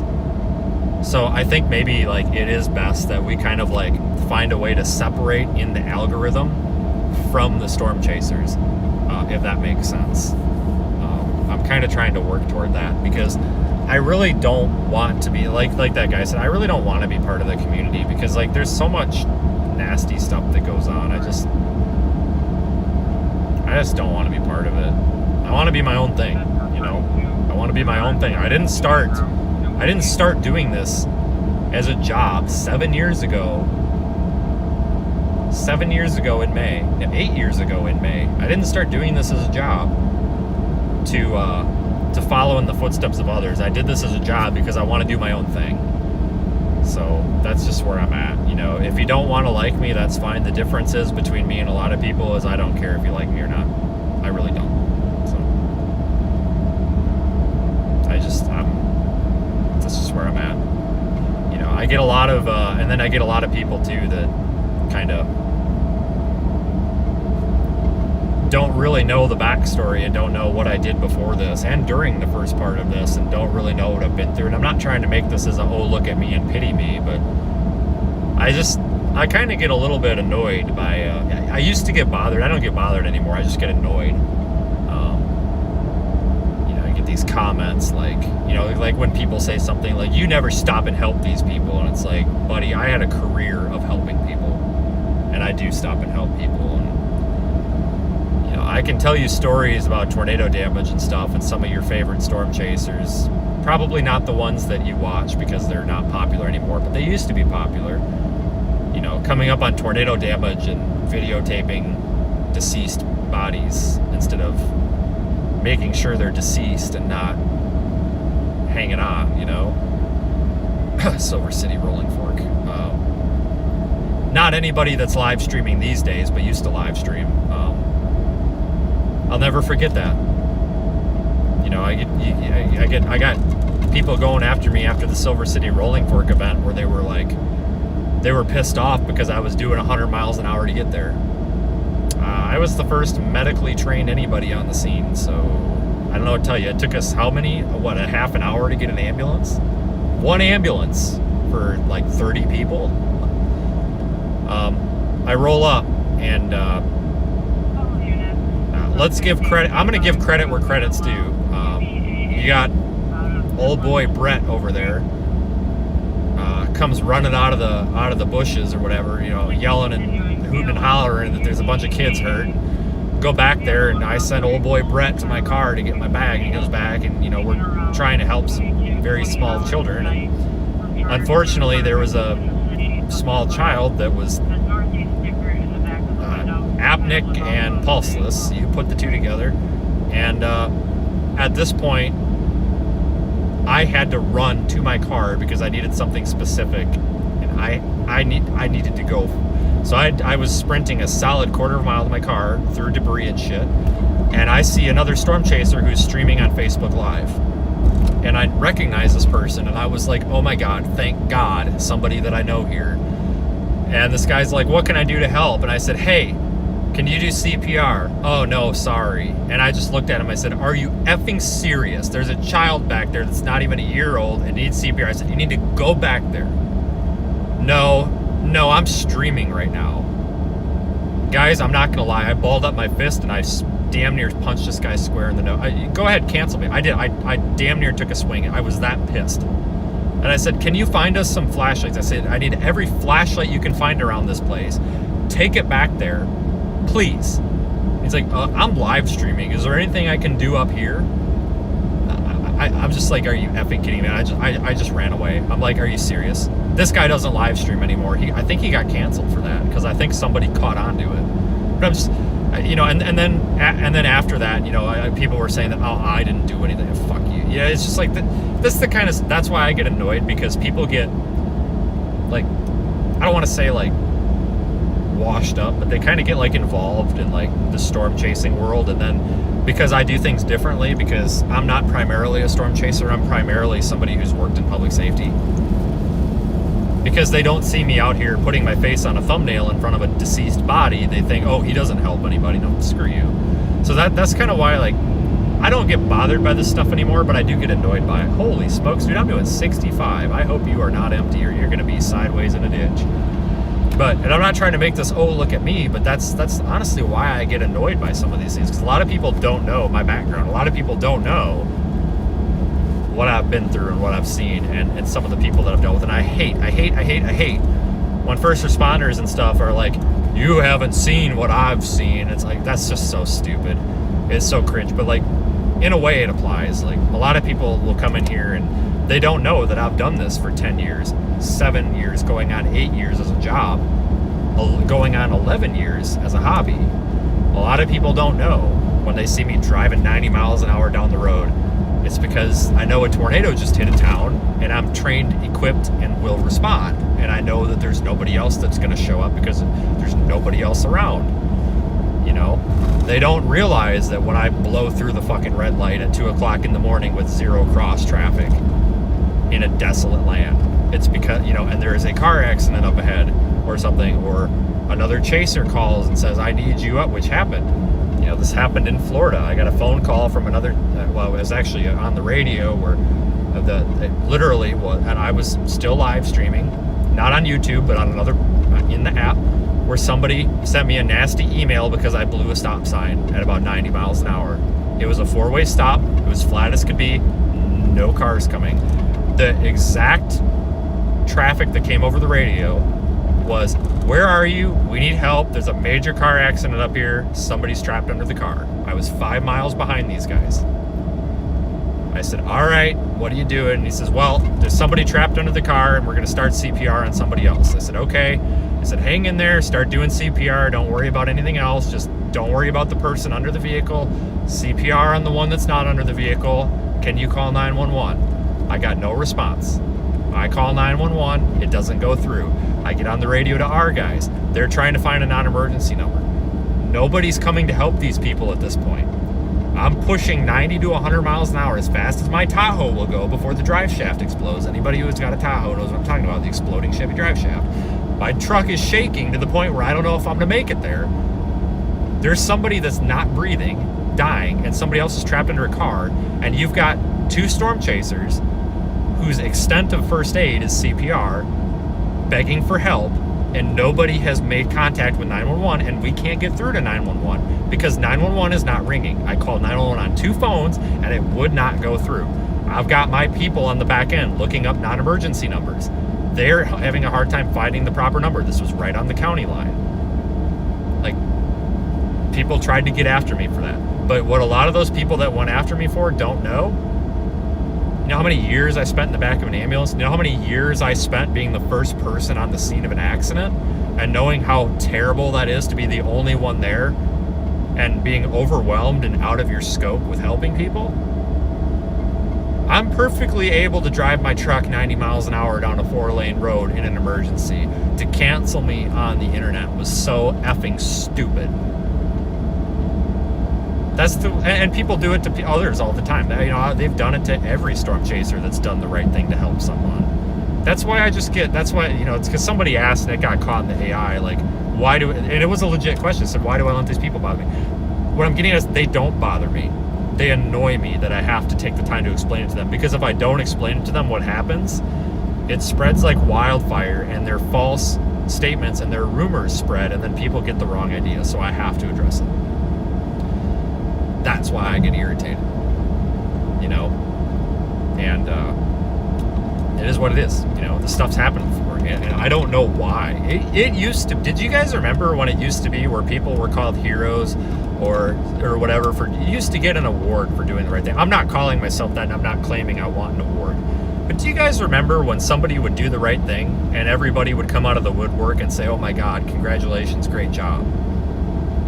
Why is it the opposite these days? Somebody does the right thing and they get canceled. Why is that? At the ambulance service I was at, I was in charge, second in charge of the committee that was in charge of tracking people down after they did the right thing and giving them a goddamn participation trophy. You know, if we had a bystander or something stop at a car accident and do the right thing, or do CPR and do the right thing, we would track that person down and give them recognition. Now people do that, and if it happened on the internet, they tell them they did it recklessly or something. What the hell happened to this world? Why do we live in a world where everybody condemns helping each other and doing the right thing? It's almost as if people don't care about doing the right thing anymore. They just want to see other people canceled. They're allowed to do the right thing, but if somebody else does the right thing, then it's the wrong thing. And that goes for so many things anymore. It's not just the internet. It's really sad. You know, we used to say great job to the people that ran into burning buildings and shit, and it wasn't their job to help somebody, or, you know, I don't know, get in the wrecked car with somebody to try to help them or control bleeding. But now if it happens, you get canceled because that wasn't safe. What the hell, man?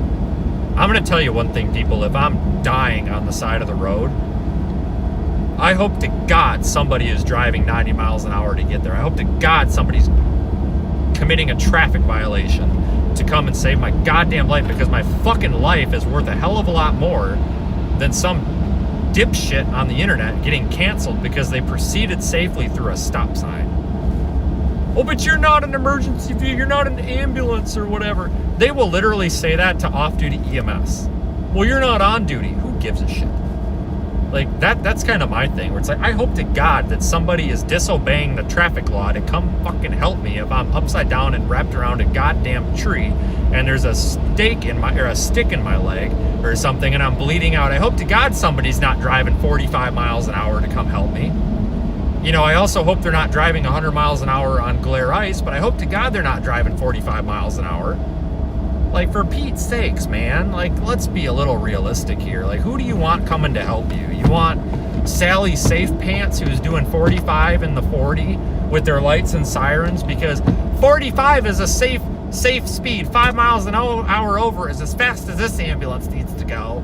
Or do you want them doing 60 or 70, freaking getting there in a few minutes? Or do you want them to take all goddamn day? Now, I get it, if it's not safe, it's not safe. But we used to have we had a guy, he quit. There's no reason the ambulance should ever go over 60 miles an hour. Jason, his name was Jason. Jason, we have a road where the speed limit is 65. It should never go over 60 miles an hour. Okay, Jason, the speed limit is 65, for Christ's sakes. Like, it's gonna go over 60 miles an hour because I'm not driving to a freaking cardiac arrest in the damn ambulance with the lights and sirens on, doing 60 miles an hour, 5 miles an hour slower, getting passed by 18-wheelers in the left lane. Because that's what would happen. Like, that's stupid. Like,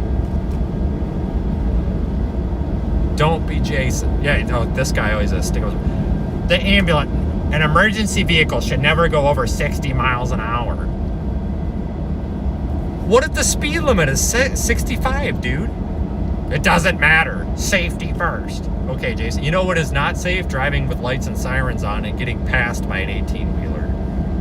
Like, hello? We're the ambulance, not the freaking coroner. Jesus Christ. Like, get there. I don't care how you do it. Get there. Don't kill anybody. That was literally what the administrator said. Like, during that first week of training that I had, he said to me that he told everybody, I don't give a shit how you get there. You better not kill anybody, and you better get there fast. I'm like, okay. And he's like, seriously though, just don't kill anybody. I'm like, all right. Not gonna try.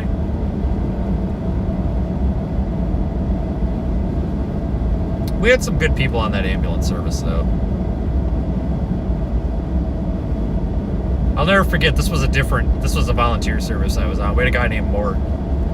Mort was he used to be a school principal. He wasn't an EMT, he wasn't nothing, he was just a driver.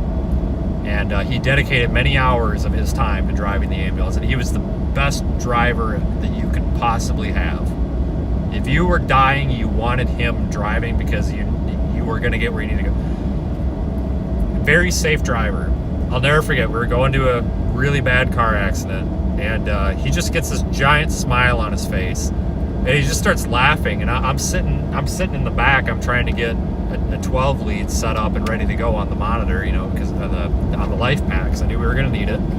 I'm plugging shit in, and I look up, and his eyes are huge. He's got a big smile on his face. I look in the rearview mirror. I'm like, what? And I walk up there. It's a van ambulance, whatever. You stick your head through. So I walk up there, and I like get the front. I'm like, what's up? And he's just like smiling. He's laughing his ass off. And I'm like, what? And he points at the speedometer, and he's like, it stops at 100. And I'm just like, holy shit. And he's like, I think we're going faster than that. And I'm like, oh yeah, we're definitely going faster than that. He's like, haha, it stops at 100. And I'm just like, yeah, it sure does, Mort.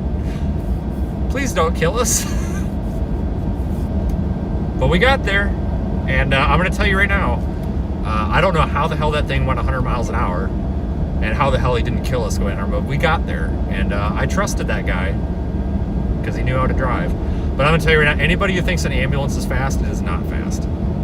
Period. The bigger the ambulance, the slower it is, the more dangerous. These were E350s with a box. So not a true van ambulance. You know, a van ambulance would be like a passenger bus with like a conversion, like a camper top on it type thing. Like this was a legitimate like van, but it had a box on it. And I don't know how that thing went that fast. It's like a 1997 with like a old 7.3 diesel. I have no idea how he got it going that fast. Because like they're not fast. And they drive really bad. Like they're all over the road. But you know what? We got there. Was it safe? Probably not, but we got there. So I always liked being on the ambulance with Mort because he didn't take people's shit. You know, if you would show up at the hospital and a nurse was giving you shit or a doctor was being rude, he was the first one to stand up and say something. I'll never forget the time someone was like, are you an EMT? And he goes, no, I'm the driver, but you're wrong. And he said that right to a doctor. He said, and you're wrong. And he walked away. Like, thank you.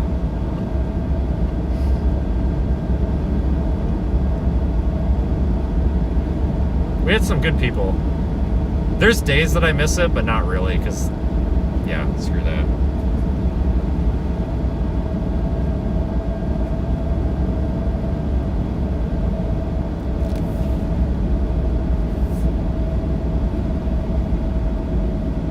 It's starting to come into some snow.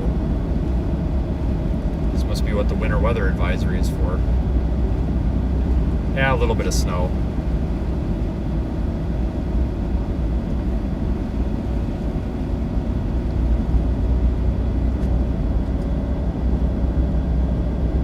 Yes, I do remember when that wasn't the sheriff, it was a sheriff deputy. And he didn't give me his truck, but yeah, he told me to get in, and I smashed his donut, or his cookies, and I felt so bad.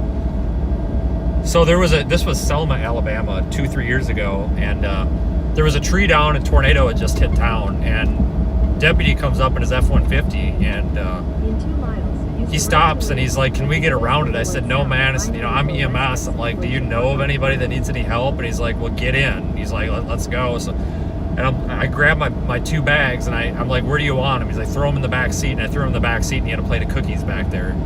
And I get in, and he goes, fuck. And I'm like, what? And he goes, I have my cookies back there. And I'm like, ah, shit. So he blasts through this like tree canopy. Like, I think he damn near ripped the light bar off the roof. But we go back there and like, I'm leaning around back and I'm like trying to pull his plate of cookies out. Like, and he had some like chocolate chip cookies back there. I guess his wife made or something. And I pulled them up and I'm like, oh, it's okay, man. They're a little bit broke, but like they're still in one piece. And he's like, all right, well, you can have one. So I ate one of his cookies. They're pretty good. They were pretty good. And I told him that. This is pretty good. So, but oh yeah, I remember that. And the internet tried to cancel me too because Radar Omega tweeted, which they did nothing wrong. You know, you guys did nothing wrong. They're like, they put a clip together and then this, you know, at Vince Welty is, you know, with the sheriff's department or something. And somebody on the internet took that as I got arrested. Like, for fuck's sakes, people. But, oh yeah, I remember that. That guy, he was, that guy was tough shit too. I tell you what, he was a good cop. Like, there was a power line down in the road and it was like at eye level and I was like power line, and I'm just like, hey, this power line. And he's like, so? And he just smokes it and I'm just like, oh my god. Smokes it, cracks the windshield, and he's like, you think that was live? And I said, well, I sure as hell hope it wasn't. I mean, but we had to get in there. I mean, I'll be honest with you, like, I mean, he did the right thing. We had to get there, but he, freaking Billy Badass didn't give a shit. He was gonna get us in there one way or another.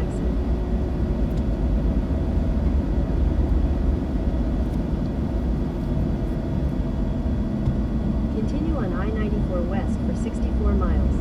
But, yeah, that was a hell of a day, watching that tornado. I mean, you couldn't really see it because of the trees, but you could see, like, the funnel and the wall cloud. I mean, it was a big wedge.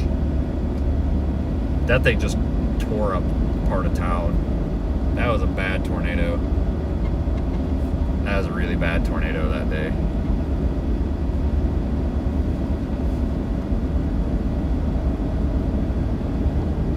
But there are, so somebody had asked, I don't know why this stuff's getting caught in the Bot-Rix filter.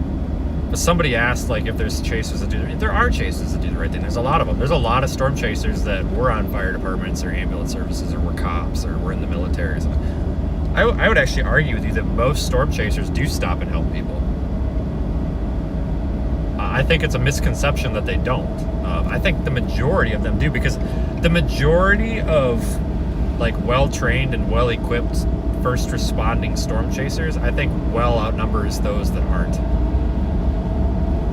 You don't have to be a freaking doctor to respond to an incident. If you come across tornado damage, if you've got a tourniquet and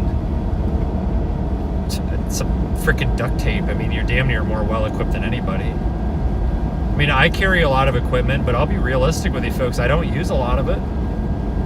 It's usually tourniquets and like sterile combine pads, like trauma dressings, and gauze, and honestly tape. You know, I mean, you can go get like a first aid class. Honestly, just call a fire department and be like, hey, where can I learn how to, you know, not die if I'm bleeding? And honestly, well, a lot of these fire departments, if it's a volunteer fire department, your chances are pretty good that they will tell you to just stop down someday when someone's down there, and they will gladly show you how to help somebody. No charge. I'm serious. Our fire department used to do it. We'd have people that would ask that, you know, ask where can I get some training? And we'd be like, well, stop on down. You know? So, like, a lot of the stuff is common sense. Like, listen, people, you come across somebody in an emergency where there's bodies everywhere. Is the person breathing? No. Is their airway open? Which basically means, is there something in their mouth or is their neck crushed? No. Okay.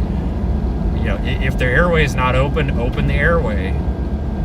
Do they start breathing? No. Okay, unfortunately, you have to move on because there's other people that might be able to breathe, and that person's unfortunately expired at that point.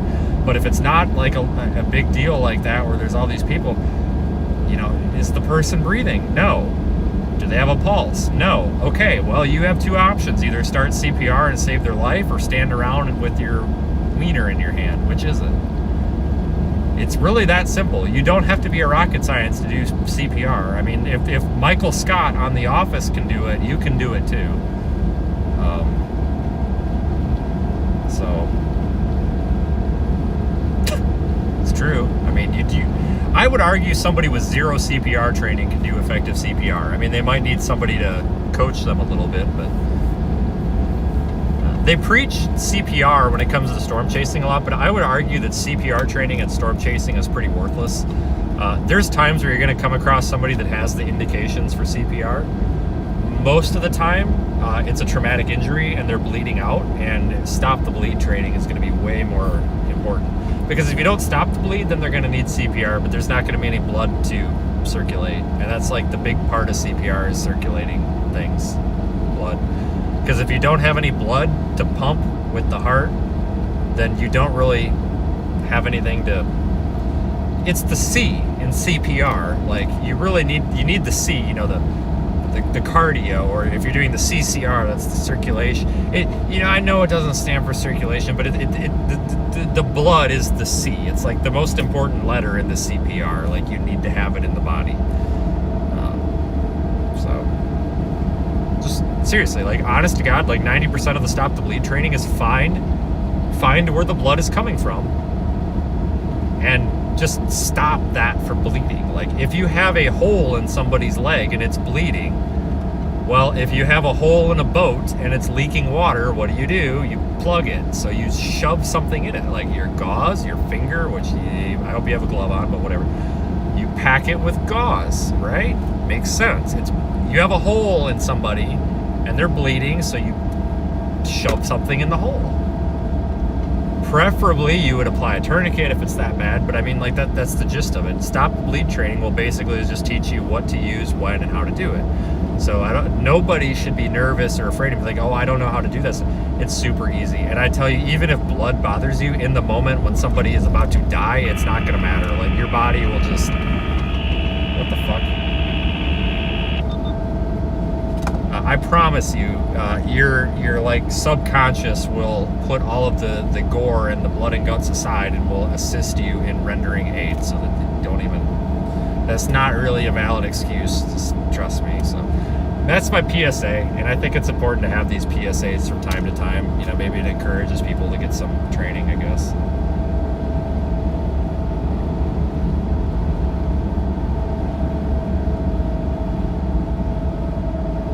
Yeah, Dean ran an ambulance service for a while there too, I think.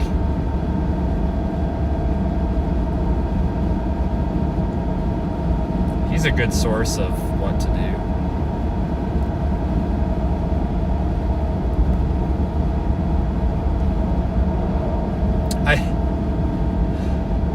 Maybe we should consult Austin, Dean. Dean, do you think we should call up Austin and have him respond code 3 with his fake ambulance Ford Explorer and give us a lesson here?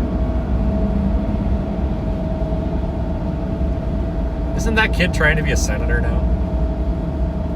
Yeah, and honestly, Dean's actually got a point. We probably should mention that. Like, the honest to God truth, and what's really sad, if you're on some sort of a mass casualty incident, which I guess could be really defined as anything where there's more injuries and potential casualties than you're equipped to deal with. You know, you've got 15 victims and 2 people there. I mean, that's clearly a mass casualty. So if somebody, you know, the unfortunate truth is if somebody's not breathing and they don't have a pulse and you're in that situation, they're expired at that point. They're probably not going to receive any help, because there might be somebody 100 yards down the road that's breathing but they're bleeding out, that you can save their life, whereas the person who's not breathing and has no pulse, you likely can't. And if you continue on down the road, you come across the person whose life you might be just in time to save, because you made the appropriate triage choice by passing up the person who is most likely deceased. And it's really sad, and it's really hard to do when there's kids involved, and it's really, really shitty. And it's really cold-hearted, but when you think about it, it's the right answer, even if it is a kid. Because, I'll be honest with you though, if there's a kid, I think there's exceptions, as long as they're warm. They're not dead until they're cold and dead. If they're still warm, especially if it's a kid, you kind of deal with it anyway, but like, in general, and that's a personal choice. I know I personally will. I don't care if it breaks the rule or not. I will if they're warm. But if you know, it's that whole kind of a joke where it's like, well, they're not dead till they're cold and dead, which, yeah, okay, but it is the right choice to appropriately triage, because it sounds cold-hearted, but what if the first patient you come across is deceased from a traumatic injury? They've been laying there with no pulse, they haven't breathed, they haven't been respirating in 10 minutes.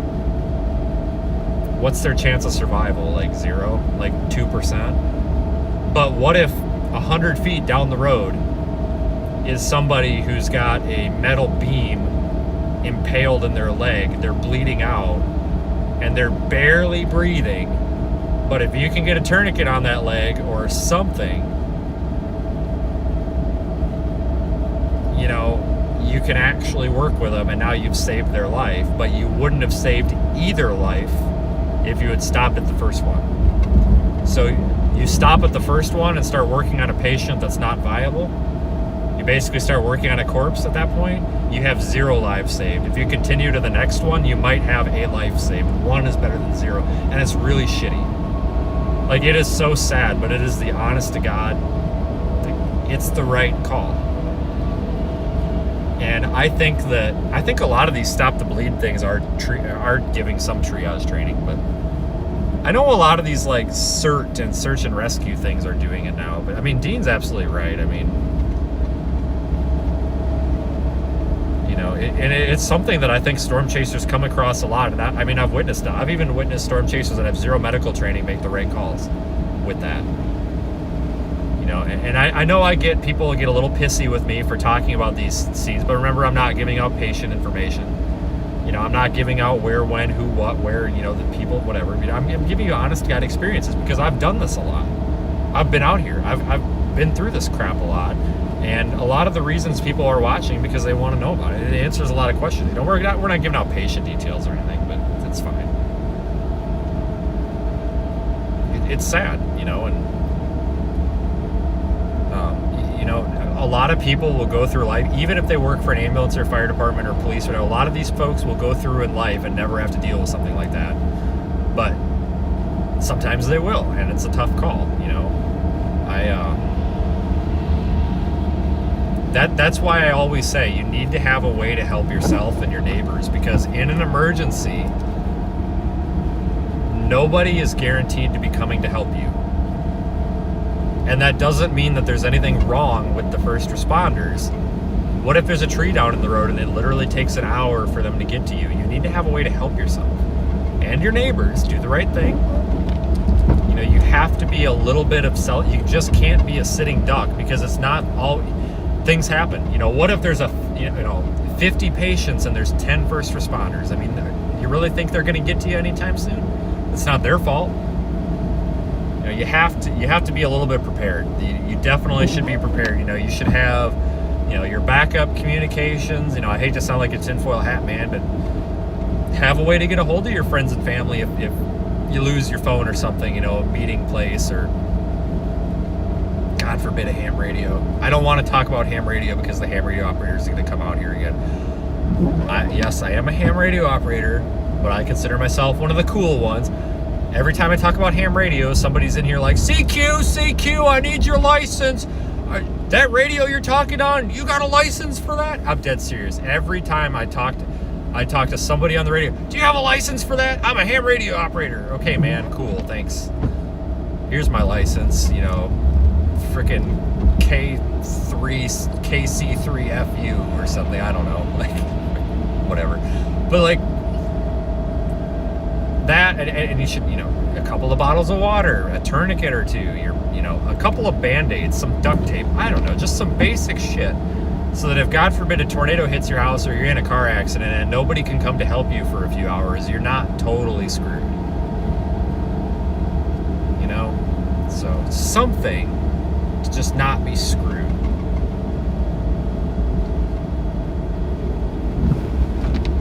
What HIPAA violation? Hey, we had somebody spell HIPAA right. Everybody always spells it HIPPA, but it's HIPAA. Congratulations, Texas something. You are the first person in this chat to ever spell HIPAA right.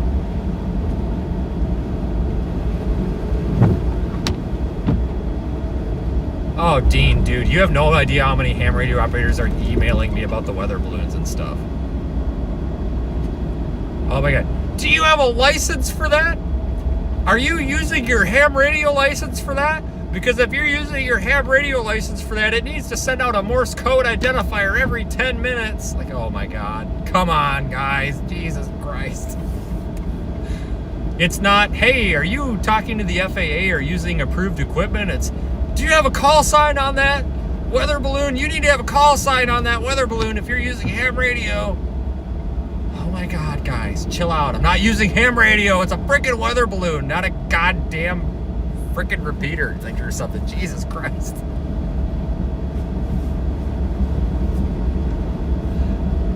God dang. Come on, people.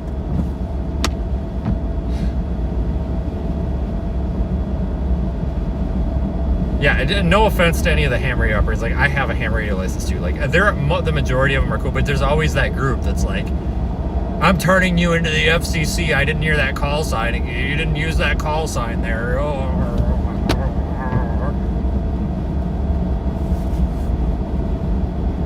Back in my day, in the 70s, we didn't use 10 code. Like, Jesus Christ. I'm almost back to the QTH. Okay, man, why didn't you just say you're almost home? Back in my day, we had to learn Morse code. Cool. Awesome.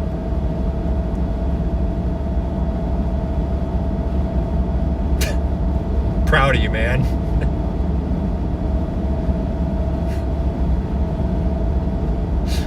There's some cool ones out there. Like, we do some cool stuff too. Like, you know, this. I actually used to be really, really big into VHF, UHF satellites, FM, like that you can use with like a portable. I had a Yaesu FT60 and then just like a 3-element directional antenna, and you can, you know, they're just little repeaters and satellites, and you can use it. They're very easy to use. So you can jump on there and start talking to some guy in frickin' Hawaii, you know, from your portable radio, talking through a satellite in Wisconsin. It's pretty cool. Like, there's cool stuff out there, but for every time you do something cool, one of the fuddy-duddies has to come along and ruin it. Like, I didn't hear you use your call sign in that contact. I got your email off the internet. You need to use your call sign. Jesus Christ. Okay, sorry. Sorry, officer.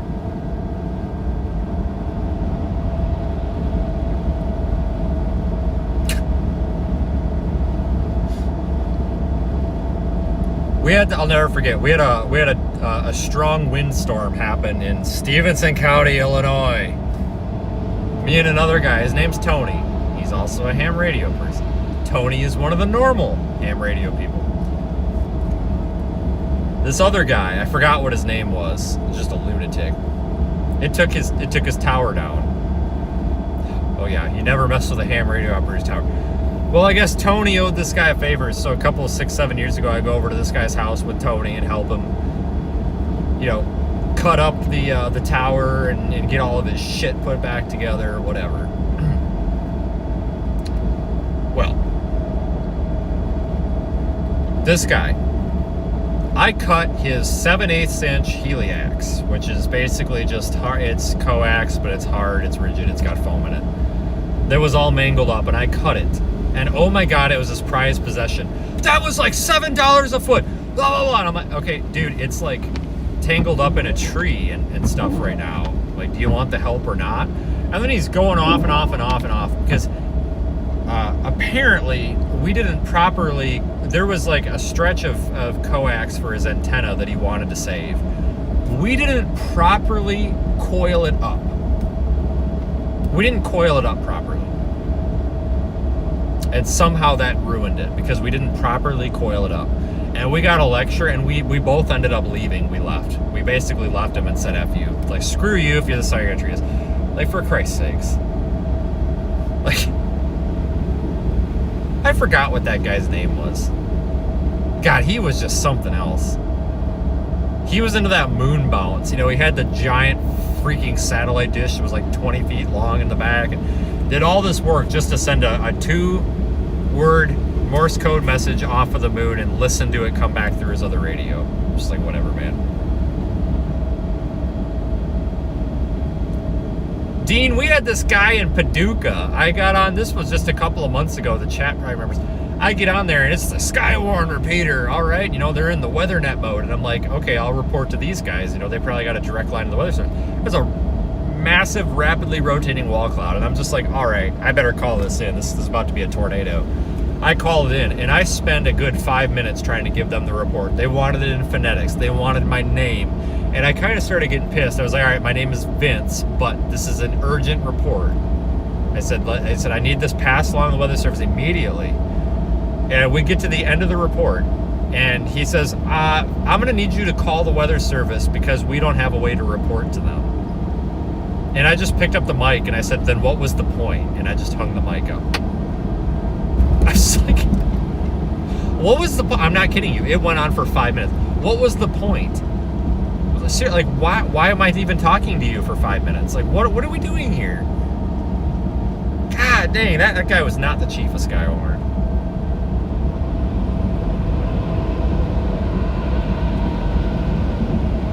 Yeah, he kept asking for my call sign, and I'm like, dude, it doesn't matter. Even if I didn't have one, like, this is a pretty serious problem here. Like, we need it reported right now.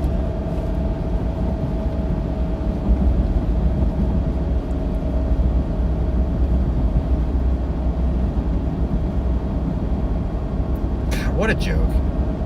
And then I called the weather service and nobody answered. I'm just like, I gave up. I'm just like, I'm done. The wall cloud's over with by now. Like, the storm's done. It's in the next county.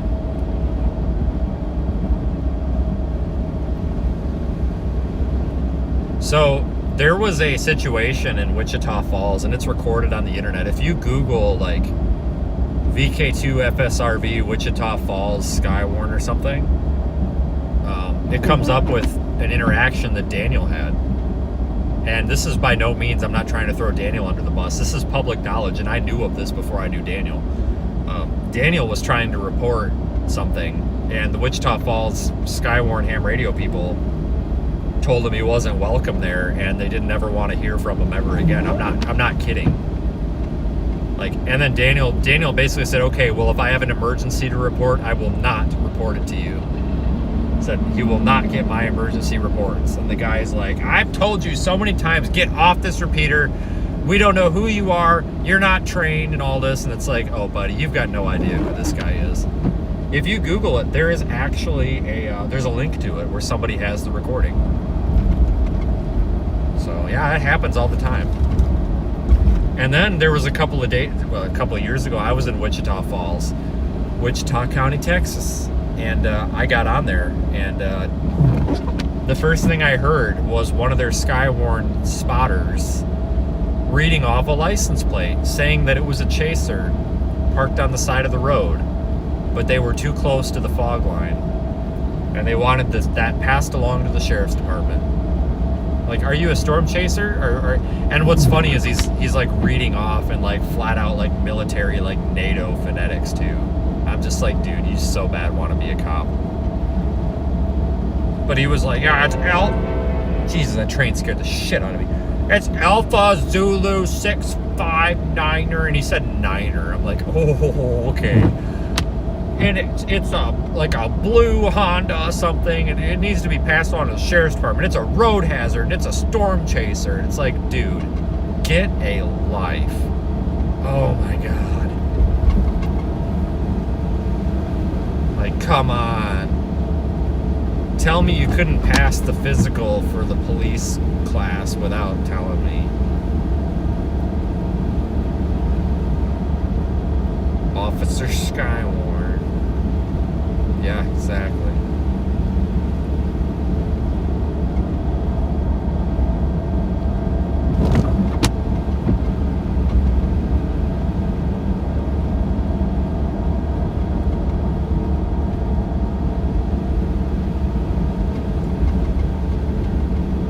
We're actually getting into some kind of crappy weather here that I didn't expect.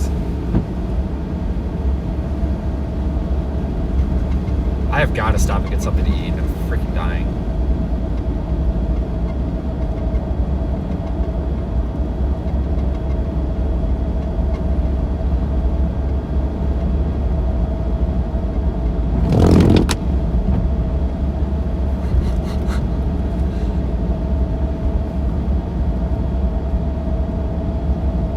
just looked over at the chat. Oh my god. The freaking train. I gotta get up here and get something to eat. I'm dying. Oh my god, I'm gonna die if I don't eat.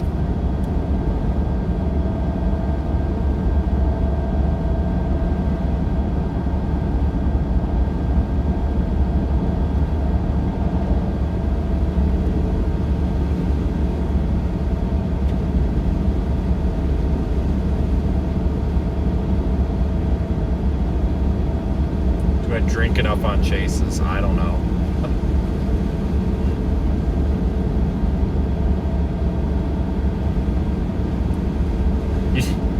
You think I worry about that? I was the guy that had the giant, like, freaking brown recluse spider bite on my ankle that I never went to the doctor for, and I'm pretty sure my foot almost fell off. Like, you think I care about water?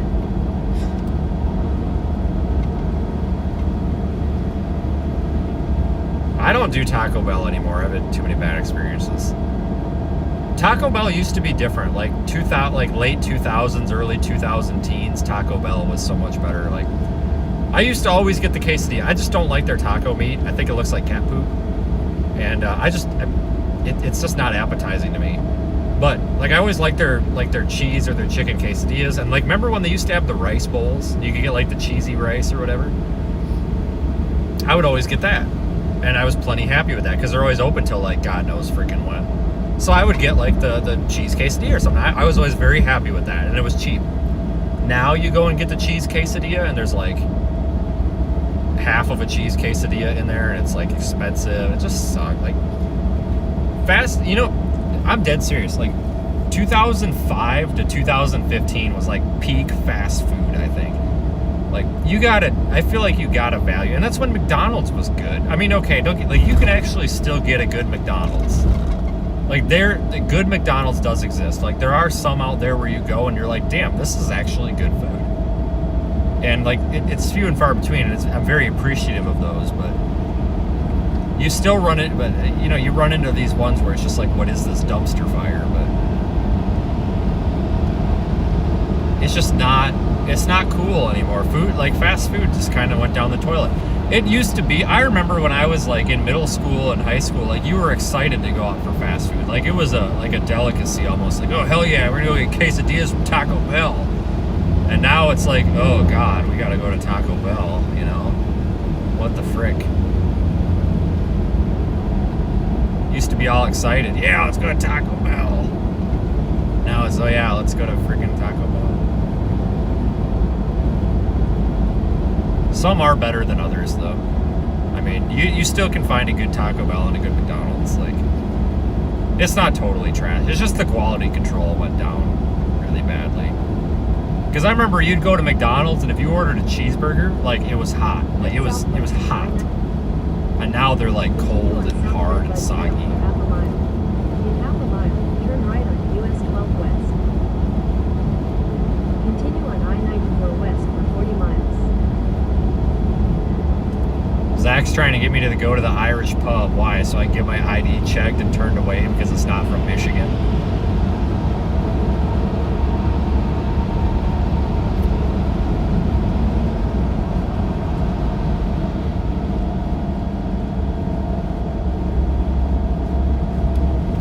I thought it was funny too because speaking of Zach and getting trashed, I'll never forget earlier this year where we were all chasing. There was like 5 of us in a conga line in Dixie Alley, and this was the night that lady in the white Yukon started screaming at Brandon because she thought he was driving too fast. It was pretty freaking funny, but. Same night, but somebody was in my chat. I think Zach passed me or something. Or I passed him or something. They're like, whoever's in that blue truck, you know, like they're gonna get a ticket or they're gonna piss off the cops or something. I'm just like, well, the guy in that blue truck's a fucking cop. Like that is the police. Like, and he wasn't driving like an asshole either. Like, he was just existing on the road, and somebody had a hard on for him. Like, that guy drives like shit. I'm like, what's he doing wrong? Like, and like they were hell bent in the chat. They're like, if I was a police officer, I'd write that guy a ticket. It's like, that is a police officer. Like, Jesus Christ. Yeah, that was the night we all pull into the Loves, and this lady, we blew by her. She was doing like 30 miles an hour, so we all blow by her at 70, but we're doing 70, she's doing like 30, so it felt like we were doing 100. As she starts screaming at us, she's like, "You, what the hell? You scared me. You're driving like maniacs." And freaking Brandon turns around and goes, "It's my job." And Zach's over there pumping gas, and I was just like, and of course I said, I went, "Lady, you were doing like 30 miles an hour. The speed limit is 70. It's raining." And I'm just like, well, that's a good way to get rear-ended.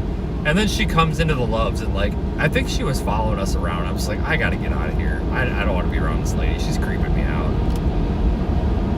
She was doing like 30 miles an hour in the 70, and she's like, "You guys scared me." And I'm like, well, I don't know what to tell you, lady. Like, you're doing 30 in the 70. Like, you're lucky you didn't get creamed. Like 18-wheeler about creamed your ass.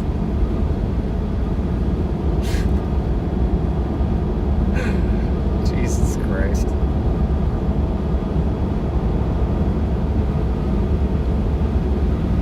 Chick-fil-A is, I actually like, I don't go to Chick-fil-A unless I have to, but if I have to, I like their food. We don't really have Chick-fil-A where I'm at. We've got one in Janesville, but we don't have many.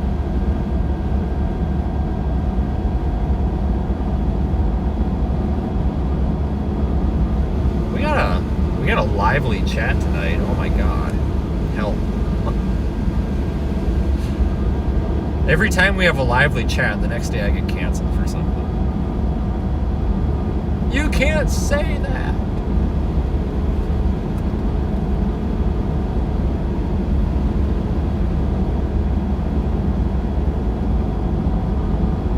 I think it's still snowing pretty good up there.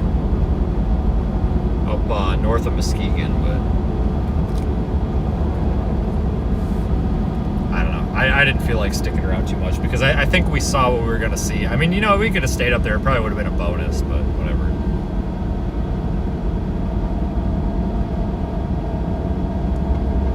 I really need something to eat, though. I need to stop. That Arby's was terrible.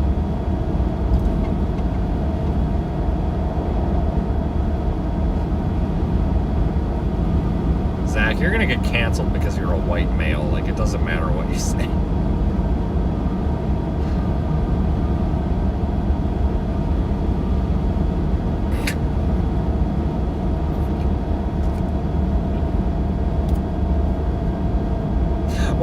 We're sitting in a hotel room. This was when we were in Atlanta for frickin' whatever the hell hurricane that was supposed to hit the Carolinas, but it never came. We're sitting in this hotel, and I'm starting to get pissed off because I'm like trying to forecast something's not working right. Aiden and Zach come over to my hotel room to hang out. They're sitting on the couch. I'm sitting on the computer. I'm like visibly I'm getting pissed. Like, I'm slamming shit around. I'm swearing at the computer, and I'm like slamming shit around. I'm pissed off.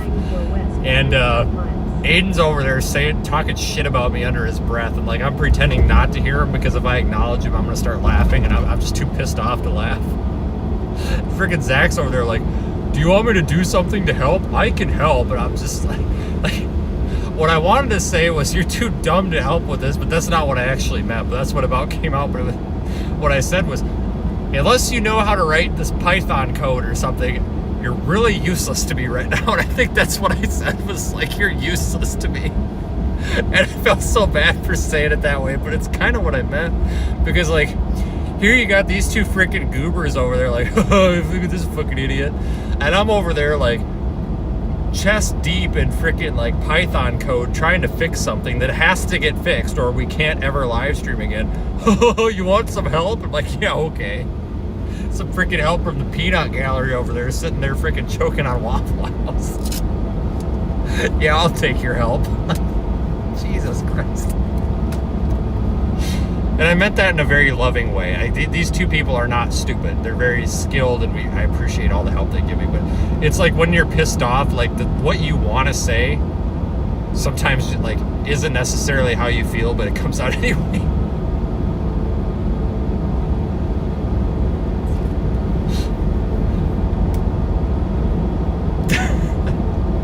Yeah, and then that was the night that 911 was listening to our conversation. the whole conversation, because apparently my phone called 911. I didn't realize it, and we're sitting there talking shit about something, and like we got quiet for a second, and all we hear is like, hello, and I'm just like, is somebody on the phone? And I look at my phone, and it's been on 911 for like 5 minutes, and I'm just like, oh Jesus Christ. I have no idea why. So like half of this conversation was eavesdropped on by whatever 911 call taker was on the line for a solid 5 minutes for this conversation. And I'm going to tell you, a lot of it wasn't very appropriate. Jesus Christ. I forgot about that. I think what happened was my phone froze. I think that's part of why I was pissed off. My phone was froze, and I was like trying to get it to lock or wake up, and I kept hitting the side button, and I think it called 911 on me. And I like threw it in my bag because I was pissed off at it. So I threw it in my bag and I zipped my bag up, and that's why I didn't hear them answering the phone. And I knew she heard a lot too, because like when I finally picked it up, I was like, I am so sorry. I said, I don't know, like, I had no idea, like, there's definitely no emergency. And she's like giggling. I'm like, yeah, you totally heard a lot of that, didn't you? Let's stop. There's a Subway here. Where is the freaking exit here? I don't really... There it is. This is slippery as hell, isn't it?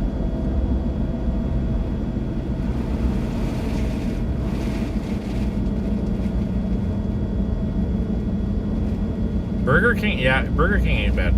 The thing is, though, you just got to make sure that the fryer oil's been changed, because they're notorious for not changing that crap. Really ruins the chicken fries when it ain't changed. I'm not even into freaking Indiana yet. Holy cripes. God, Subway does sound good. Head west toward Michigan 239 South. In 1,000 feet, turn left onto Michigan. Should get 239 gas here South. before we go through the land of Chicago, because number one, I don't want to stop and get robbed, and I also don't want to pay $4 a Turn gallon. left onto Michigan I really don't want to 239 pump South. gas right now, though. I'm really lazy and procrastinating again. 1 Mississippi, 2 Mississippi. That's a complete stop. Where's the Subway? Is it at this? Oh, it's at this gas Turn right station. onto the I-94 It's closed. rail. What the hell? Continue for 3/4 of a mile. Are you serious? You got a Subway at a gas station and it's closed? Come on. All right, let's go to this freaking Mac shithole. In 300 feet, turn right onto the I-94 west. Head All right, southwest Mac toward dumpster Concord fire. Country Here we Drive. go. Head south on Walnut Road. Head northeast toward Holiday Drive. Yeah, for the record, Zach and Aiden are not worthless. They are actually extremely useful people. It's just when you're in the moment and you're pissed off at shit, somebody's got to take the blame.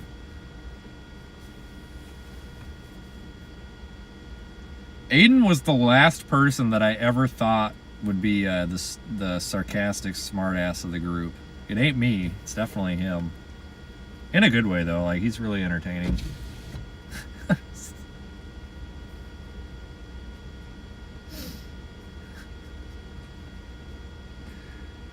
Oh my god.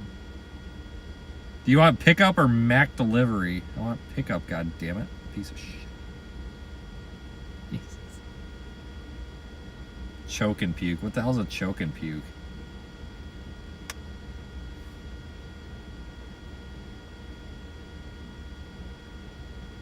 I don't get it.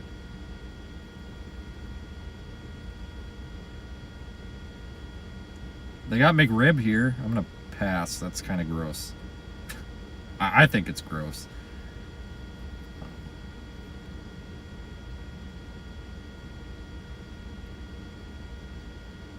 Shoot, where's the... Hold on, I'm broke. I need the poor people menu. App exclusive deals. Here we go. Poor people menu. Oh, I can get a free 6-piece chicken nugget? No.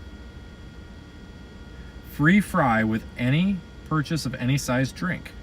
Heck yeah, those fries are like $4. We got a score. Snack wrap. Do they even have snack wrap? Isn't that like 20 years ago?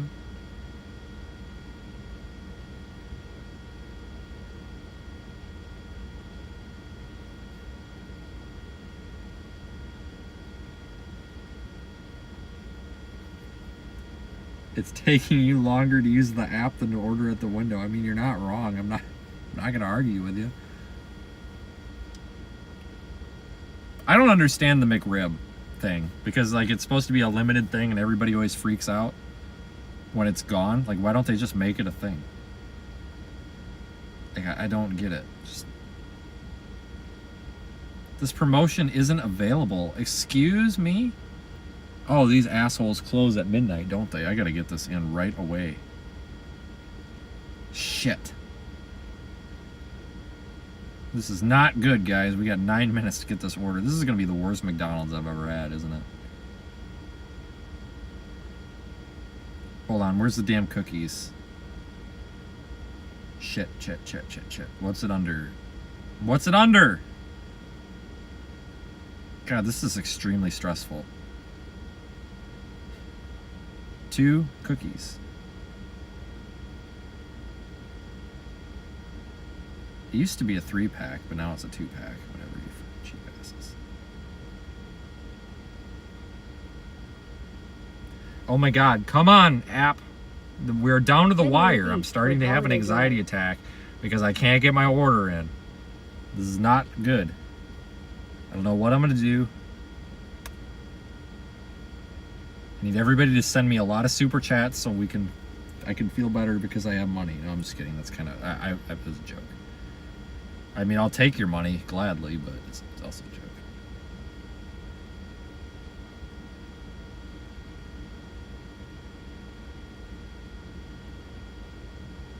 This thing's not working. Come on! I got 6 minutes, 7, 8 minutes. Come on!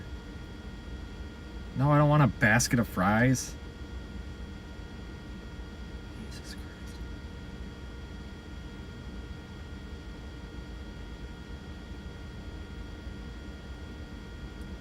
Come on, man.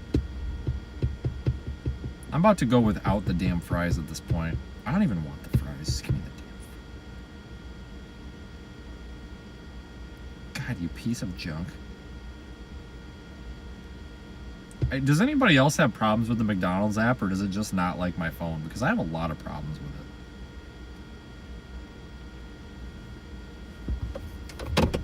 it. Drive-through, check. Place order, check. Apple Pay, check. Double click.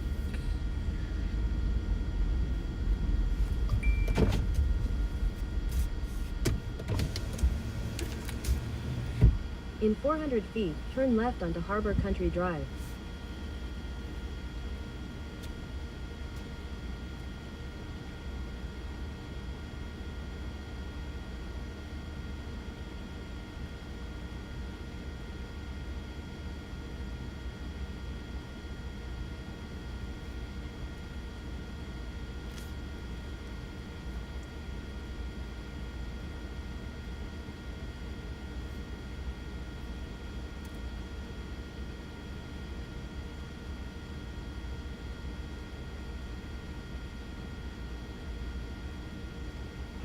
Thank you for choosing McDonald's. I'm Arrow. Hey, I just had a mobile order. It's DZ38.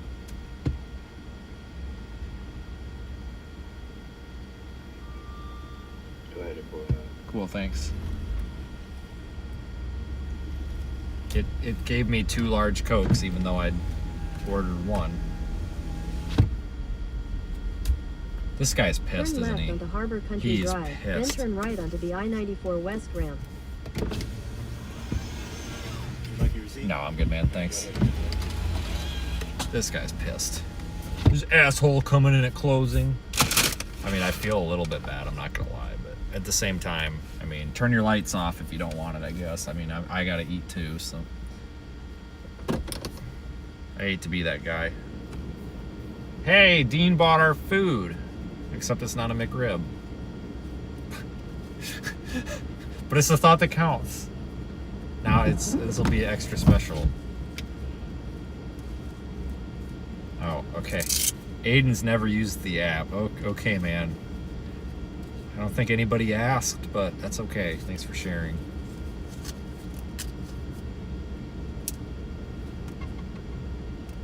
Yeah, this guy did not sound happy. I mean, I don't blame him. I wouldn't be very happy either. I'd be pissed. McPickle. What are you talking about? Of course that comment came from Patrick. No, I didn't know it closed at midnight. I thought it was open later, and then I saw the thing, so I probably wouldn't have stopped if I would have known. Hello. Howdy. Thanks. And then we're waiting on Fred Factory like 3 minutes. Can you start up the next one for me, please? Yeah, that's fine, thanks.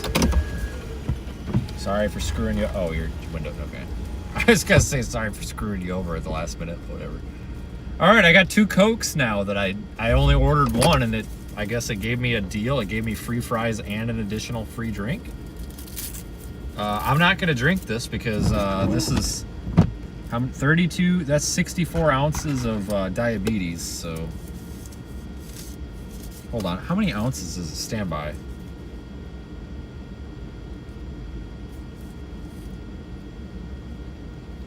Hey Clanker, I got a question.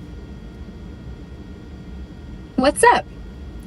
Hey, so how many ounces is the large, like the soda cup at McDonald's? Pretty sure it's 32 ounces for a large soda cup at McDonald's in the US. Okay, how many ounces in a gallon? 128 ounces in a gallon. Okay, so 2 of these would be a half gallon. Yeah, 2 32-ounce cups make 64, which is half a gallon. Easy math. Right, so it would not be advisable to drink both of them. That would be diabetes, right? Diabetes doesn't sneak up from one splurge. But yeah, chugging half a gallon of soda? That's a sugar bomb waiting to happen. Stick to one, or better yet, water.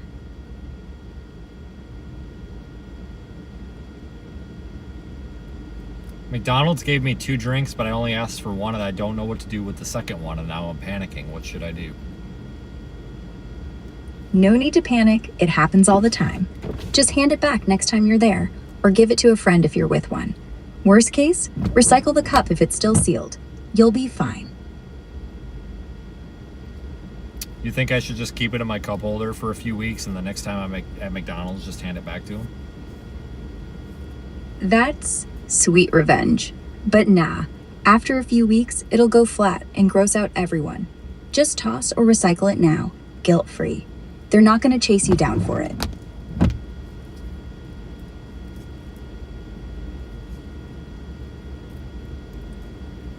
Do you think that they did it on purpose to try to potentially frame me for theft? Frame you for theft? Over a free soda? Come on, McDonald's isn't running some sting operation. It's probably just a mix-up. Servers get slammed. Let it go. You're safe. It's really strange. Do you think that they put drugs in it? Because I don't know, this is a little sketchy. Oh, honey, relax. They're not slipping drugs into your Coke like some fast food conspiracy flick. It's just an extra drink, probably honest mistake. Don't overthink it. Life's too short for soda paranoia. Do you think it could be a cry for help, like some sort of signal? I mean, unless your cashier was mouthing "help me" while handing it over, it's unlikely. More like a busy shift gone wrong. Drink half if you're thirsty. Ditch the rest. Problem solved. He mouthed "help me" when he handed it to me. Oh. All right, thanks. Have a good one. Hey, the McDonald's guy just showed up at the window and just handed me my food. That's incredible. Wait, what? He came to your actual window? Like at home? Yes. That's a little above and beyond for drive-through. Head south Did he toward say Harbor anything? Country Drive. No, I'm just gonna go back to trolling the internet now. Thank you for your help. Have fun. Stay weird. Turn left onto Harbor Country Drive, then turn right onto the I-94 West ramp. Man, what a useless piece of software that is. Oh, honey, just give the soda back to them the next time you're there. Yeah, okay, Grok, I'll just keep a Turn freaking right cup onto of the soda in I-94 my West cup ramp. holder for the next 4 weeks. Like, God dang. AI is going to take over the world. Yeah, okay. Turn left onto Harbor Country Drive, then turn right onto the I-94 West ramp. Oh my God. What the hell is this? We got a DOS freaking gas pump? What are we running DOS on this thing? Literally, what what the hell?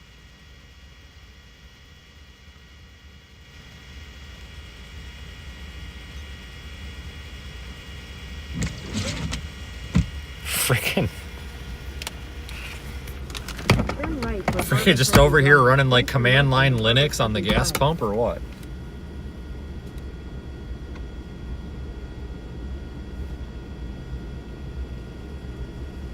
I gotta put you guys on the other Wi-Fi because Starlink's blocking it.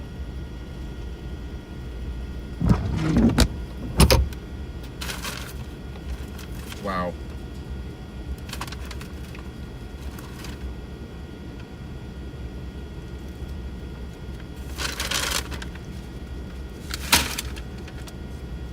Alright guys, I don't have any of the chat right now because my tablet's on Starlink and I'm under a gas canopy, so hold that thought, whatever you...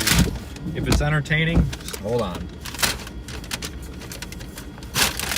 Gotta get rid of the shitty Arby's here. Ah!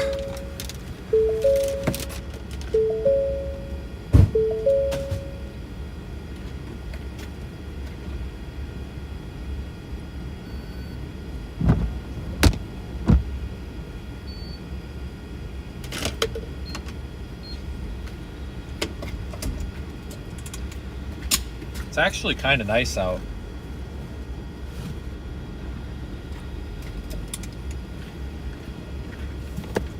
Seriously, like it doesn't feel that cold out. It's not bad out.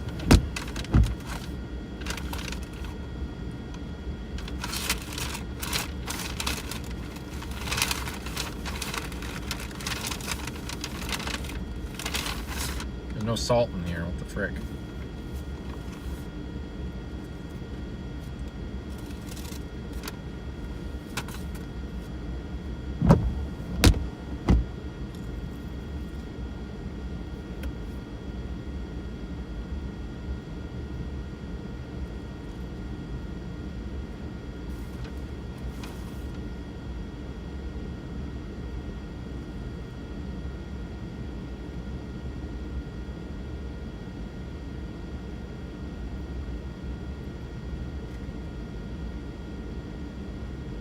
Can't get anything to connect to the internet. What is going on? Turn right onto the I-94 West ramp.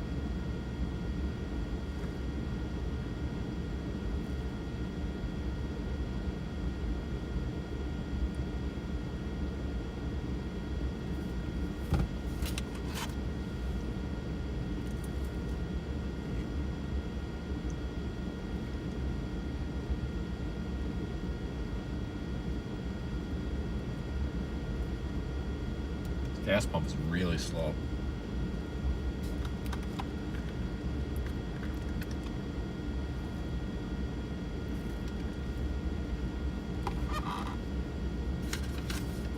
Turn left onto Harbor Country Drive, then turn right onto the I-94 West ramp.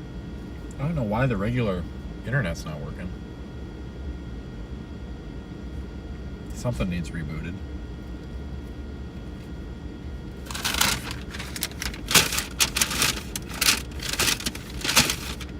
Hell, even my phone doesn't want to work.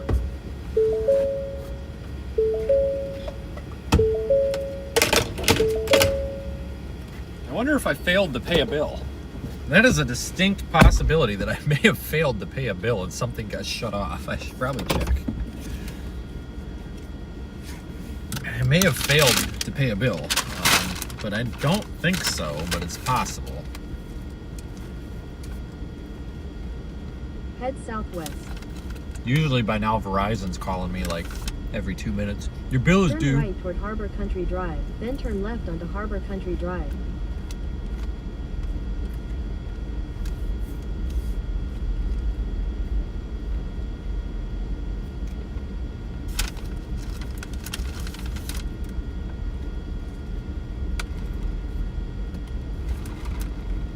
Turn left onto Harbor Country Drive, then turn right onto the I-94 West ramp.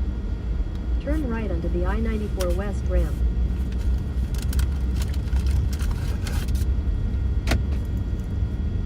What the hell?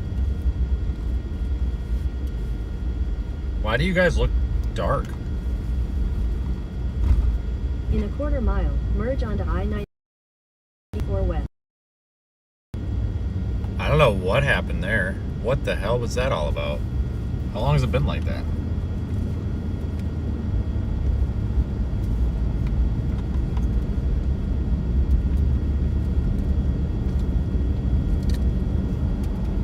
Something got screwed up.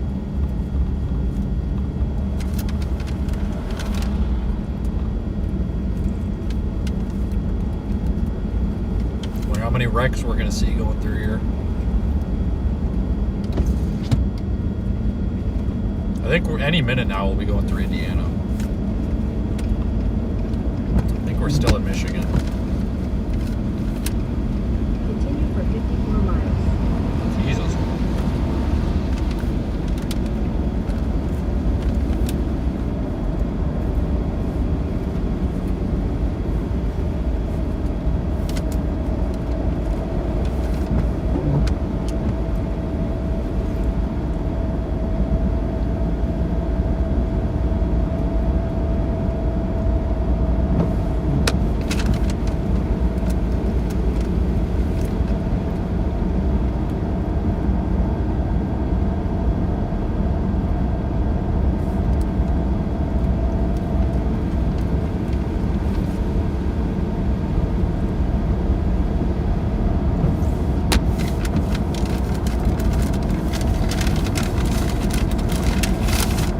Let's just see if the chicken nuggets are trash or not. Sometimes they are, sometimes they're not. They hit or miss. Oh my god, that is rock hard. Alright, well this sucks. Those have been out since about 12 o'clock this afternoon, I think.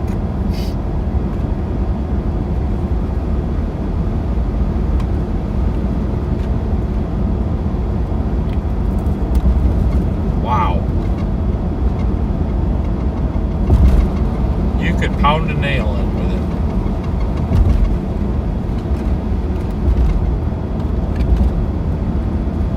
That is straight up awful.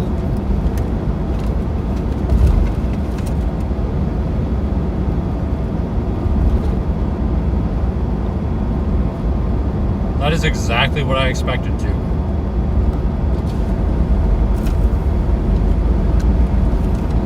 Oh well.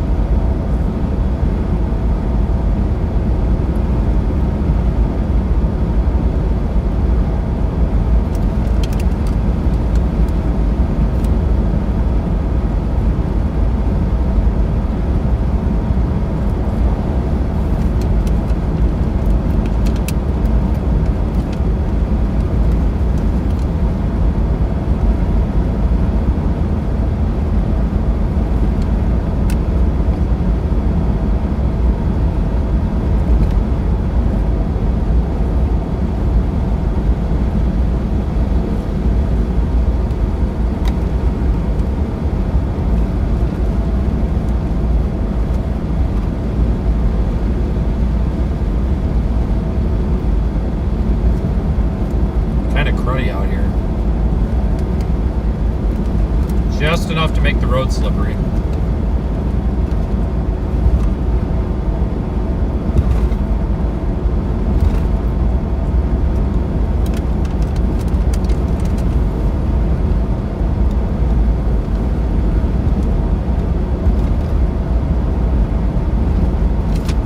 I wonder if we're gonna have traffic problems in Chicago because of this.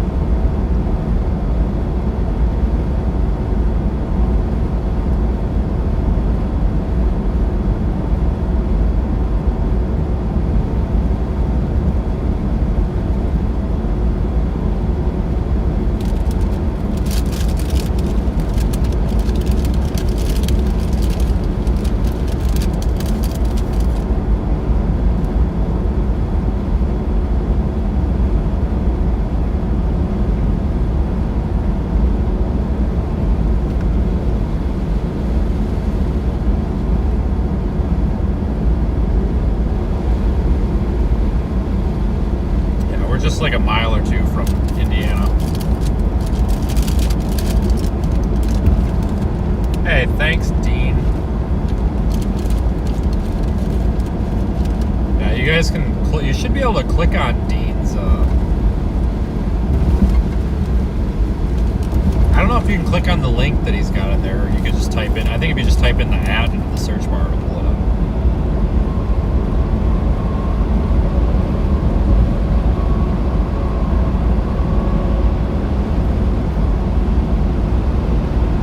Glad I got gas there.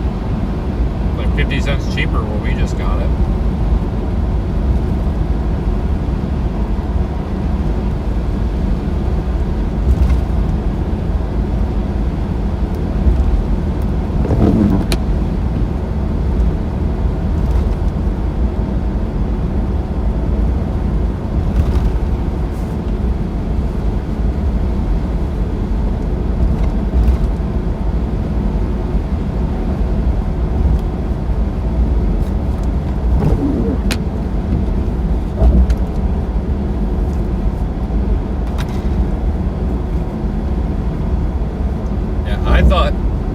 I thought I would have ended it by now too, but I didn't realize that it was like snowing and stuff all the way through here, so I just have kept it on. I had no idea. I didn't even know there was a winter weather advisory out here. I paid zero attention until I left, and then I saw it. I thought it was going to be dry all the way home, but apparently not. So might as well keep it up, I guess. Nothing better to do.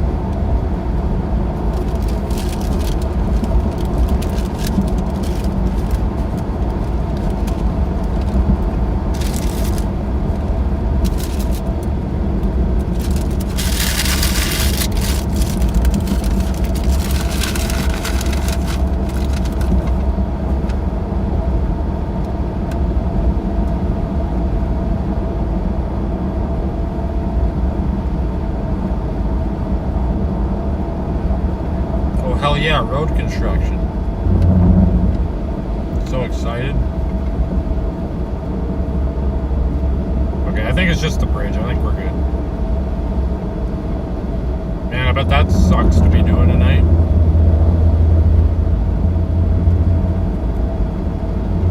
I bet that's not a fun job in this weather. Holy cow.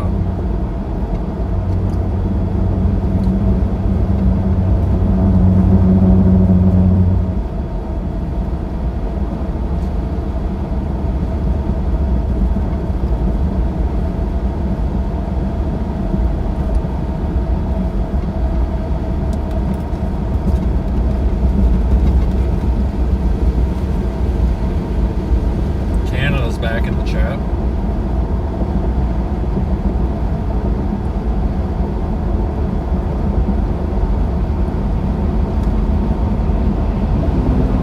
Holy cripes. Watch out, super truckers coming through. Ouch. Jesus.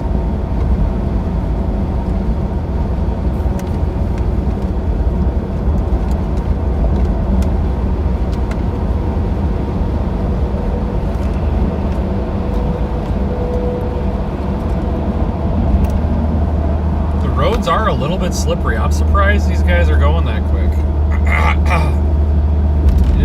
seriously.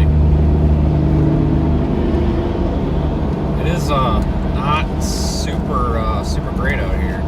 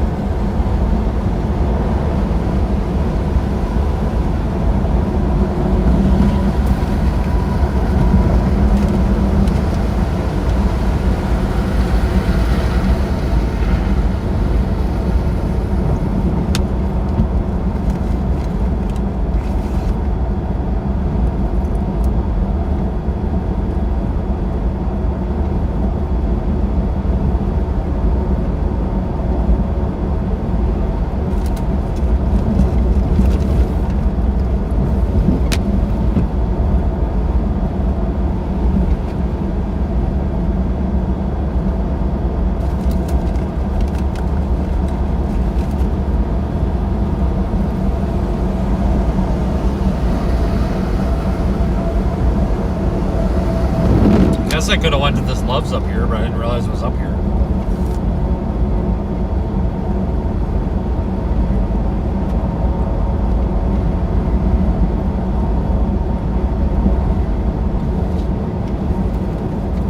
Am I in Central or Eastern? I don't know where the switch is. I think it might be Gary where it is. No, I'm in Central now.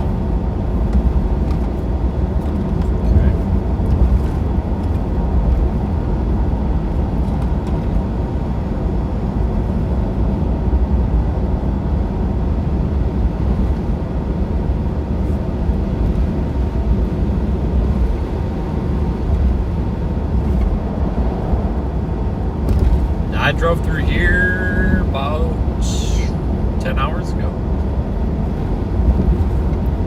We've been streaming a lot longer than I thought we would.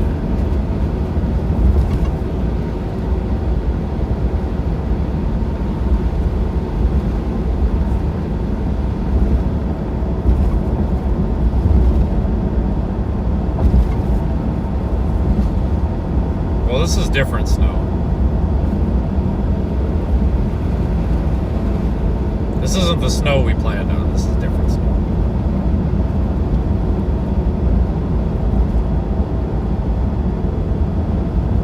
And today ended up being a pretty good day to go out. Sometimes, I guess this winter weather stuff is kind of like severe weather. You know, I always say sometimes the best days are the days that you don't expect them to be, like the marginal risks and stuff. Well, I guess that goes for winter too. I mean, I know not a lot happened, but that was some of the most intense snow that I've been in some time. Just as hard as that was coming down.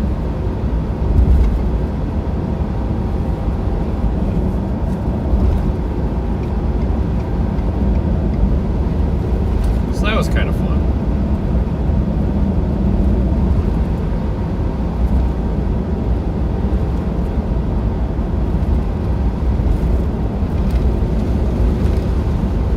I'm having a hard time seeing the road here. I think it's the slush.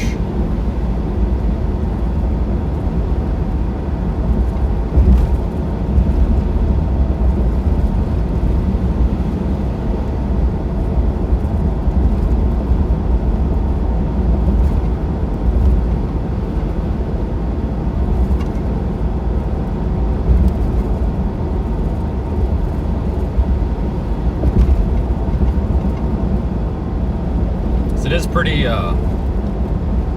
slushy. I think they've got quite a bit of salt down. I mean, like, it's just the road is wet, but it's, I mean, it's slushy. But I think that you know, nothing's sticking. I think it's all. Well, hold on, it's getting really slippery there. I think it's all mostly melting. See, this is why I wish this truck driver here that's now trying to pass me would just chill for a minute, because the this is starting to get slick, and I don't want him hitting me here. I don't know. I really wish sometimes the CDL drivers would just slow it down a little bit. Like, I get it. Like, I'm not Mr. Safety by any means, but it does get annoying when you get stuff like that. Like, the reason, like, I was going way faster than he was, but the reason I'm starting to slow down is because it's starting to get not good right here. And then they just blow by you like they don't even notice. It's like, okay. Not all of them, but some of them.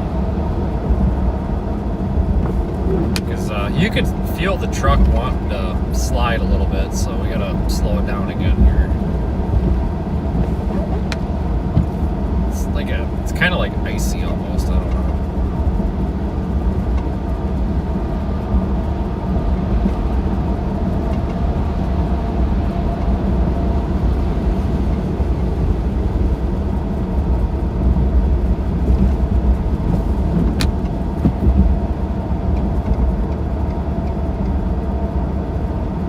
I'm doing 60, but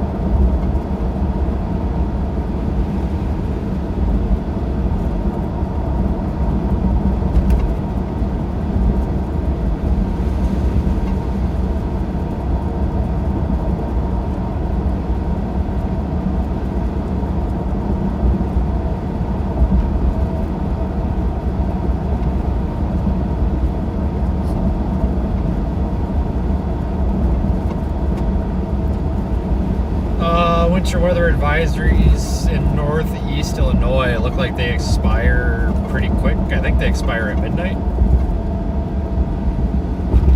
And again, I had no idea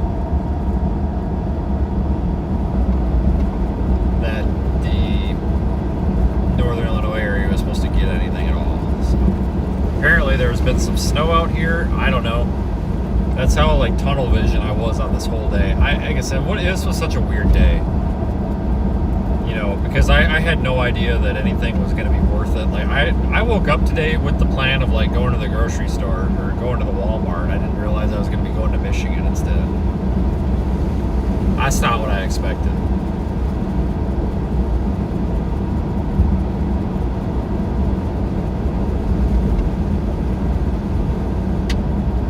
Kind of a strange day. Wake up and go to Michigan for snow.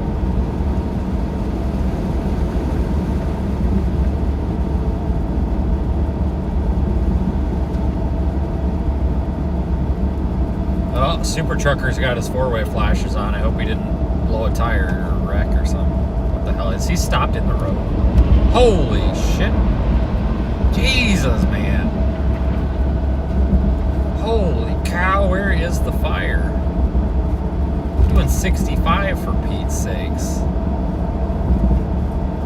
Oh, Super Trucker's on the shoulder here. Is he alright? I hope so. Oh no, he's moving.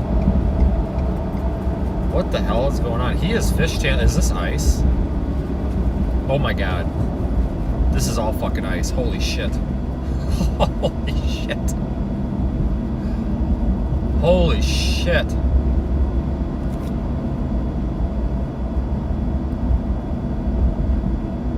Oh my god, I think it's still ice. I'm not changing lanes for a minute. No, Jesus Christ. He just gave up and put it on the shoulder too. This is all ice. At least it was right there. Holy crap, I took my foot off the gas and it started sliding. It's that bad. See, I'm telling you people, you can't drive 900 miles an hour because sometimes there's ice up ahead, especially when you get into Illinois because they don't do crap for the road. Alright, I think we're good now. I'm gonna... It's not icy anymore. That was really icy back there. Right in that open spot, probably from the wind blowing over it. Holy smokes. I can't believe he just said screw it and put it on the shoulder though. Holy crap.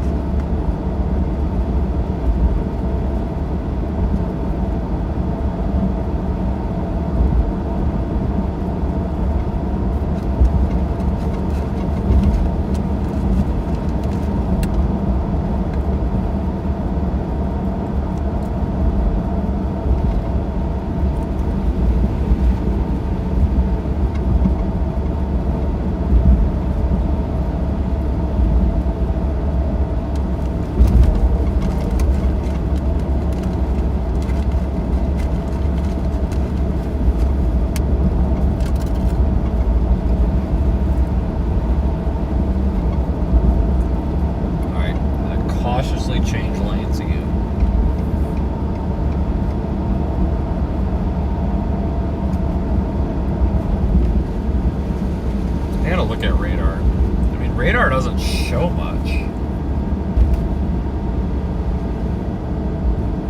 This is old. I mean, we're really on the tail edge of anything. I'm hoping once I get closer to Chicago, this will stop. It looks like it will.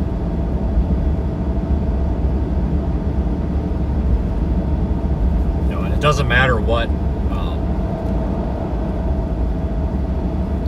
radar app you use, even if you're using freaking AccuWeather. A lot of times you can get snow showers like this because it's definitely snowing right now. I don't know if you can tell, but there's a good handful of times it doesn't show up on the radar very well because it's so light. Like the radar beam doesn't always reflect it very well, so sometimes it's kind of why it doesn't always look like it on radar.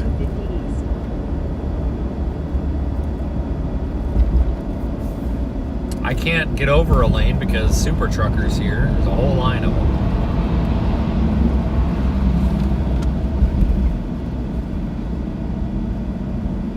Well, I'm just gonna throw my lights on. So if you're not gonna let me over, at least my lights are on and I'm not guilty, I guess. I don't know what to tell you.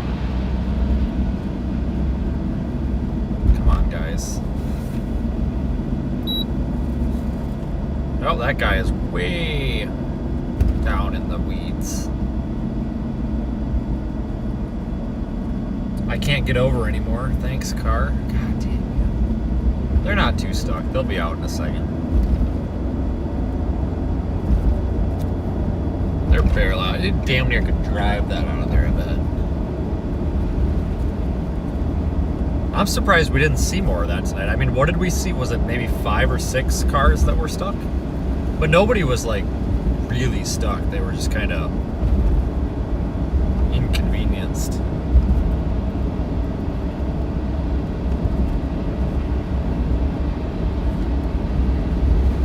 Yeah, nobody was really that bad off tonight.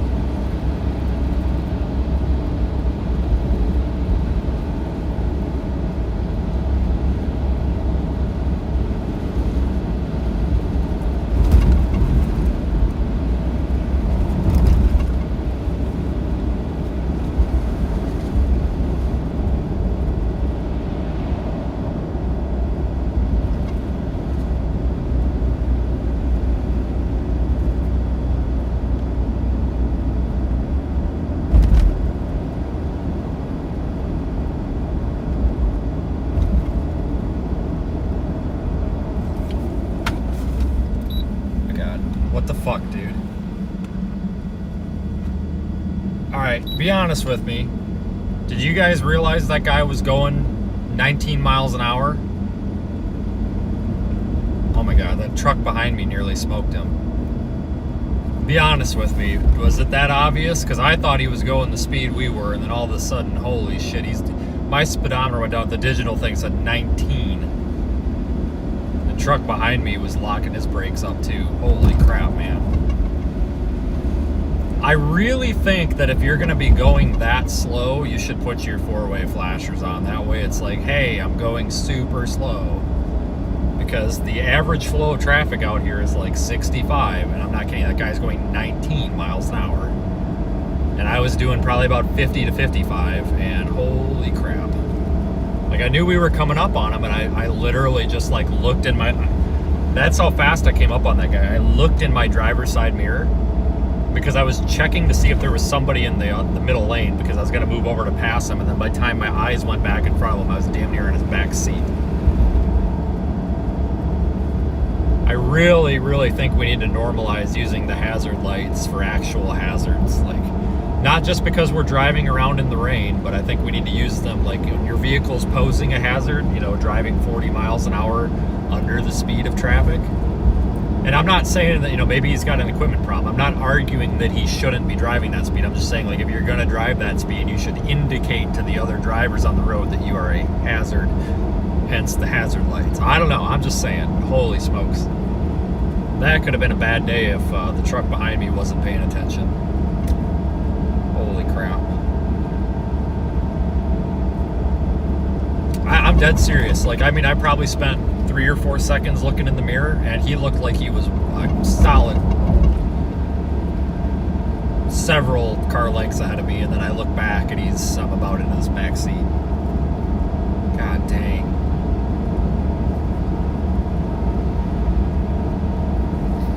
At least he had his lights on.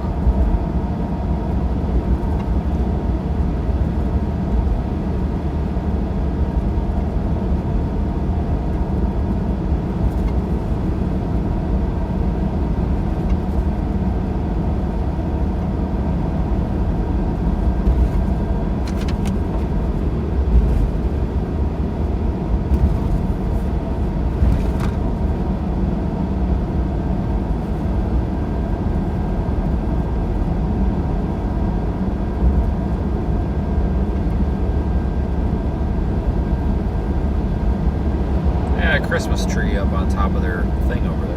That's nice.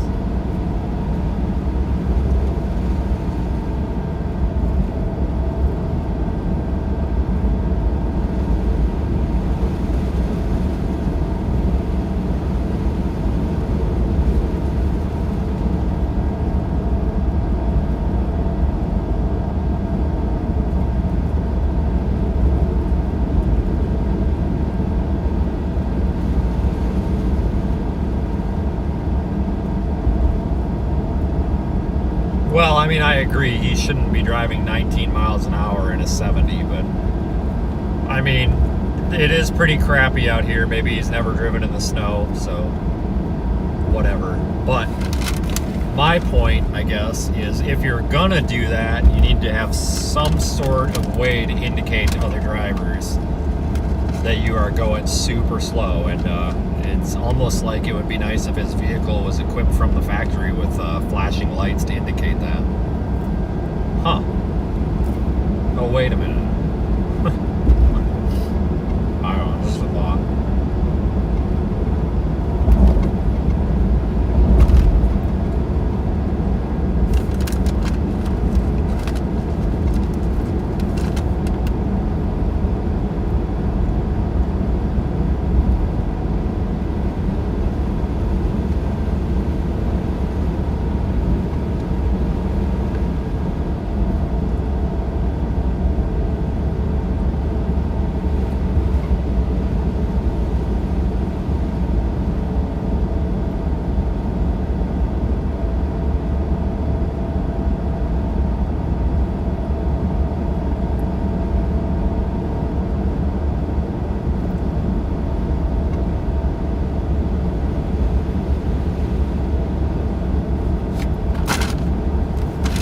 Blackwood was terrible.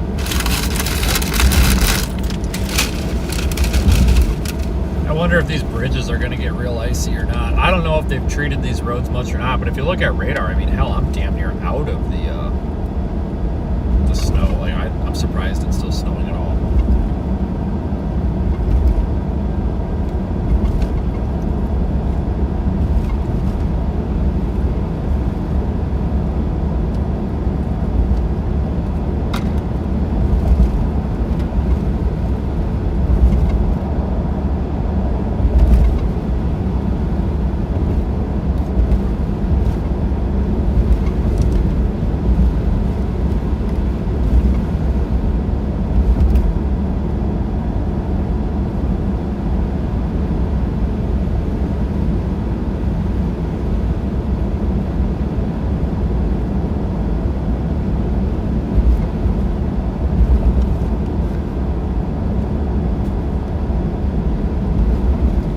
Sick of driving at this point.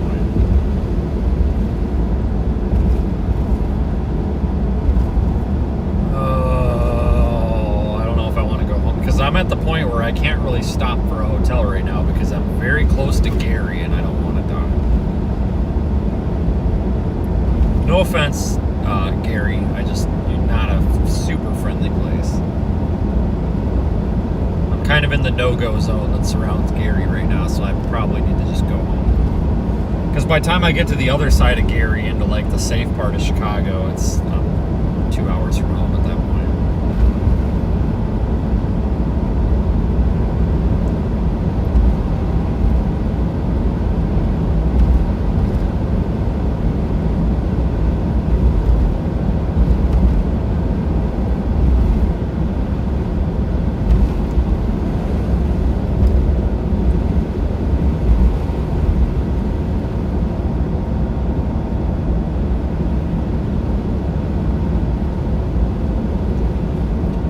this was an interesting day trip. I didn't expect it. I'd say it was worth. So the thing is, like, it's going to be a slow start to the month. There ain't going to be much to do, and the thing is, if there's not much to do, then that means, you know, we're not making any money.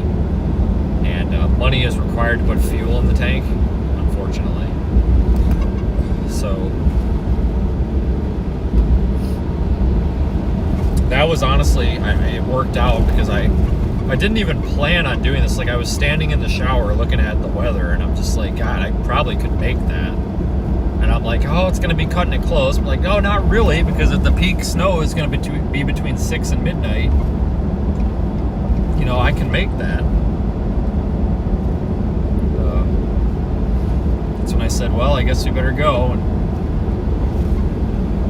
thought that actually works out pretty good because it's probably going to be a slow start to December, so this kind of helps to compensate a little bit. Rather start off the month with a live stream than no live stream, I guess. November was a slow month. There just wasn't a whole lot in November. It's been a weird year, guys. I'm over it.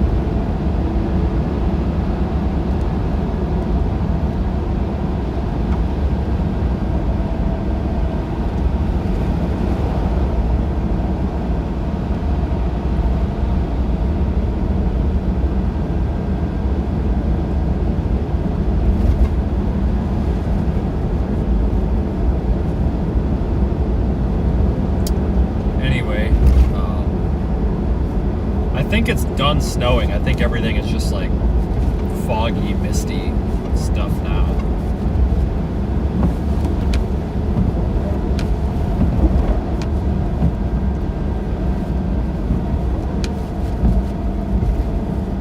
The stream has been definitely a lot better. I know the audio probably like it's definitely been more solid. I was there's a setting for minimum bit rate, and it's been plaguing us for a while. I kind of, it was partially user error, but partially not, so. All of the documentation said that Head west toward North the Division. minimum bit rate Head east on West Division Road. setting has nothing to do with really anything other than, basically, long story short, the documentation was wrong. I made an adjustment to the minimum bit rate, and now it's fine. So what was happening before was we would hit a dead zone, or we would like lose signal for a split second, and it would want to drop the bit rate all the way down to 250. And 250 is like, that's nothing. That's not going to work. So it would drop it down to 250, and then it would like sit there. So we actually weren't in a dead zone. It just was acting like we were in a dead zone, and it would take forever to come back. So every time we just have a little tiny patch where there's no signal, it was killing the stream, and then it was taking like 30 to 60 seconds to ramp back up to a point where you could actually get a picture out of it. And it was making it seem like we were always in a dead zone. It's been doing that for the past year, and I guess I just assumed we were in dead zones all the time. But I changed that setting, and then I changed something with the latency, and it's been a lot better now. So I'm happy with this.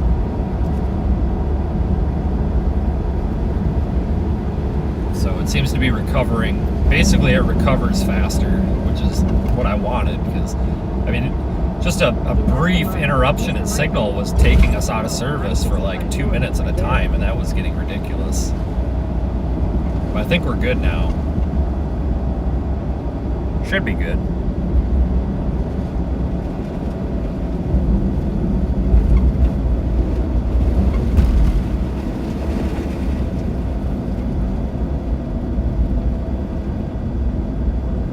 Use the right lane to take exit 12.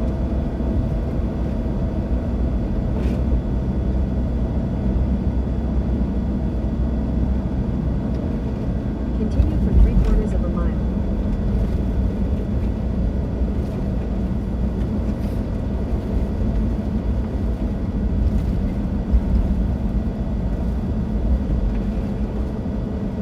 I hope the roads aren't like this the whole way, though, because I'll have to go up through Chicago and then Rockford. And then I'll go up to, like, Janesville, and then I'll go over and go home. What the hell are we doing here?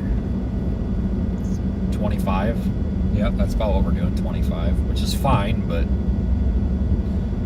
I don't think the guy behind me's quite gotten the memo yet. I hope he slows down. Alright, I need to get over. And I also don't want this guy behind me anymore, because I don't think he's gotten the memo that we're doing 25 and not 60. Alright, there he's slowing down. I'm just nervous about getting rear-ended here. In a quarter mile, What the fuck slight is this right shit? onto the I-65 north ramp to Gary. A freaking tow truck or what?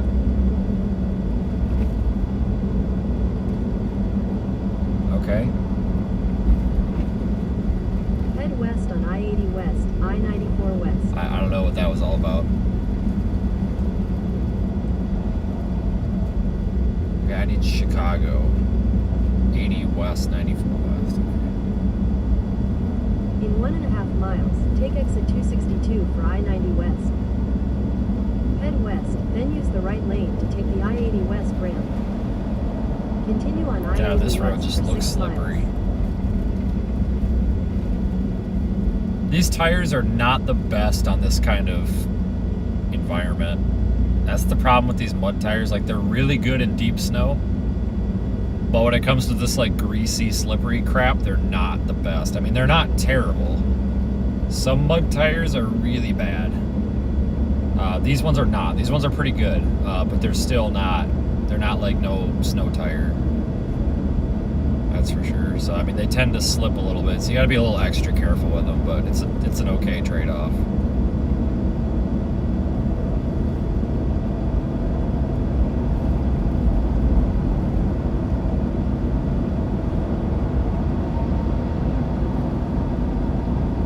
I would love to have a set of dedicated snow tires, but I just can't afford to have an identical set of wheels and tires and stuff that I use like 5 minutes out of the year. It doesn't make a lot of sense. Especially when you're driving back and forth to these snow events, and sometimes you have a severe event afterwards. It just doesn't make sense to drive around on winter tires for all that. I did that once when I had my Taurus. I had a set of winter tires. West 350 south. Continue on West 350 south for 3/4 of a mile. And I had a set of summers, but I mean, it worked out. I mean, the winter tires were great, but the problem was half the time I'd put them on and then I didn't have time to take them off. It was just a lot of on and off all the time. It didn't make a lot of sense.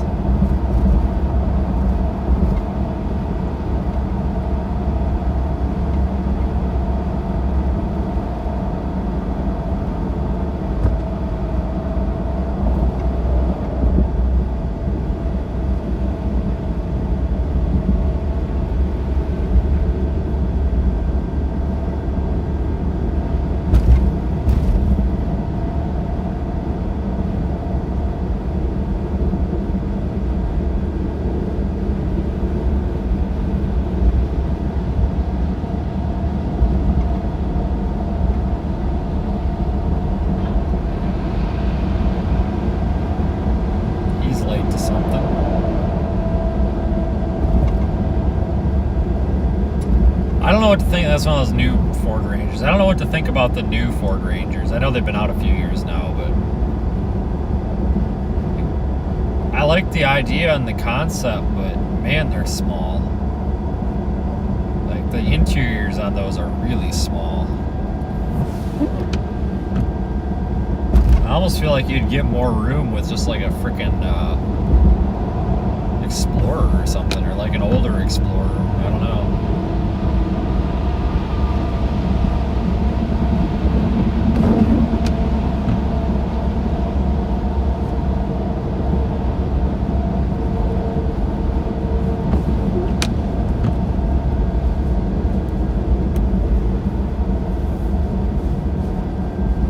God, this windshield's a mess.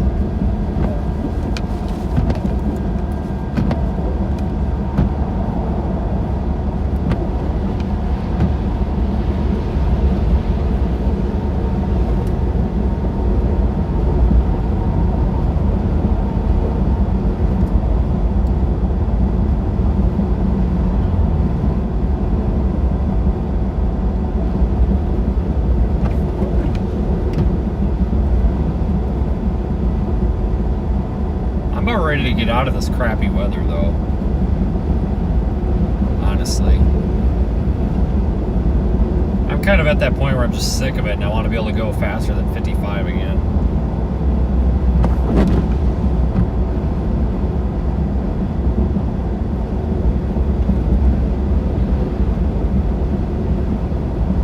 Actually reminds me, I do need to get a set of tire chains though. Now that you said that. I don't have any chains that fit these tires. I need to get some.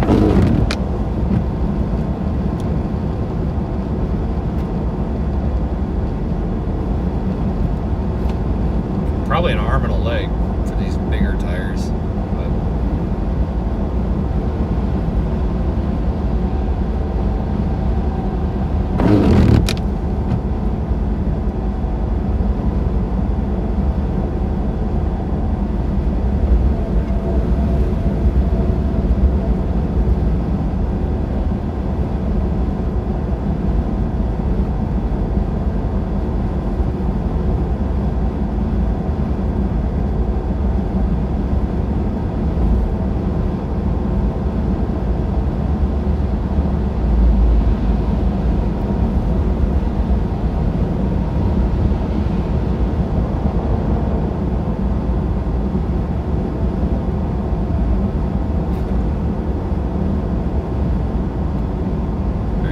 coming up on Gary before too long.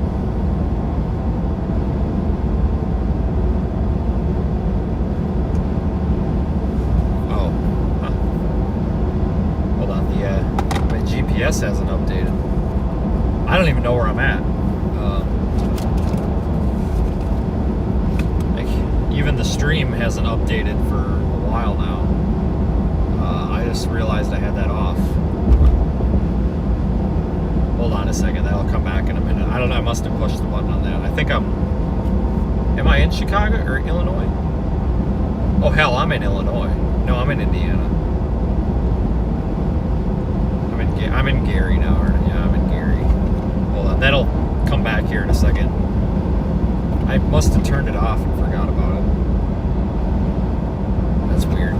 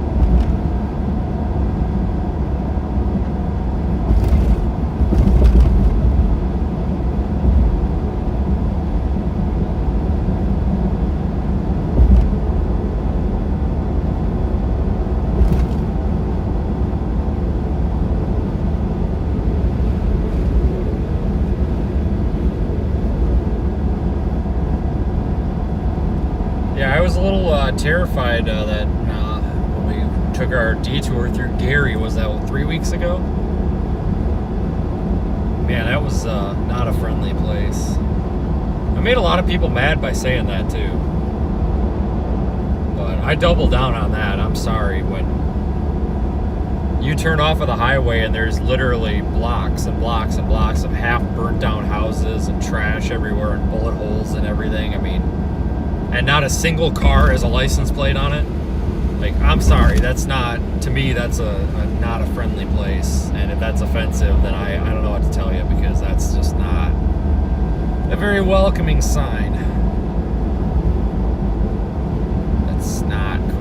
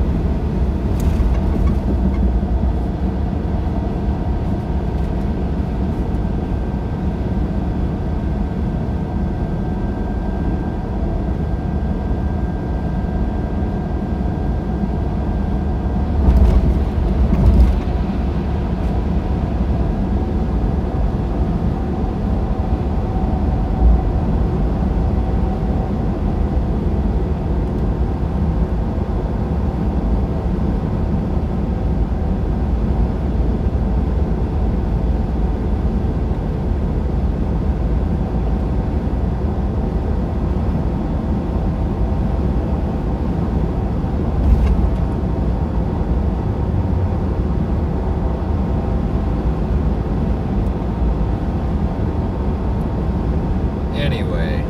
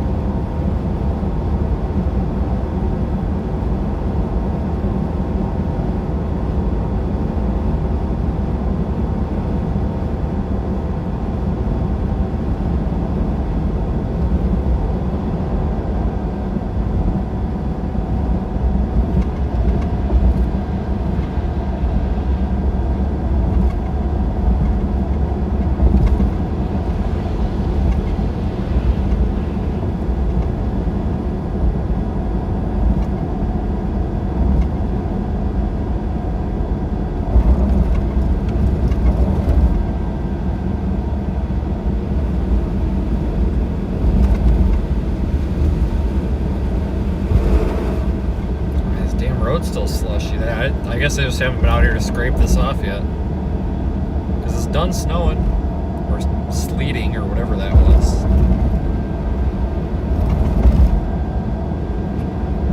That was gross. So glad to be done with it. You know, it's not that. All right, now we're in Chicago, I think, or I'm sorry, Illinois. It's Chicago. It's the same thing. I mean, Illinois is the rest of the state, I guess.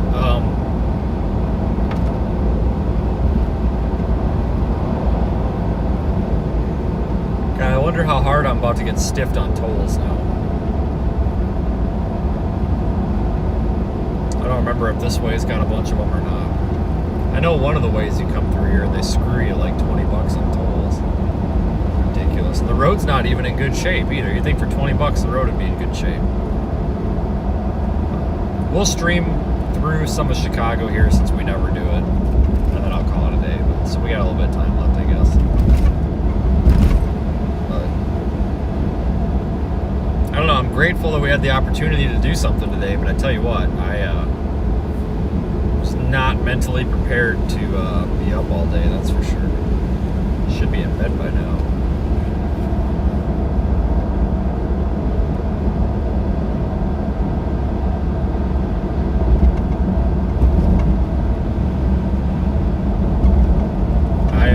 I'm probably 3 hours away yet, but that's not terrible.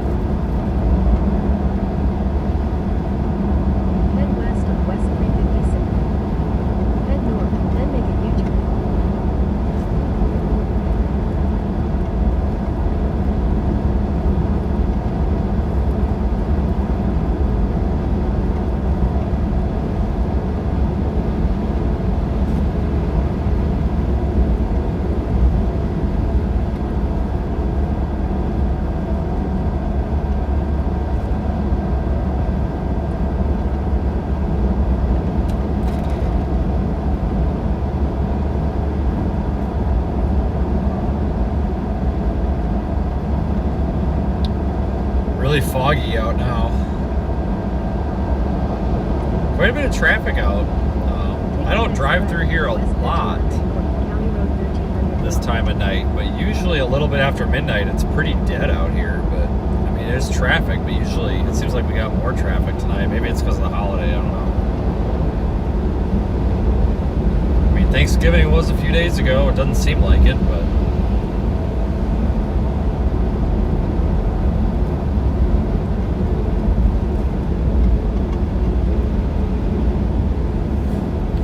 Christmas before you know it. Year went by fast, that's for sure.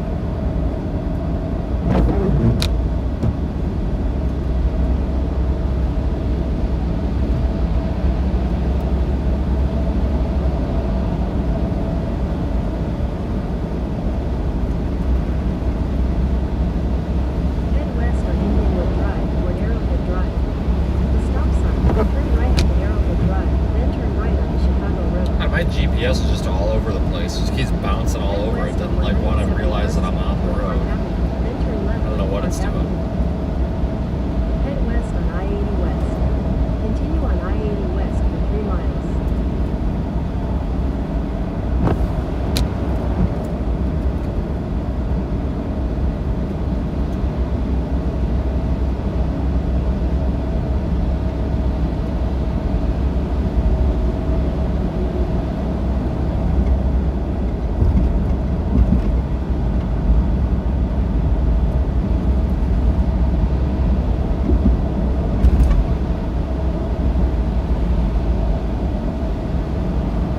Bunch of snowplows up here.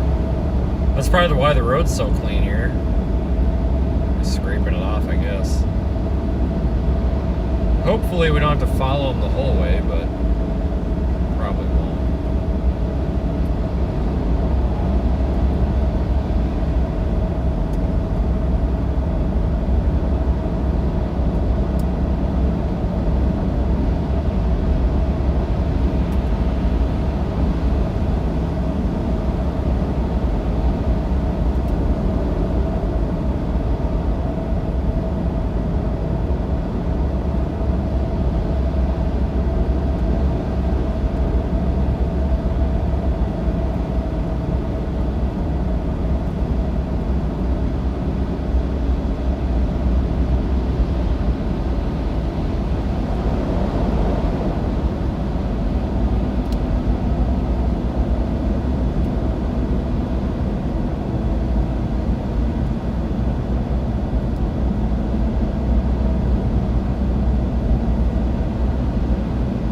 Yeah, there's like 4 plows up here.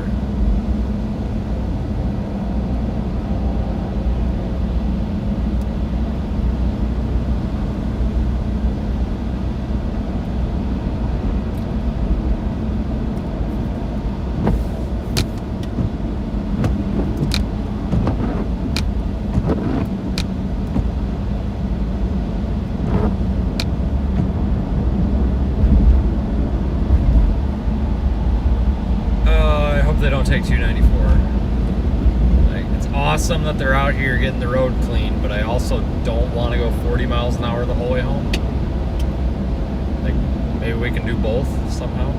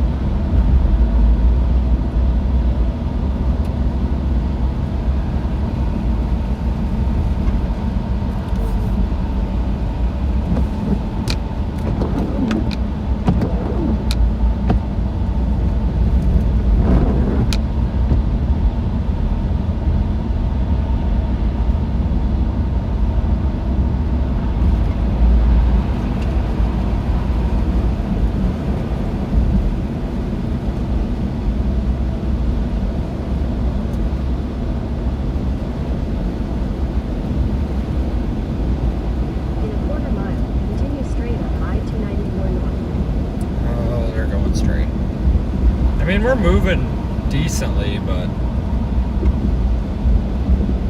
I really wish I was in front of them, though. That's all.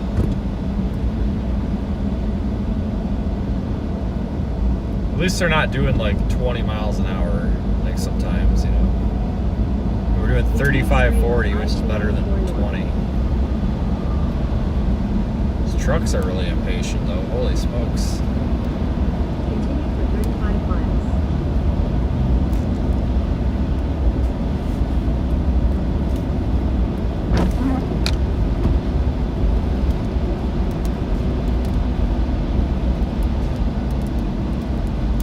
Dude, if I get on my brakes any harder, holy smokes.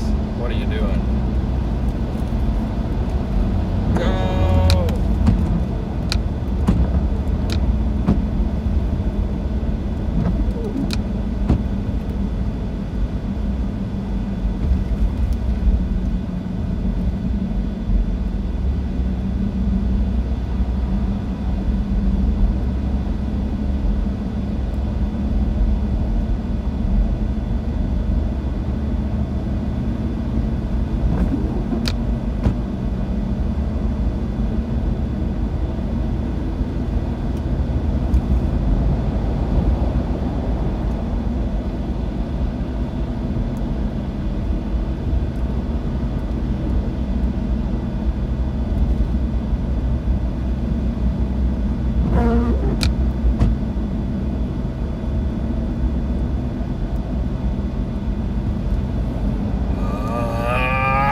Come on, minivan.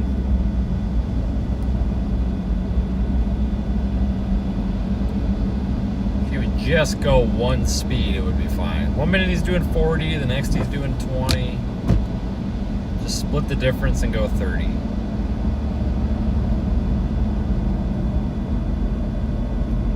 I think that's about what the plows are doing, about 35.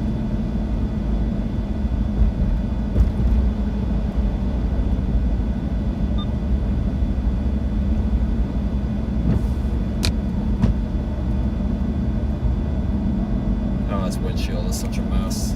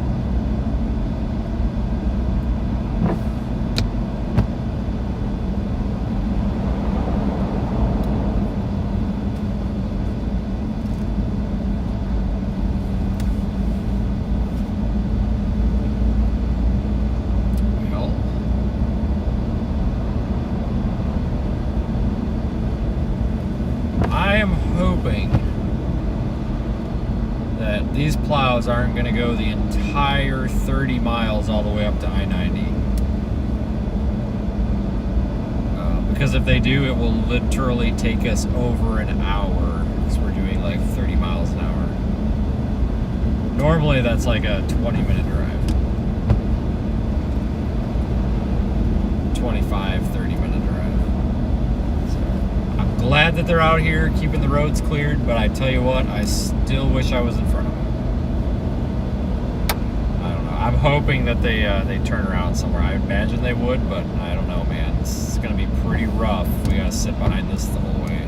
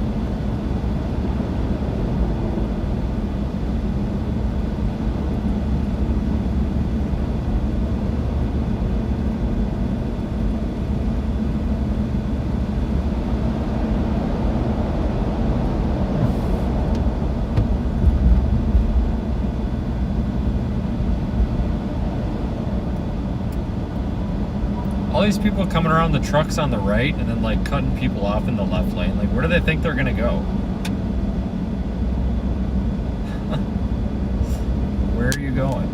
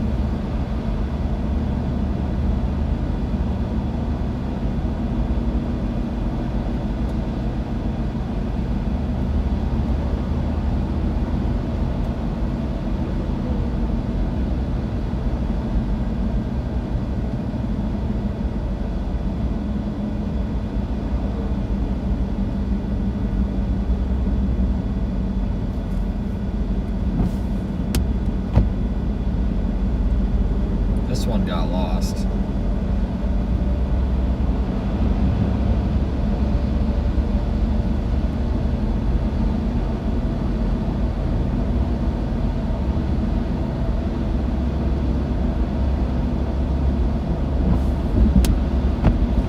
Got lost or left behind, one of the two.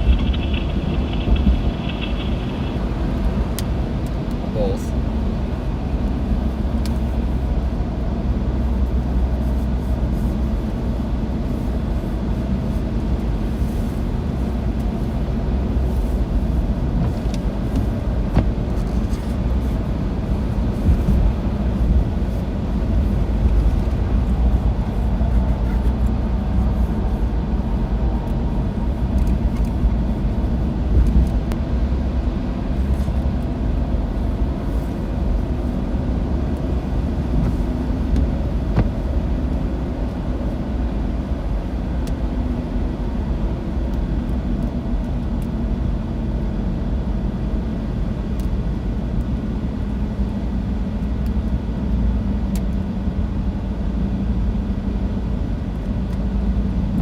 Keep this windshield clean.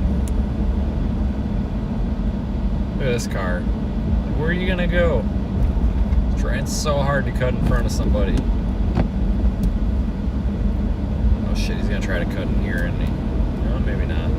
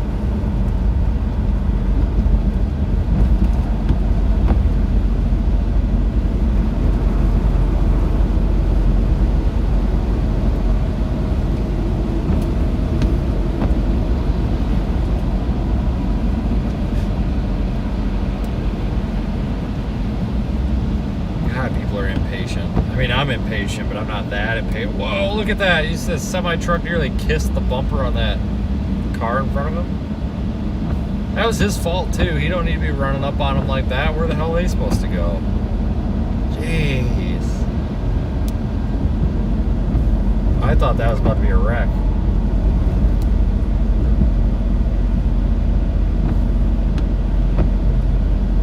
Like, I get it. You know, I'm impatient. I'm in a hurry, but, like, there's literally a plow in the way. Like, what is running up there like an idiot gonna get you? Like what are you doing, dude? That guy's going to be the next wreck, and he's going to be the reason we're not going to get home tonight because somebody's going to block the whole road. I swear to God, if you come over in this left lane, I will rear end you. Not this car, this truck. No. You are not. I sense some sort of disturbance. I feel like he's going to try to cut between me and this red van somehow.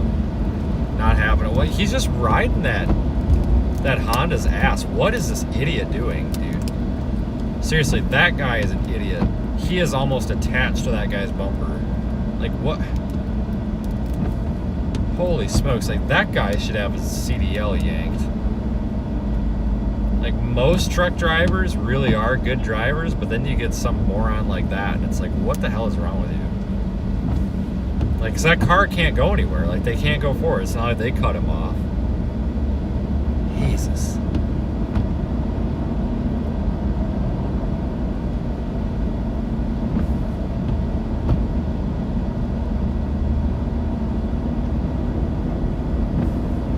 Alright, well, thank God they all kind of split off.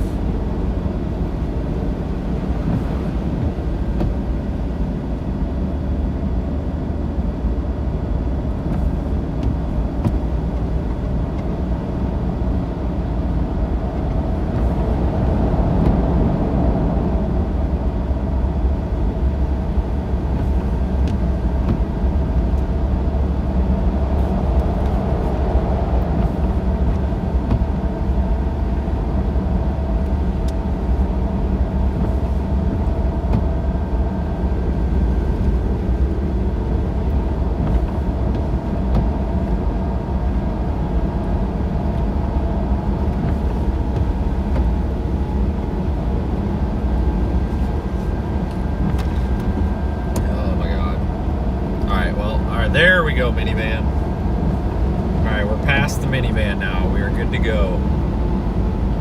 Roads are in good shape now. I don't think it really did a whole lot up here. The winter weather advisory is gone here too. It's expired.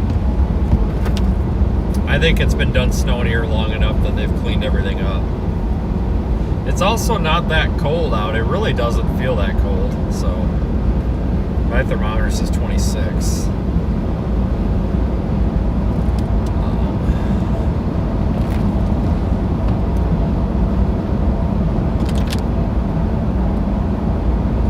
That helps a lot with the pavement temperature and everything.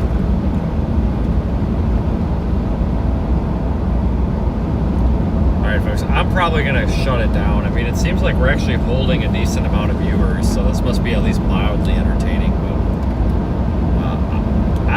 I know I've been streaming for roughly about 9 hours. Roughly. Which is way longer. I thought this was going to be a 3-hour live stream, and then I was going to go to a hotel. So the original plan was to stay out there in Michigan tonight, but it was like, well, we might as well just try to run home and save the cost of the hotel. So I appreciate everybody who's ridden along tonight. Thanks to our super chatters, the channel members, the PayPal people, and the GoFundMe donors.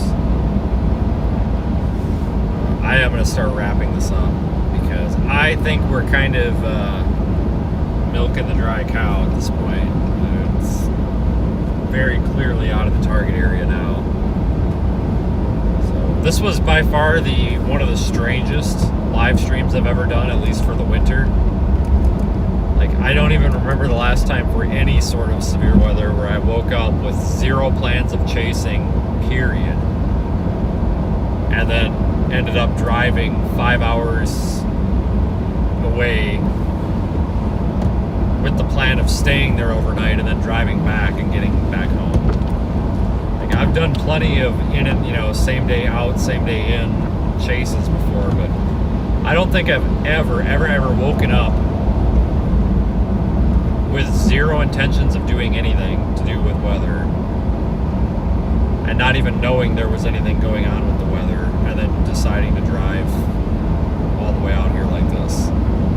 So this was weird, but I'm glad we did it, and I think it paid off, so this was kind of fun.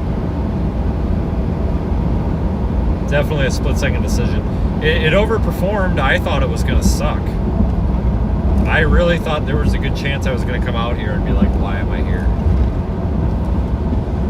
But no, this actually did pretty well. I'm fairly happy with this. But make sure you subscribe and hit the like button and all that on the way out.